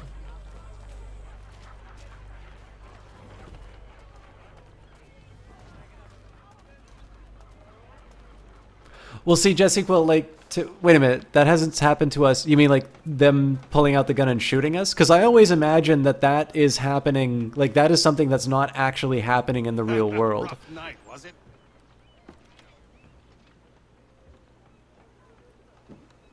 He headed inland. Took a ferry there we up the go. Charles River. I will need passage as well. Of course. Only say the word. Yeah, see, I don't see that as, like, I don't see that as the person, as they are dying, confessing everything. I think that's either something that's happening internally, it could be an artifact of the Animus, but basically that is, it's what it is, it's the game, because you can't get into the contents of somebody's head, I think it's the game basically sort of abstracting sort of this final moment and this very complicated thing that happens between the assassin and the victim. I also don't recall, but I don't believe Haytham ever had a moment like that with with one of his victims.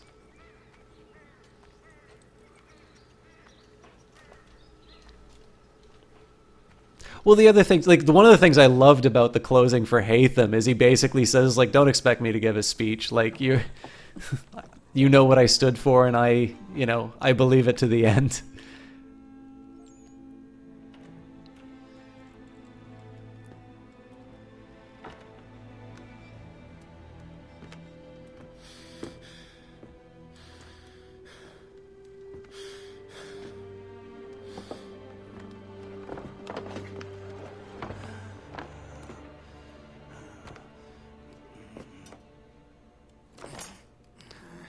Let me butter your bread for you, Lee. No, I can take care of it myself. But first I need a drink. You can have your drink.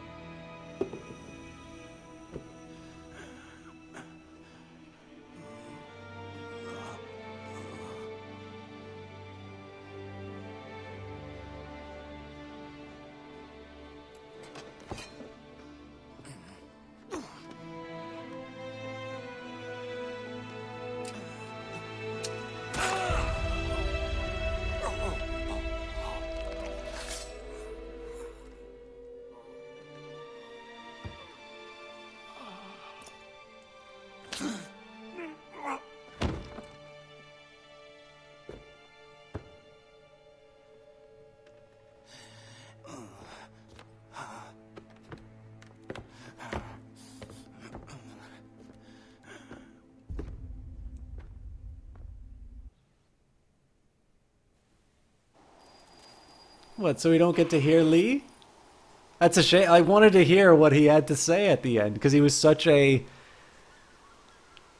He was such a, like, clearly the villain.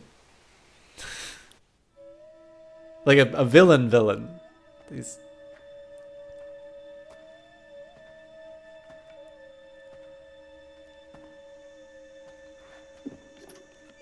Why would they leave this behind?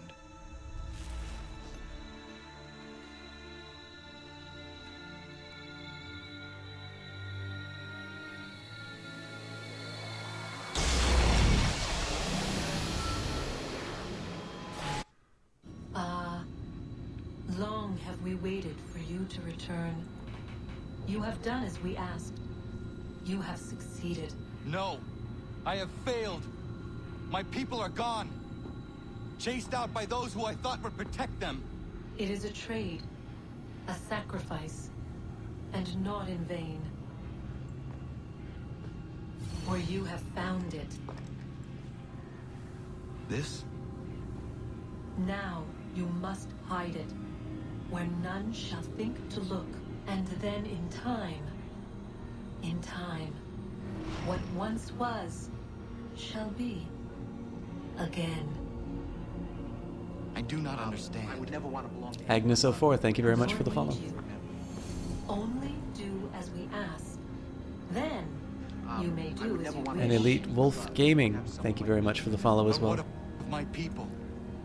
You have saved this place, as was your people's purpose, and that matters most. It is not enough. It will never be enough. You strive for that which does not exist. Still, you have made a difference, and you will do so again.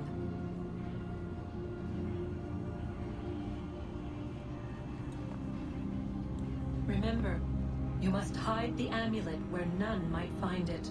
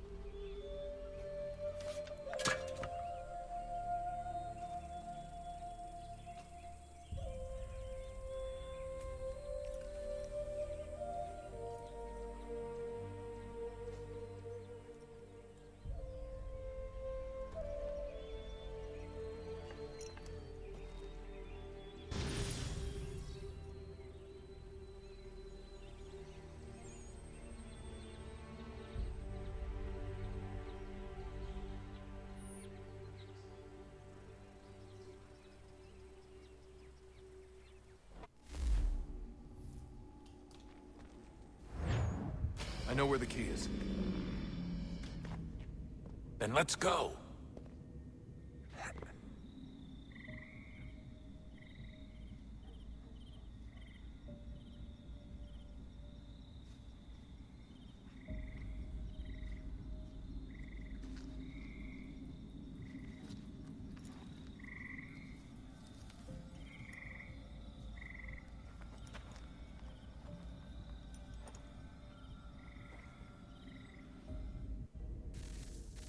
Guess this is it. We're right behind you.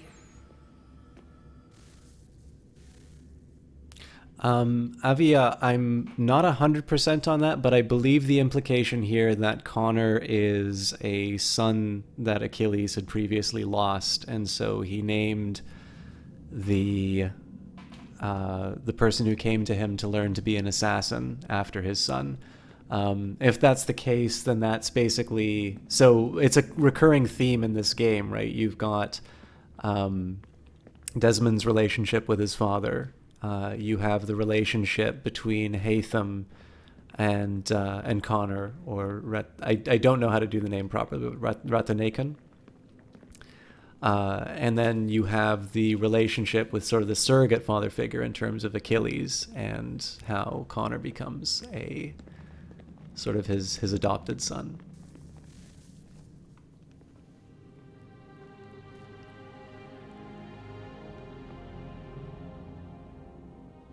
Moment of truth. I would never want to belong to any club. King Ballboy, thank you very much for the follow. I'm probably just going to let the game do the talking for the next little bit.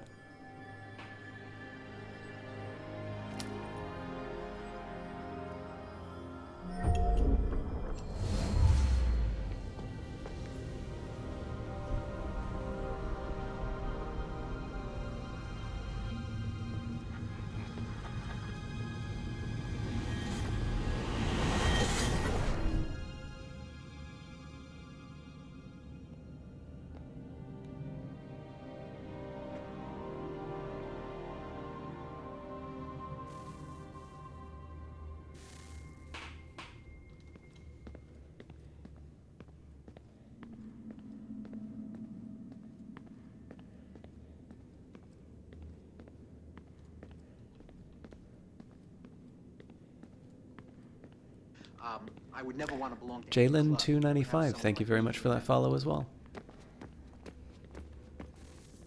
Yes. Come.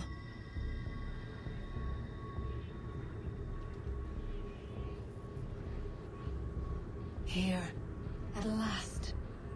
You know our story now. Of how we tried. Of how we failed. All our hopes extinguished.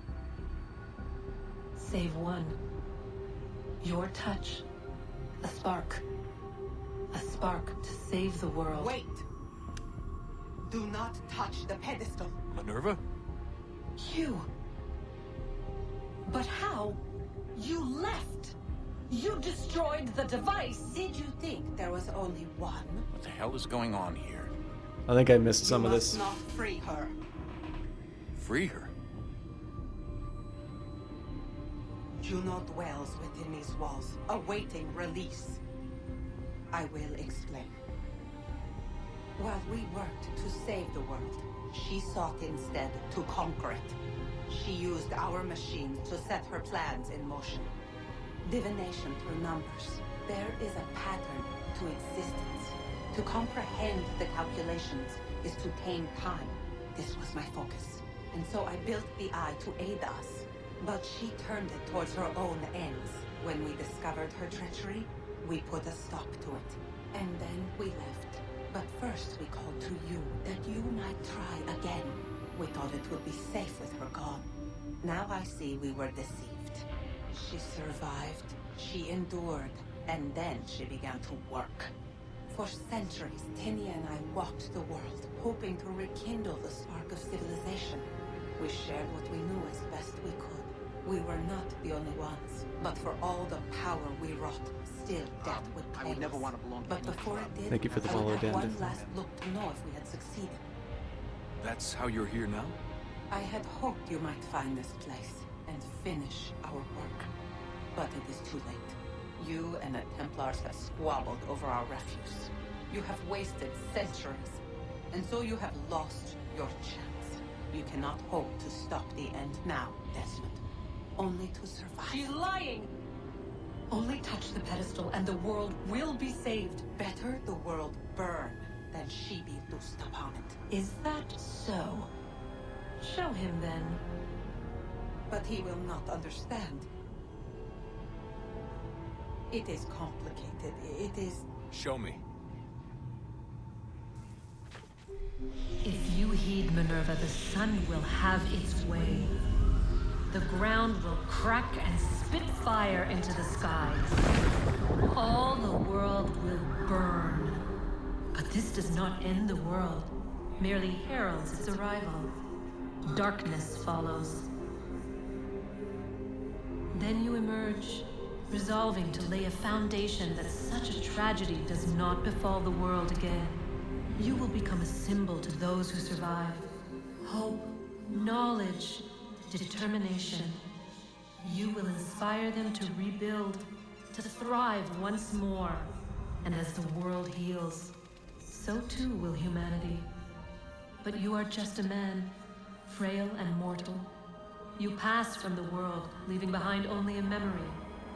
A legacy. You will be remembered first as a hero, later as a legend, and in time, as a god. Oh my It is god. the cruelest fate to have written words that meant well, and see them made wicked and unwise. What was meant to encourage life, used instead to justify taking it. And so now you see that what was shall be again. So tell me, how is this better?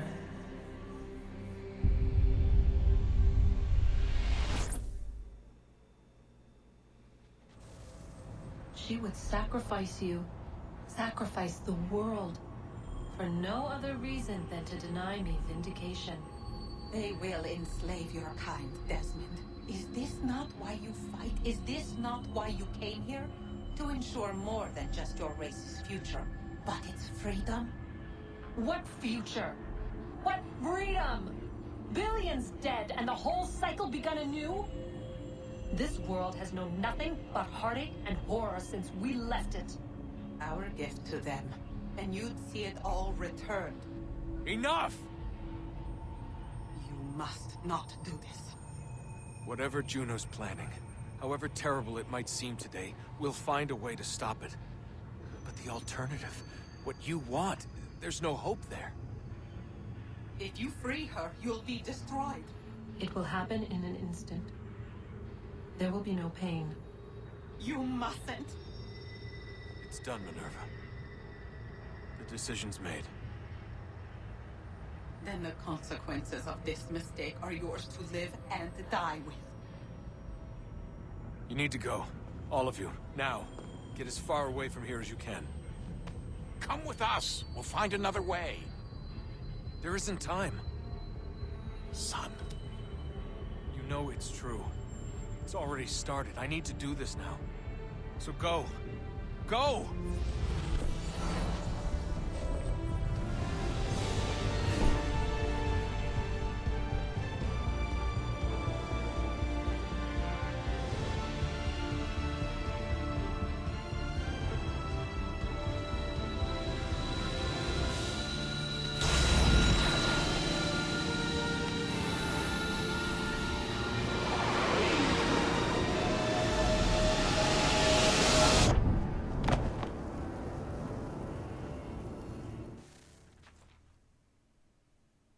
It's some sort of global aurora borealis. Never seen anything like this before. Eyewitnesses describe electrical storms and erratic displays of unusual weather. Residents are being asked to remain inside and wait for geological surveys are now reporting seismic activity throughout the Ring of Fire. Northeastern Canada is said to be experiencing the largest on record. Satellites and transformers are failing as the flare increases in intensity.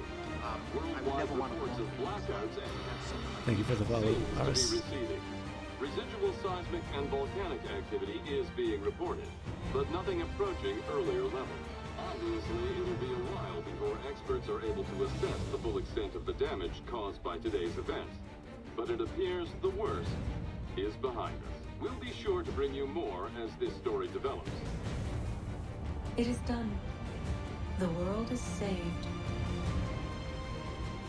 You played your part well, Desmond. But now it's time that I played mine.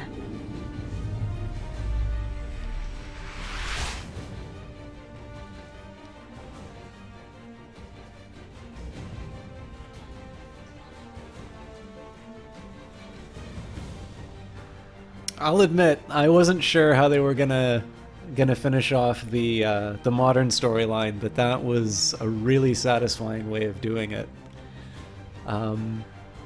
That was really cool. I thought the colonial one really tripped over itself with the Lee moment. The final moment with with the reveal of the gravestone of Connor, I thought was really nice. But yeah. So before I start talking about the game, what did you guys think of it? What did you think it was about? Should I do another Assassin's Creed game? Let me know what you think. It's a chance to talk about the game. I have a few things that I want to say, and we pretty much finished spot on in terms of the time that I wanted to do. I'm about 4 hours in, so no more games tonight. We'll talk about the game a bit, and as always, we will host somebody. But before I start talking about the game, what do you guys think?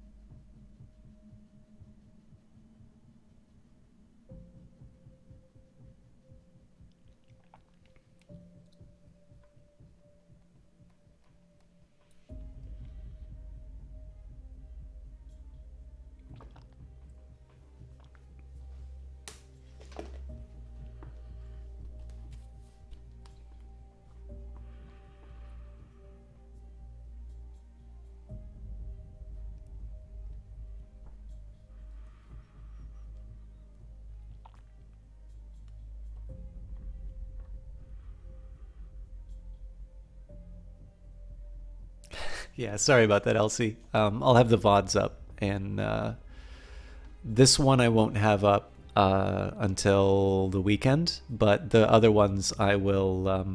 The other ones I'll definitely push forward.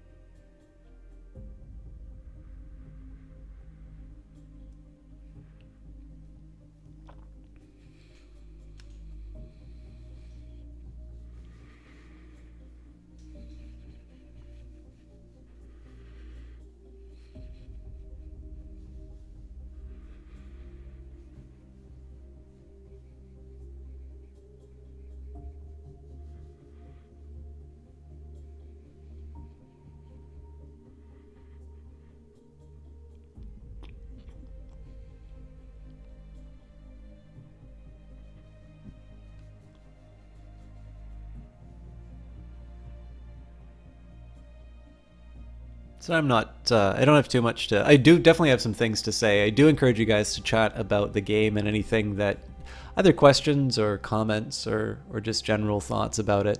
I have a couple of things to say about the game. I have a small teaser for what happens tomorrow. And then we'll be able to host, so, but so far, at least as long as I've been able to, if I finish a game and it has an end credit sequence, I've always let it run. The possible exception would be the ones that have just endless strings of Kickstarter backers at the end, which I appreciate the sentiment, but I think successfully discourages me from watching the full credits.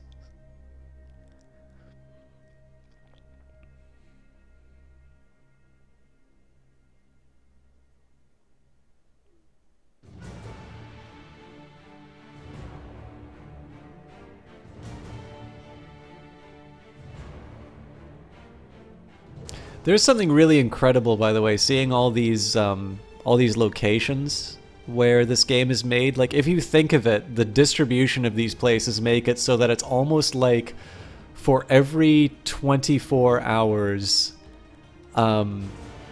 like if you think about the world spinning around, like, I'm sure it's not that broadly distributed, but it's almost like at some point in any 24-hour cycle, somebody was working on this game. Like, you've got Quebec, you've got, I can't remember what European studio worked on it. You've got Singapore. Like, it's really interesting to think of, well, Bucharest, there you go. It's really interesting to just think of the fact that just there's this like 24-hour development that's going towards this game.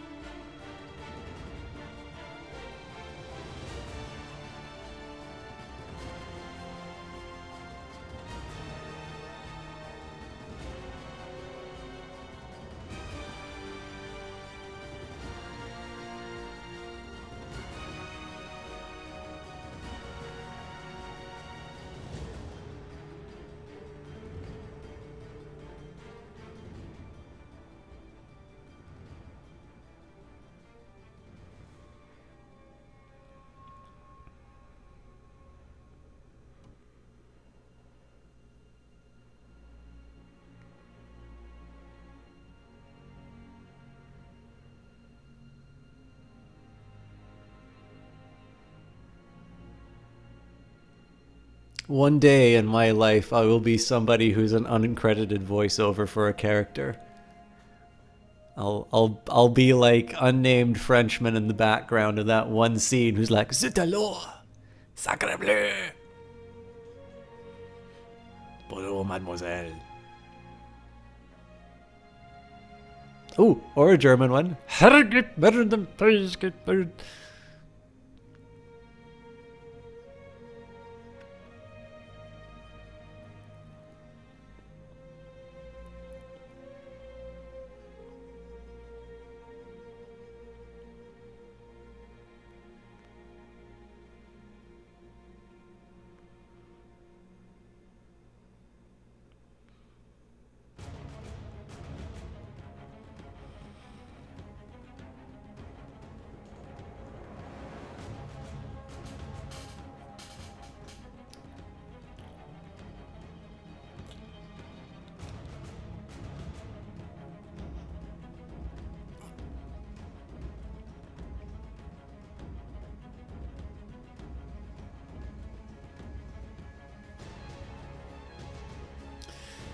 All right, I'll try and talk a little bit about the game. So, you can't do accents, so you're just going to do rando Kiwi accent that everyone thinks is awesome. I used to be able to do an Australian accent. I don't know if I can really... I think I can say certain words with a... Nom de Dieu! Is that name of God?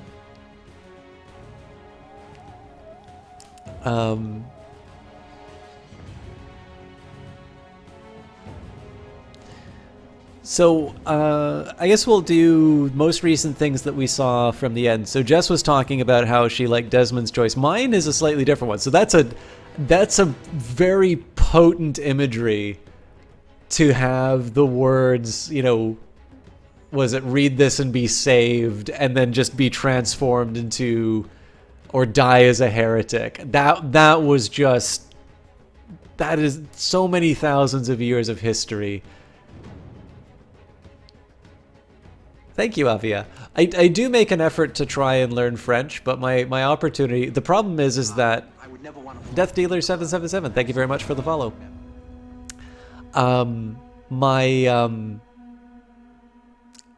The things I want to talk about tend to be the things that you don't like, obviously I have a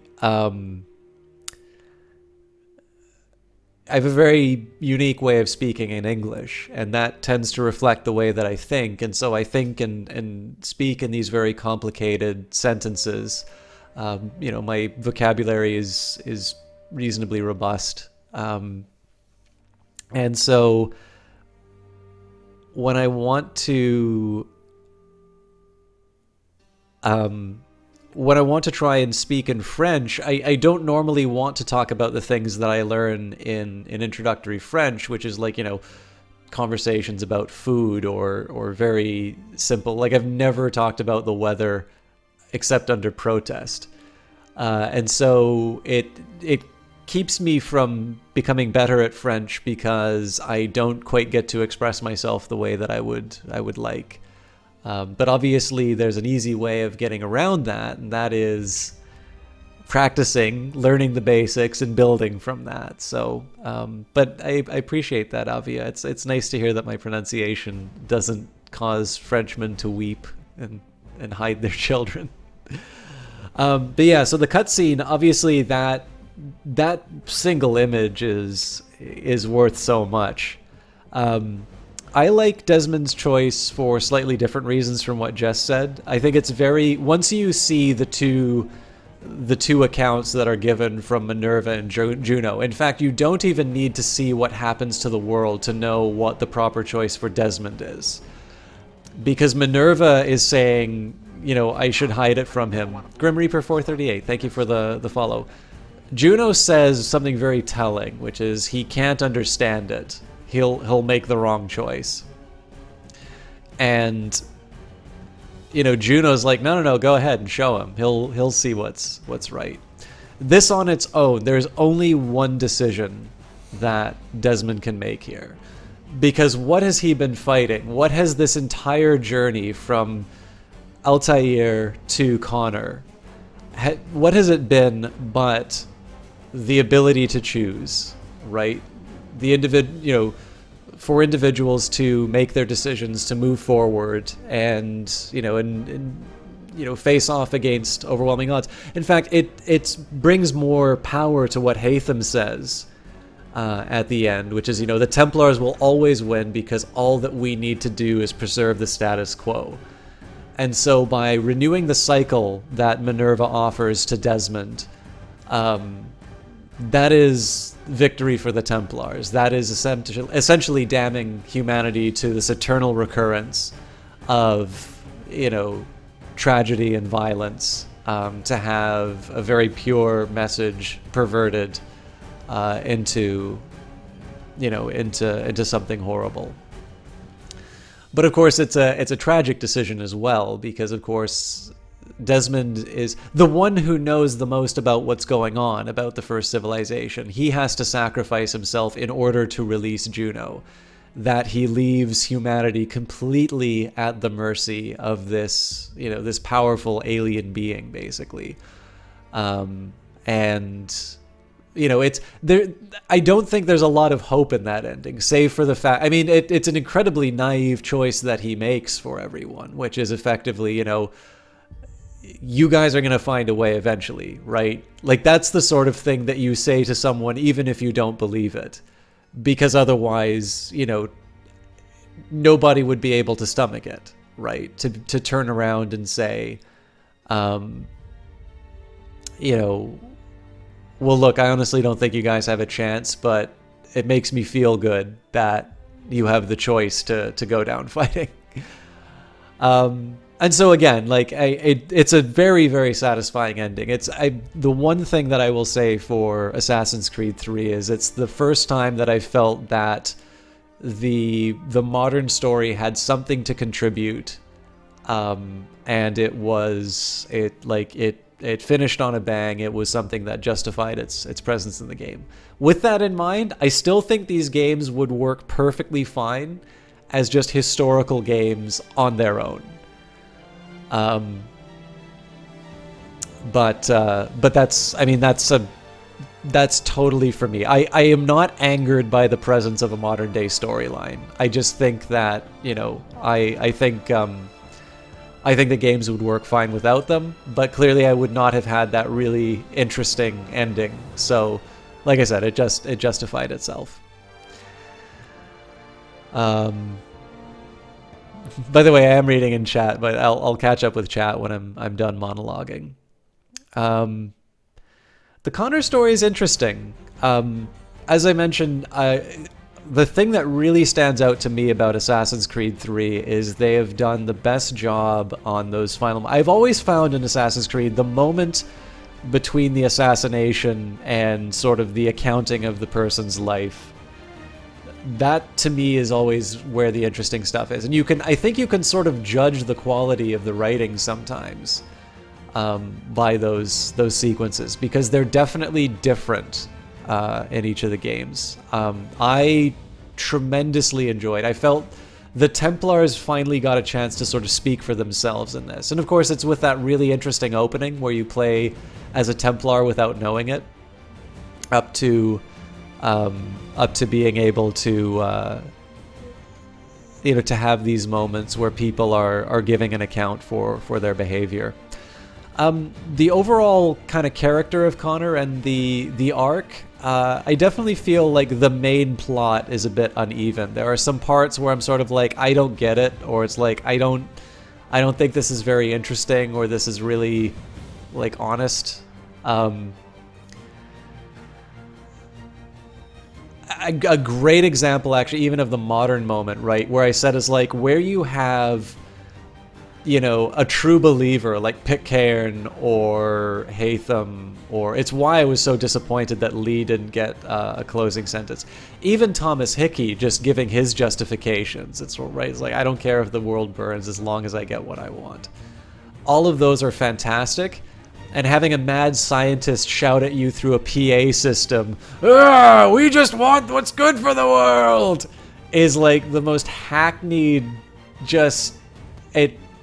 it's fun in its like sort of summer movie kind of level, and like it was just one of those moments where it's like, you have done so much to make the Templars sympathetic and interesting, and you didn't need to have the mustache twisting like mad scientist yelling at you at the PA trope. Like that was a step down for me, unfortunately. But I prefer to praise than condemn. Oh, we've got more.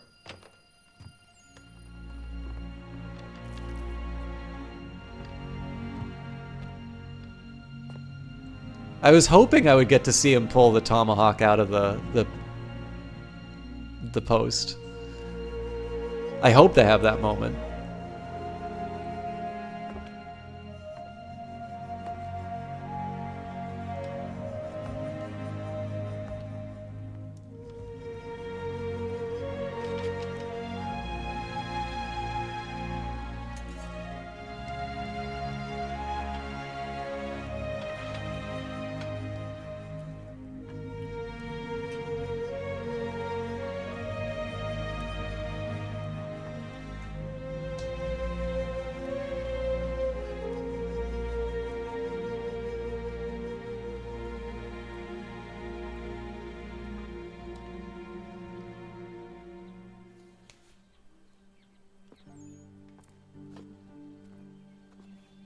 Good. I was really looking forward to this.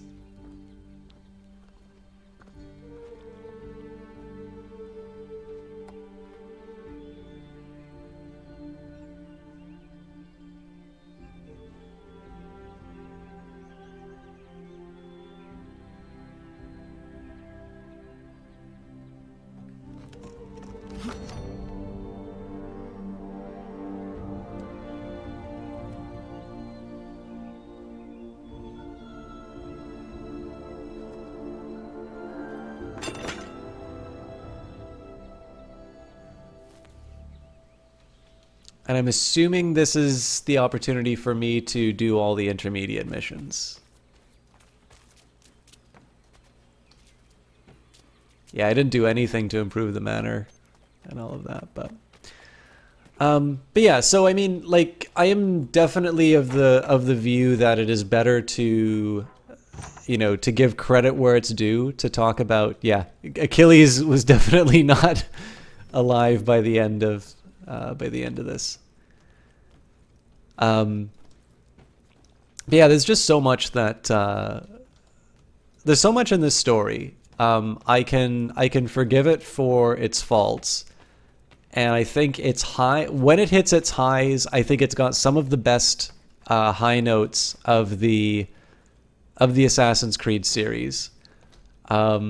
And when it gets silly just like any other Assassin's Creed game. It is not a there's no particular wretchedness in it. I think probably the one that annoyed me the most would be where Haytham became a comedic character at some points. It just did not seem to sit well with that character. But then it's also somewhat permissible because you do want to have a relatable moment with Connor. Obviously, father figures appear a lot in this game, and that's another theme which I haven't really touched on at all. And then you have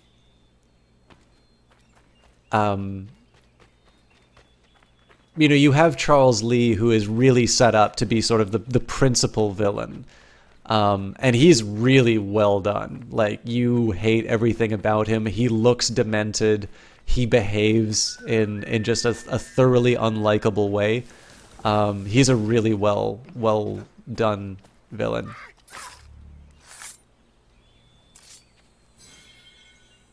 It is my sacred duty to chow down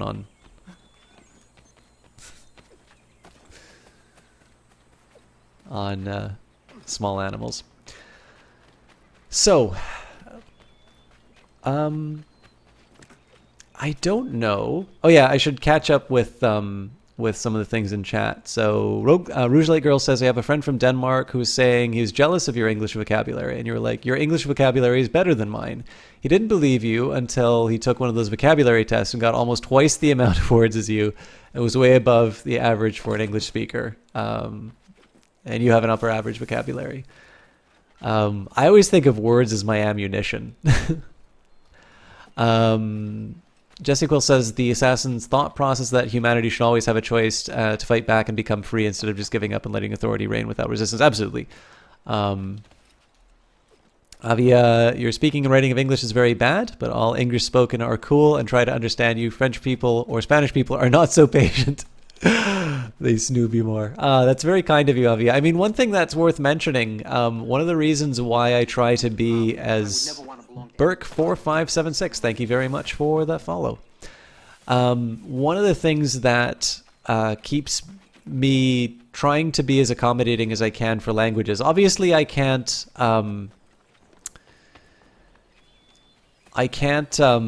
necessarily participate in languages or in conversations held in another language, and I've always had a concern if it were to become prevalent enough that people were saying things they wouldn't be allowed to in English and just relying on my ignorance of the language to go through. But I have sort of contingencies in place if something like that were to ever happen, and I just don't think the channel's going to get that big.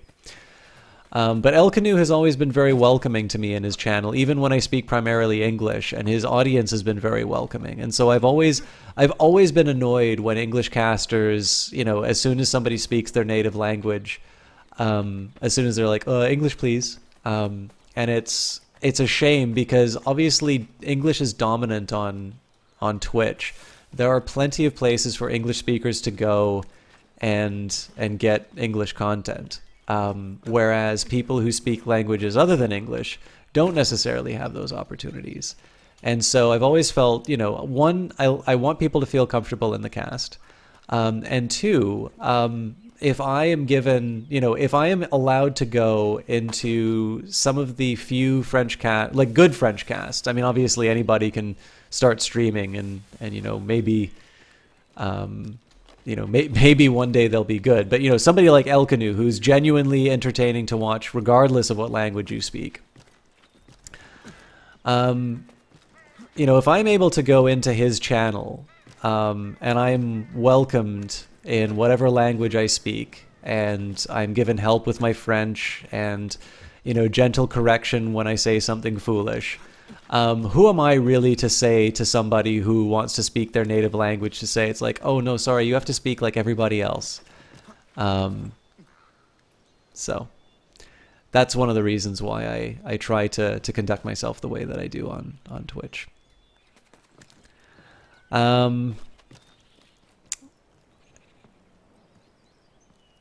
Elsie says, reading and understanding as well, speaking very bad, writing poorly sometimes. I don't know, Elsie, you've done, as far as this chat's concerned, I've never had a problem understanding what you've said.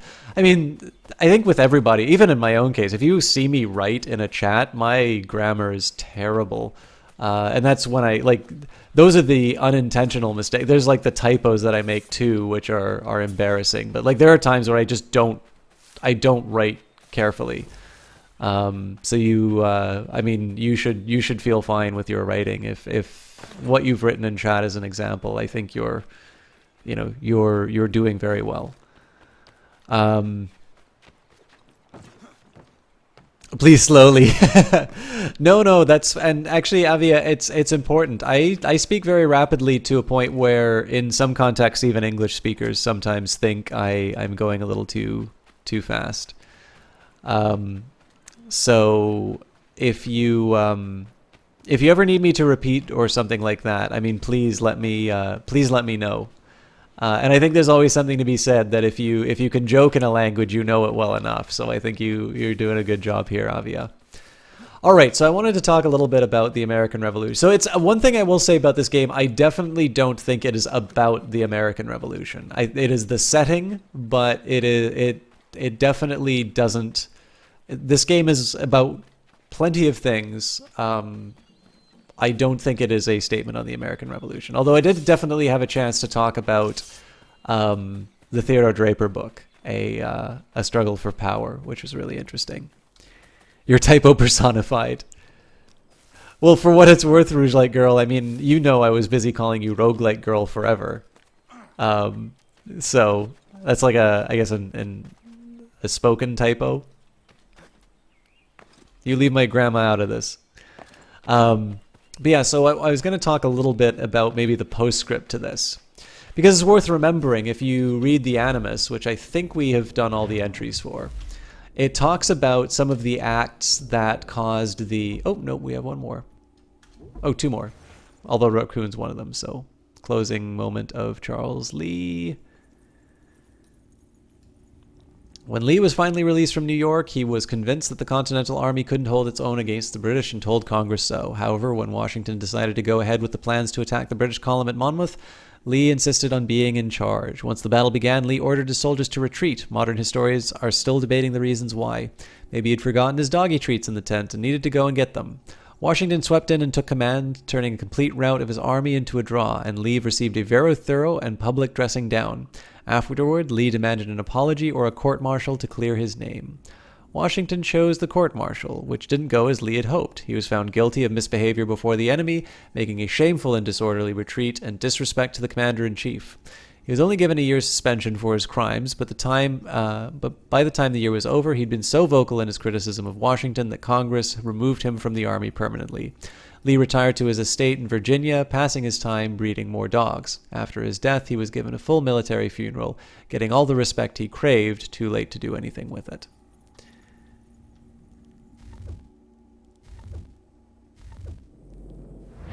Making something decent from chaos is exactly what the assassins do, Elsie. So you're in good. You are in good company here. So when we were reading the Animus about sort of the origins of the American Revolution, they mentioned that the 7 Years' War and the acquisition of these colonies had precipitated a... I am possibly... Oh, nope, we're good. It led to a financial crisis, and this in turn resulted in things like the Stamp Act, which in turn infuriated the colonies and ultimately led to the revolution. And so it is safe to say, I mean, there's a... I think it's a Milton Friedman's statement that governments only deal with problems once they become crises.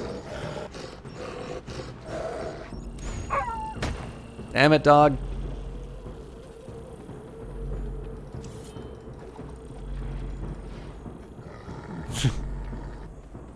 Get back here.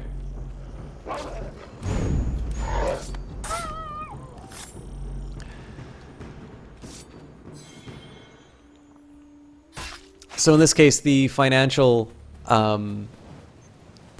crisis brought about by the 7 Years' War and paying for it leads to the American Revolution. And it just so happens that at the end of the American Revolution, the 13 colonies, now having achieved their independence, found themselves in debt, in a lot of debt. And so the decision was made on how to deal with the debt. And in this particular case, I believe this was Hamilton. Basically, each individual colony found itself in a lot of trouble. American bonds were selling at a very deep discount, whether they were federal or whether they were state. And the question was faced to Congress for the new United States. Do we default on the debt? Do we just refuse to pay it? Or do we try and find a way of getting this thing taken care of? And I believe it was Hamilton that decided to basically for the federal government to take on the debt.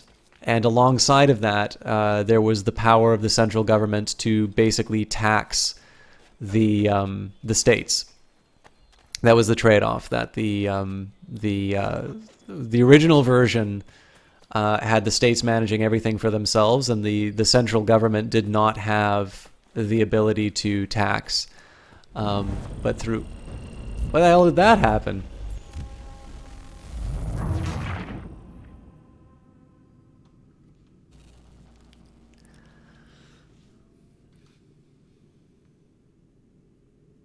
But anyways, the federal debt was assumed, and American creditworthiness was established. It's one of the reasons why American bonds are some of the highest. Well, they're the highest rated. They're AAA rating, and there is so much of it that it's considered. It's a very popular financial instrument because there's a lot of it. You can move a lot of money buying bonds. And it's considered to be basically the gold standard of safety, which is why every time that there are budget fights in Congress and talks of defaulting on the U.S. debt, people really are playing with fire on that. American creditworthiness is something that has been established from the foundation of the country. But there happens to be an incident where this was not the case. Because later on, the states did a number of public works projects. They again wound up with a lot of very severe debt to a point that it becomes a crisis. And all of the states are proposing to the federal government that they do the same thing, right? That you've established a precedent that when the states are becoming indebted and that American creditworthiness is in question, that the federal government has stepped in, has assumed the debt, and the states have been taken care of. Now, what's interesting about this case is that the federal government said no, that the debt that was assumed by the states, of course, what they're doing is they're playing with the assumption that the federal government will bail them out. And the federal government says that where the financing of the War of Independence was sort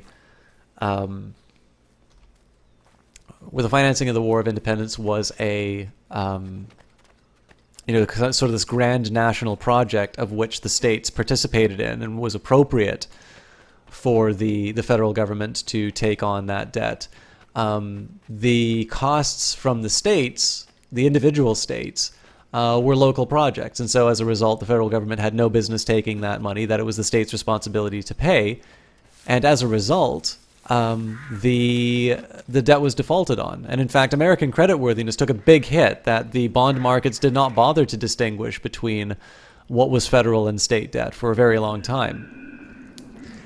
And so where the states were bailed out in response to the War of Independence, there was another lesson learned, which was that there were no limits to that. And as a result, many states adopted a balanced budget amendment. And in many states, their constitutions forbid the government from running a deficit, which is why, by the way, when politicians say, when I was governor of X, Y, or Z, we balanced the budget, in many cases, that is a constitutional requirement for them. That is something that has been imposed by their government. They didn't do anything special there.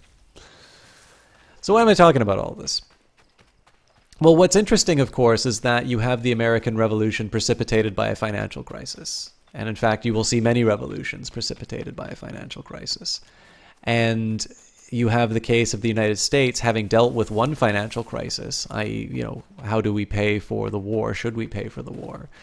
You see their response, and it was one that also, again, ensured the prosperity and the security of the United States, that they did not bail out the states when they behaved in an irresponsible way, and as a result, the incentives that were produced allowed the states to manage themselves better.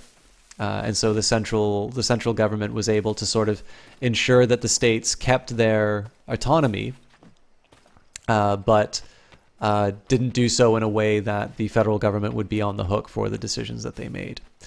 And so this point on financial crisis breeding revolution is an important one, because a few times in history this comes up. The American Revolution wasn't the only one. And the answer to the one that I'm talking about is the subject of next cast, tomorrow's cast. There's a special holiday that's coming up where we will talk about these ideas further. So on that note, guys, thank you very much. This was a lot of fun to play. I think... Uncle Elias. It's funny you should mention a very weak centralized government that you can answer some. Is there some conflict between states in the United States, or are they completely independent? Not improper at all, Avia. I'll maybe leave my American friends to answer that better. But again, the name is in the country. It is in the country's name, the United States. So there are individual states' rights, and there is a tension between the federal government and the states' governments in terms of who is responsible for what. Although I don't think you would ever see something like a war between the militias of two states. But of course, you also have the American Civil War. But like I said, I don't want to tip my hand too much on what I talk about. But Uncle Elias made a very interesting observation that perhaps looking back to the history of how the United States handled its own fiscal crises, there may be some lessons that can be learned about what's happening with the euro. In any case, guys, this is a lot of fun to play. I don't know if I do want to do the side quest on that. I am going to lift my restriction of playing this only on cast. If there's stuff that you would like to see me do, I do not own the Tyranny of King Washington. If I do wind up getting it, I will 100% play that on cast. I am fascinated by that DLC, or at least the idea for that DLC. I would never want to belong to Visco Shoe, thank you very much for the follow. One thing I do want to do is when I play another Assassin's Creed game, there is specifically one that I want to contrast against. So I'm going to leave myself the option to return to this game if it will enhance our conversation. If you guys are interested in that fiscal crisis leading to revolution idea, there's a lot we can talk about. And if you want me to do more of that, there is lots to talk about, and I know it, and there's stuff we can say for sure. I'm sorry I didn't talk more about the American Revolution. It's a period of history I don't know as much about. I could definitely talk about the origins of it, but the individual battles I don't have a lot to say, and I definitely did want to talk about that ending, the postscript to the revolution in terms of its finances, because that will play in very heavily with what I've got in mind for tomorrow. So let's find somebody to host.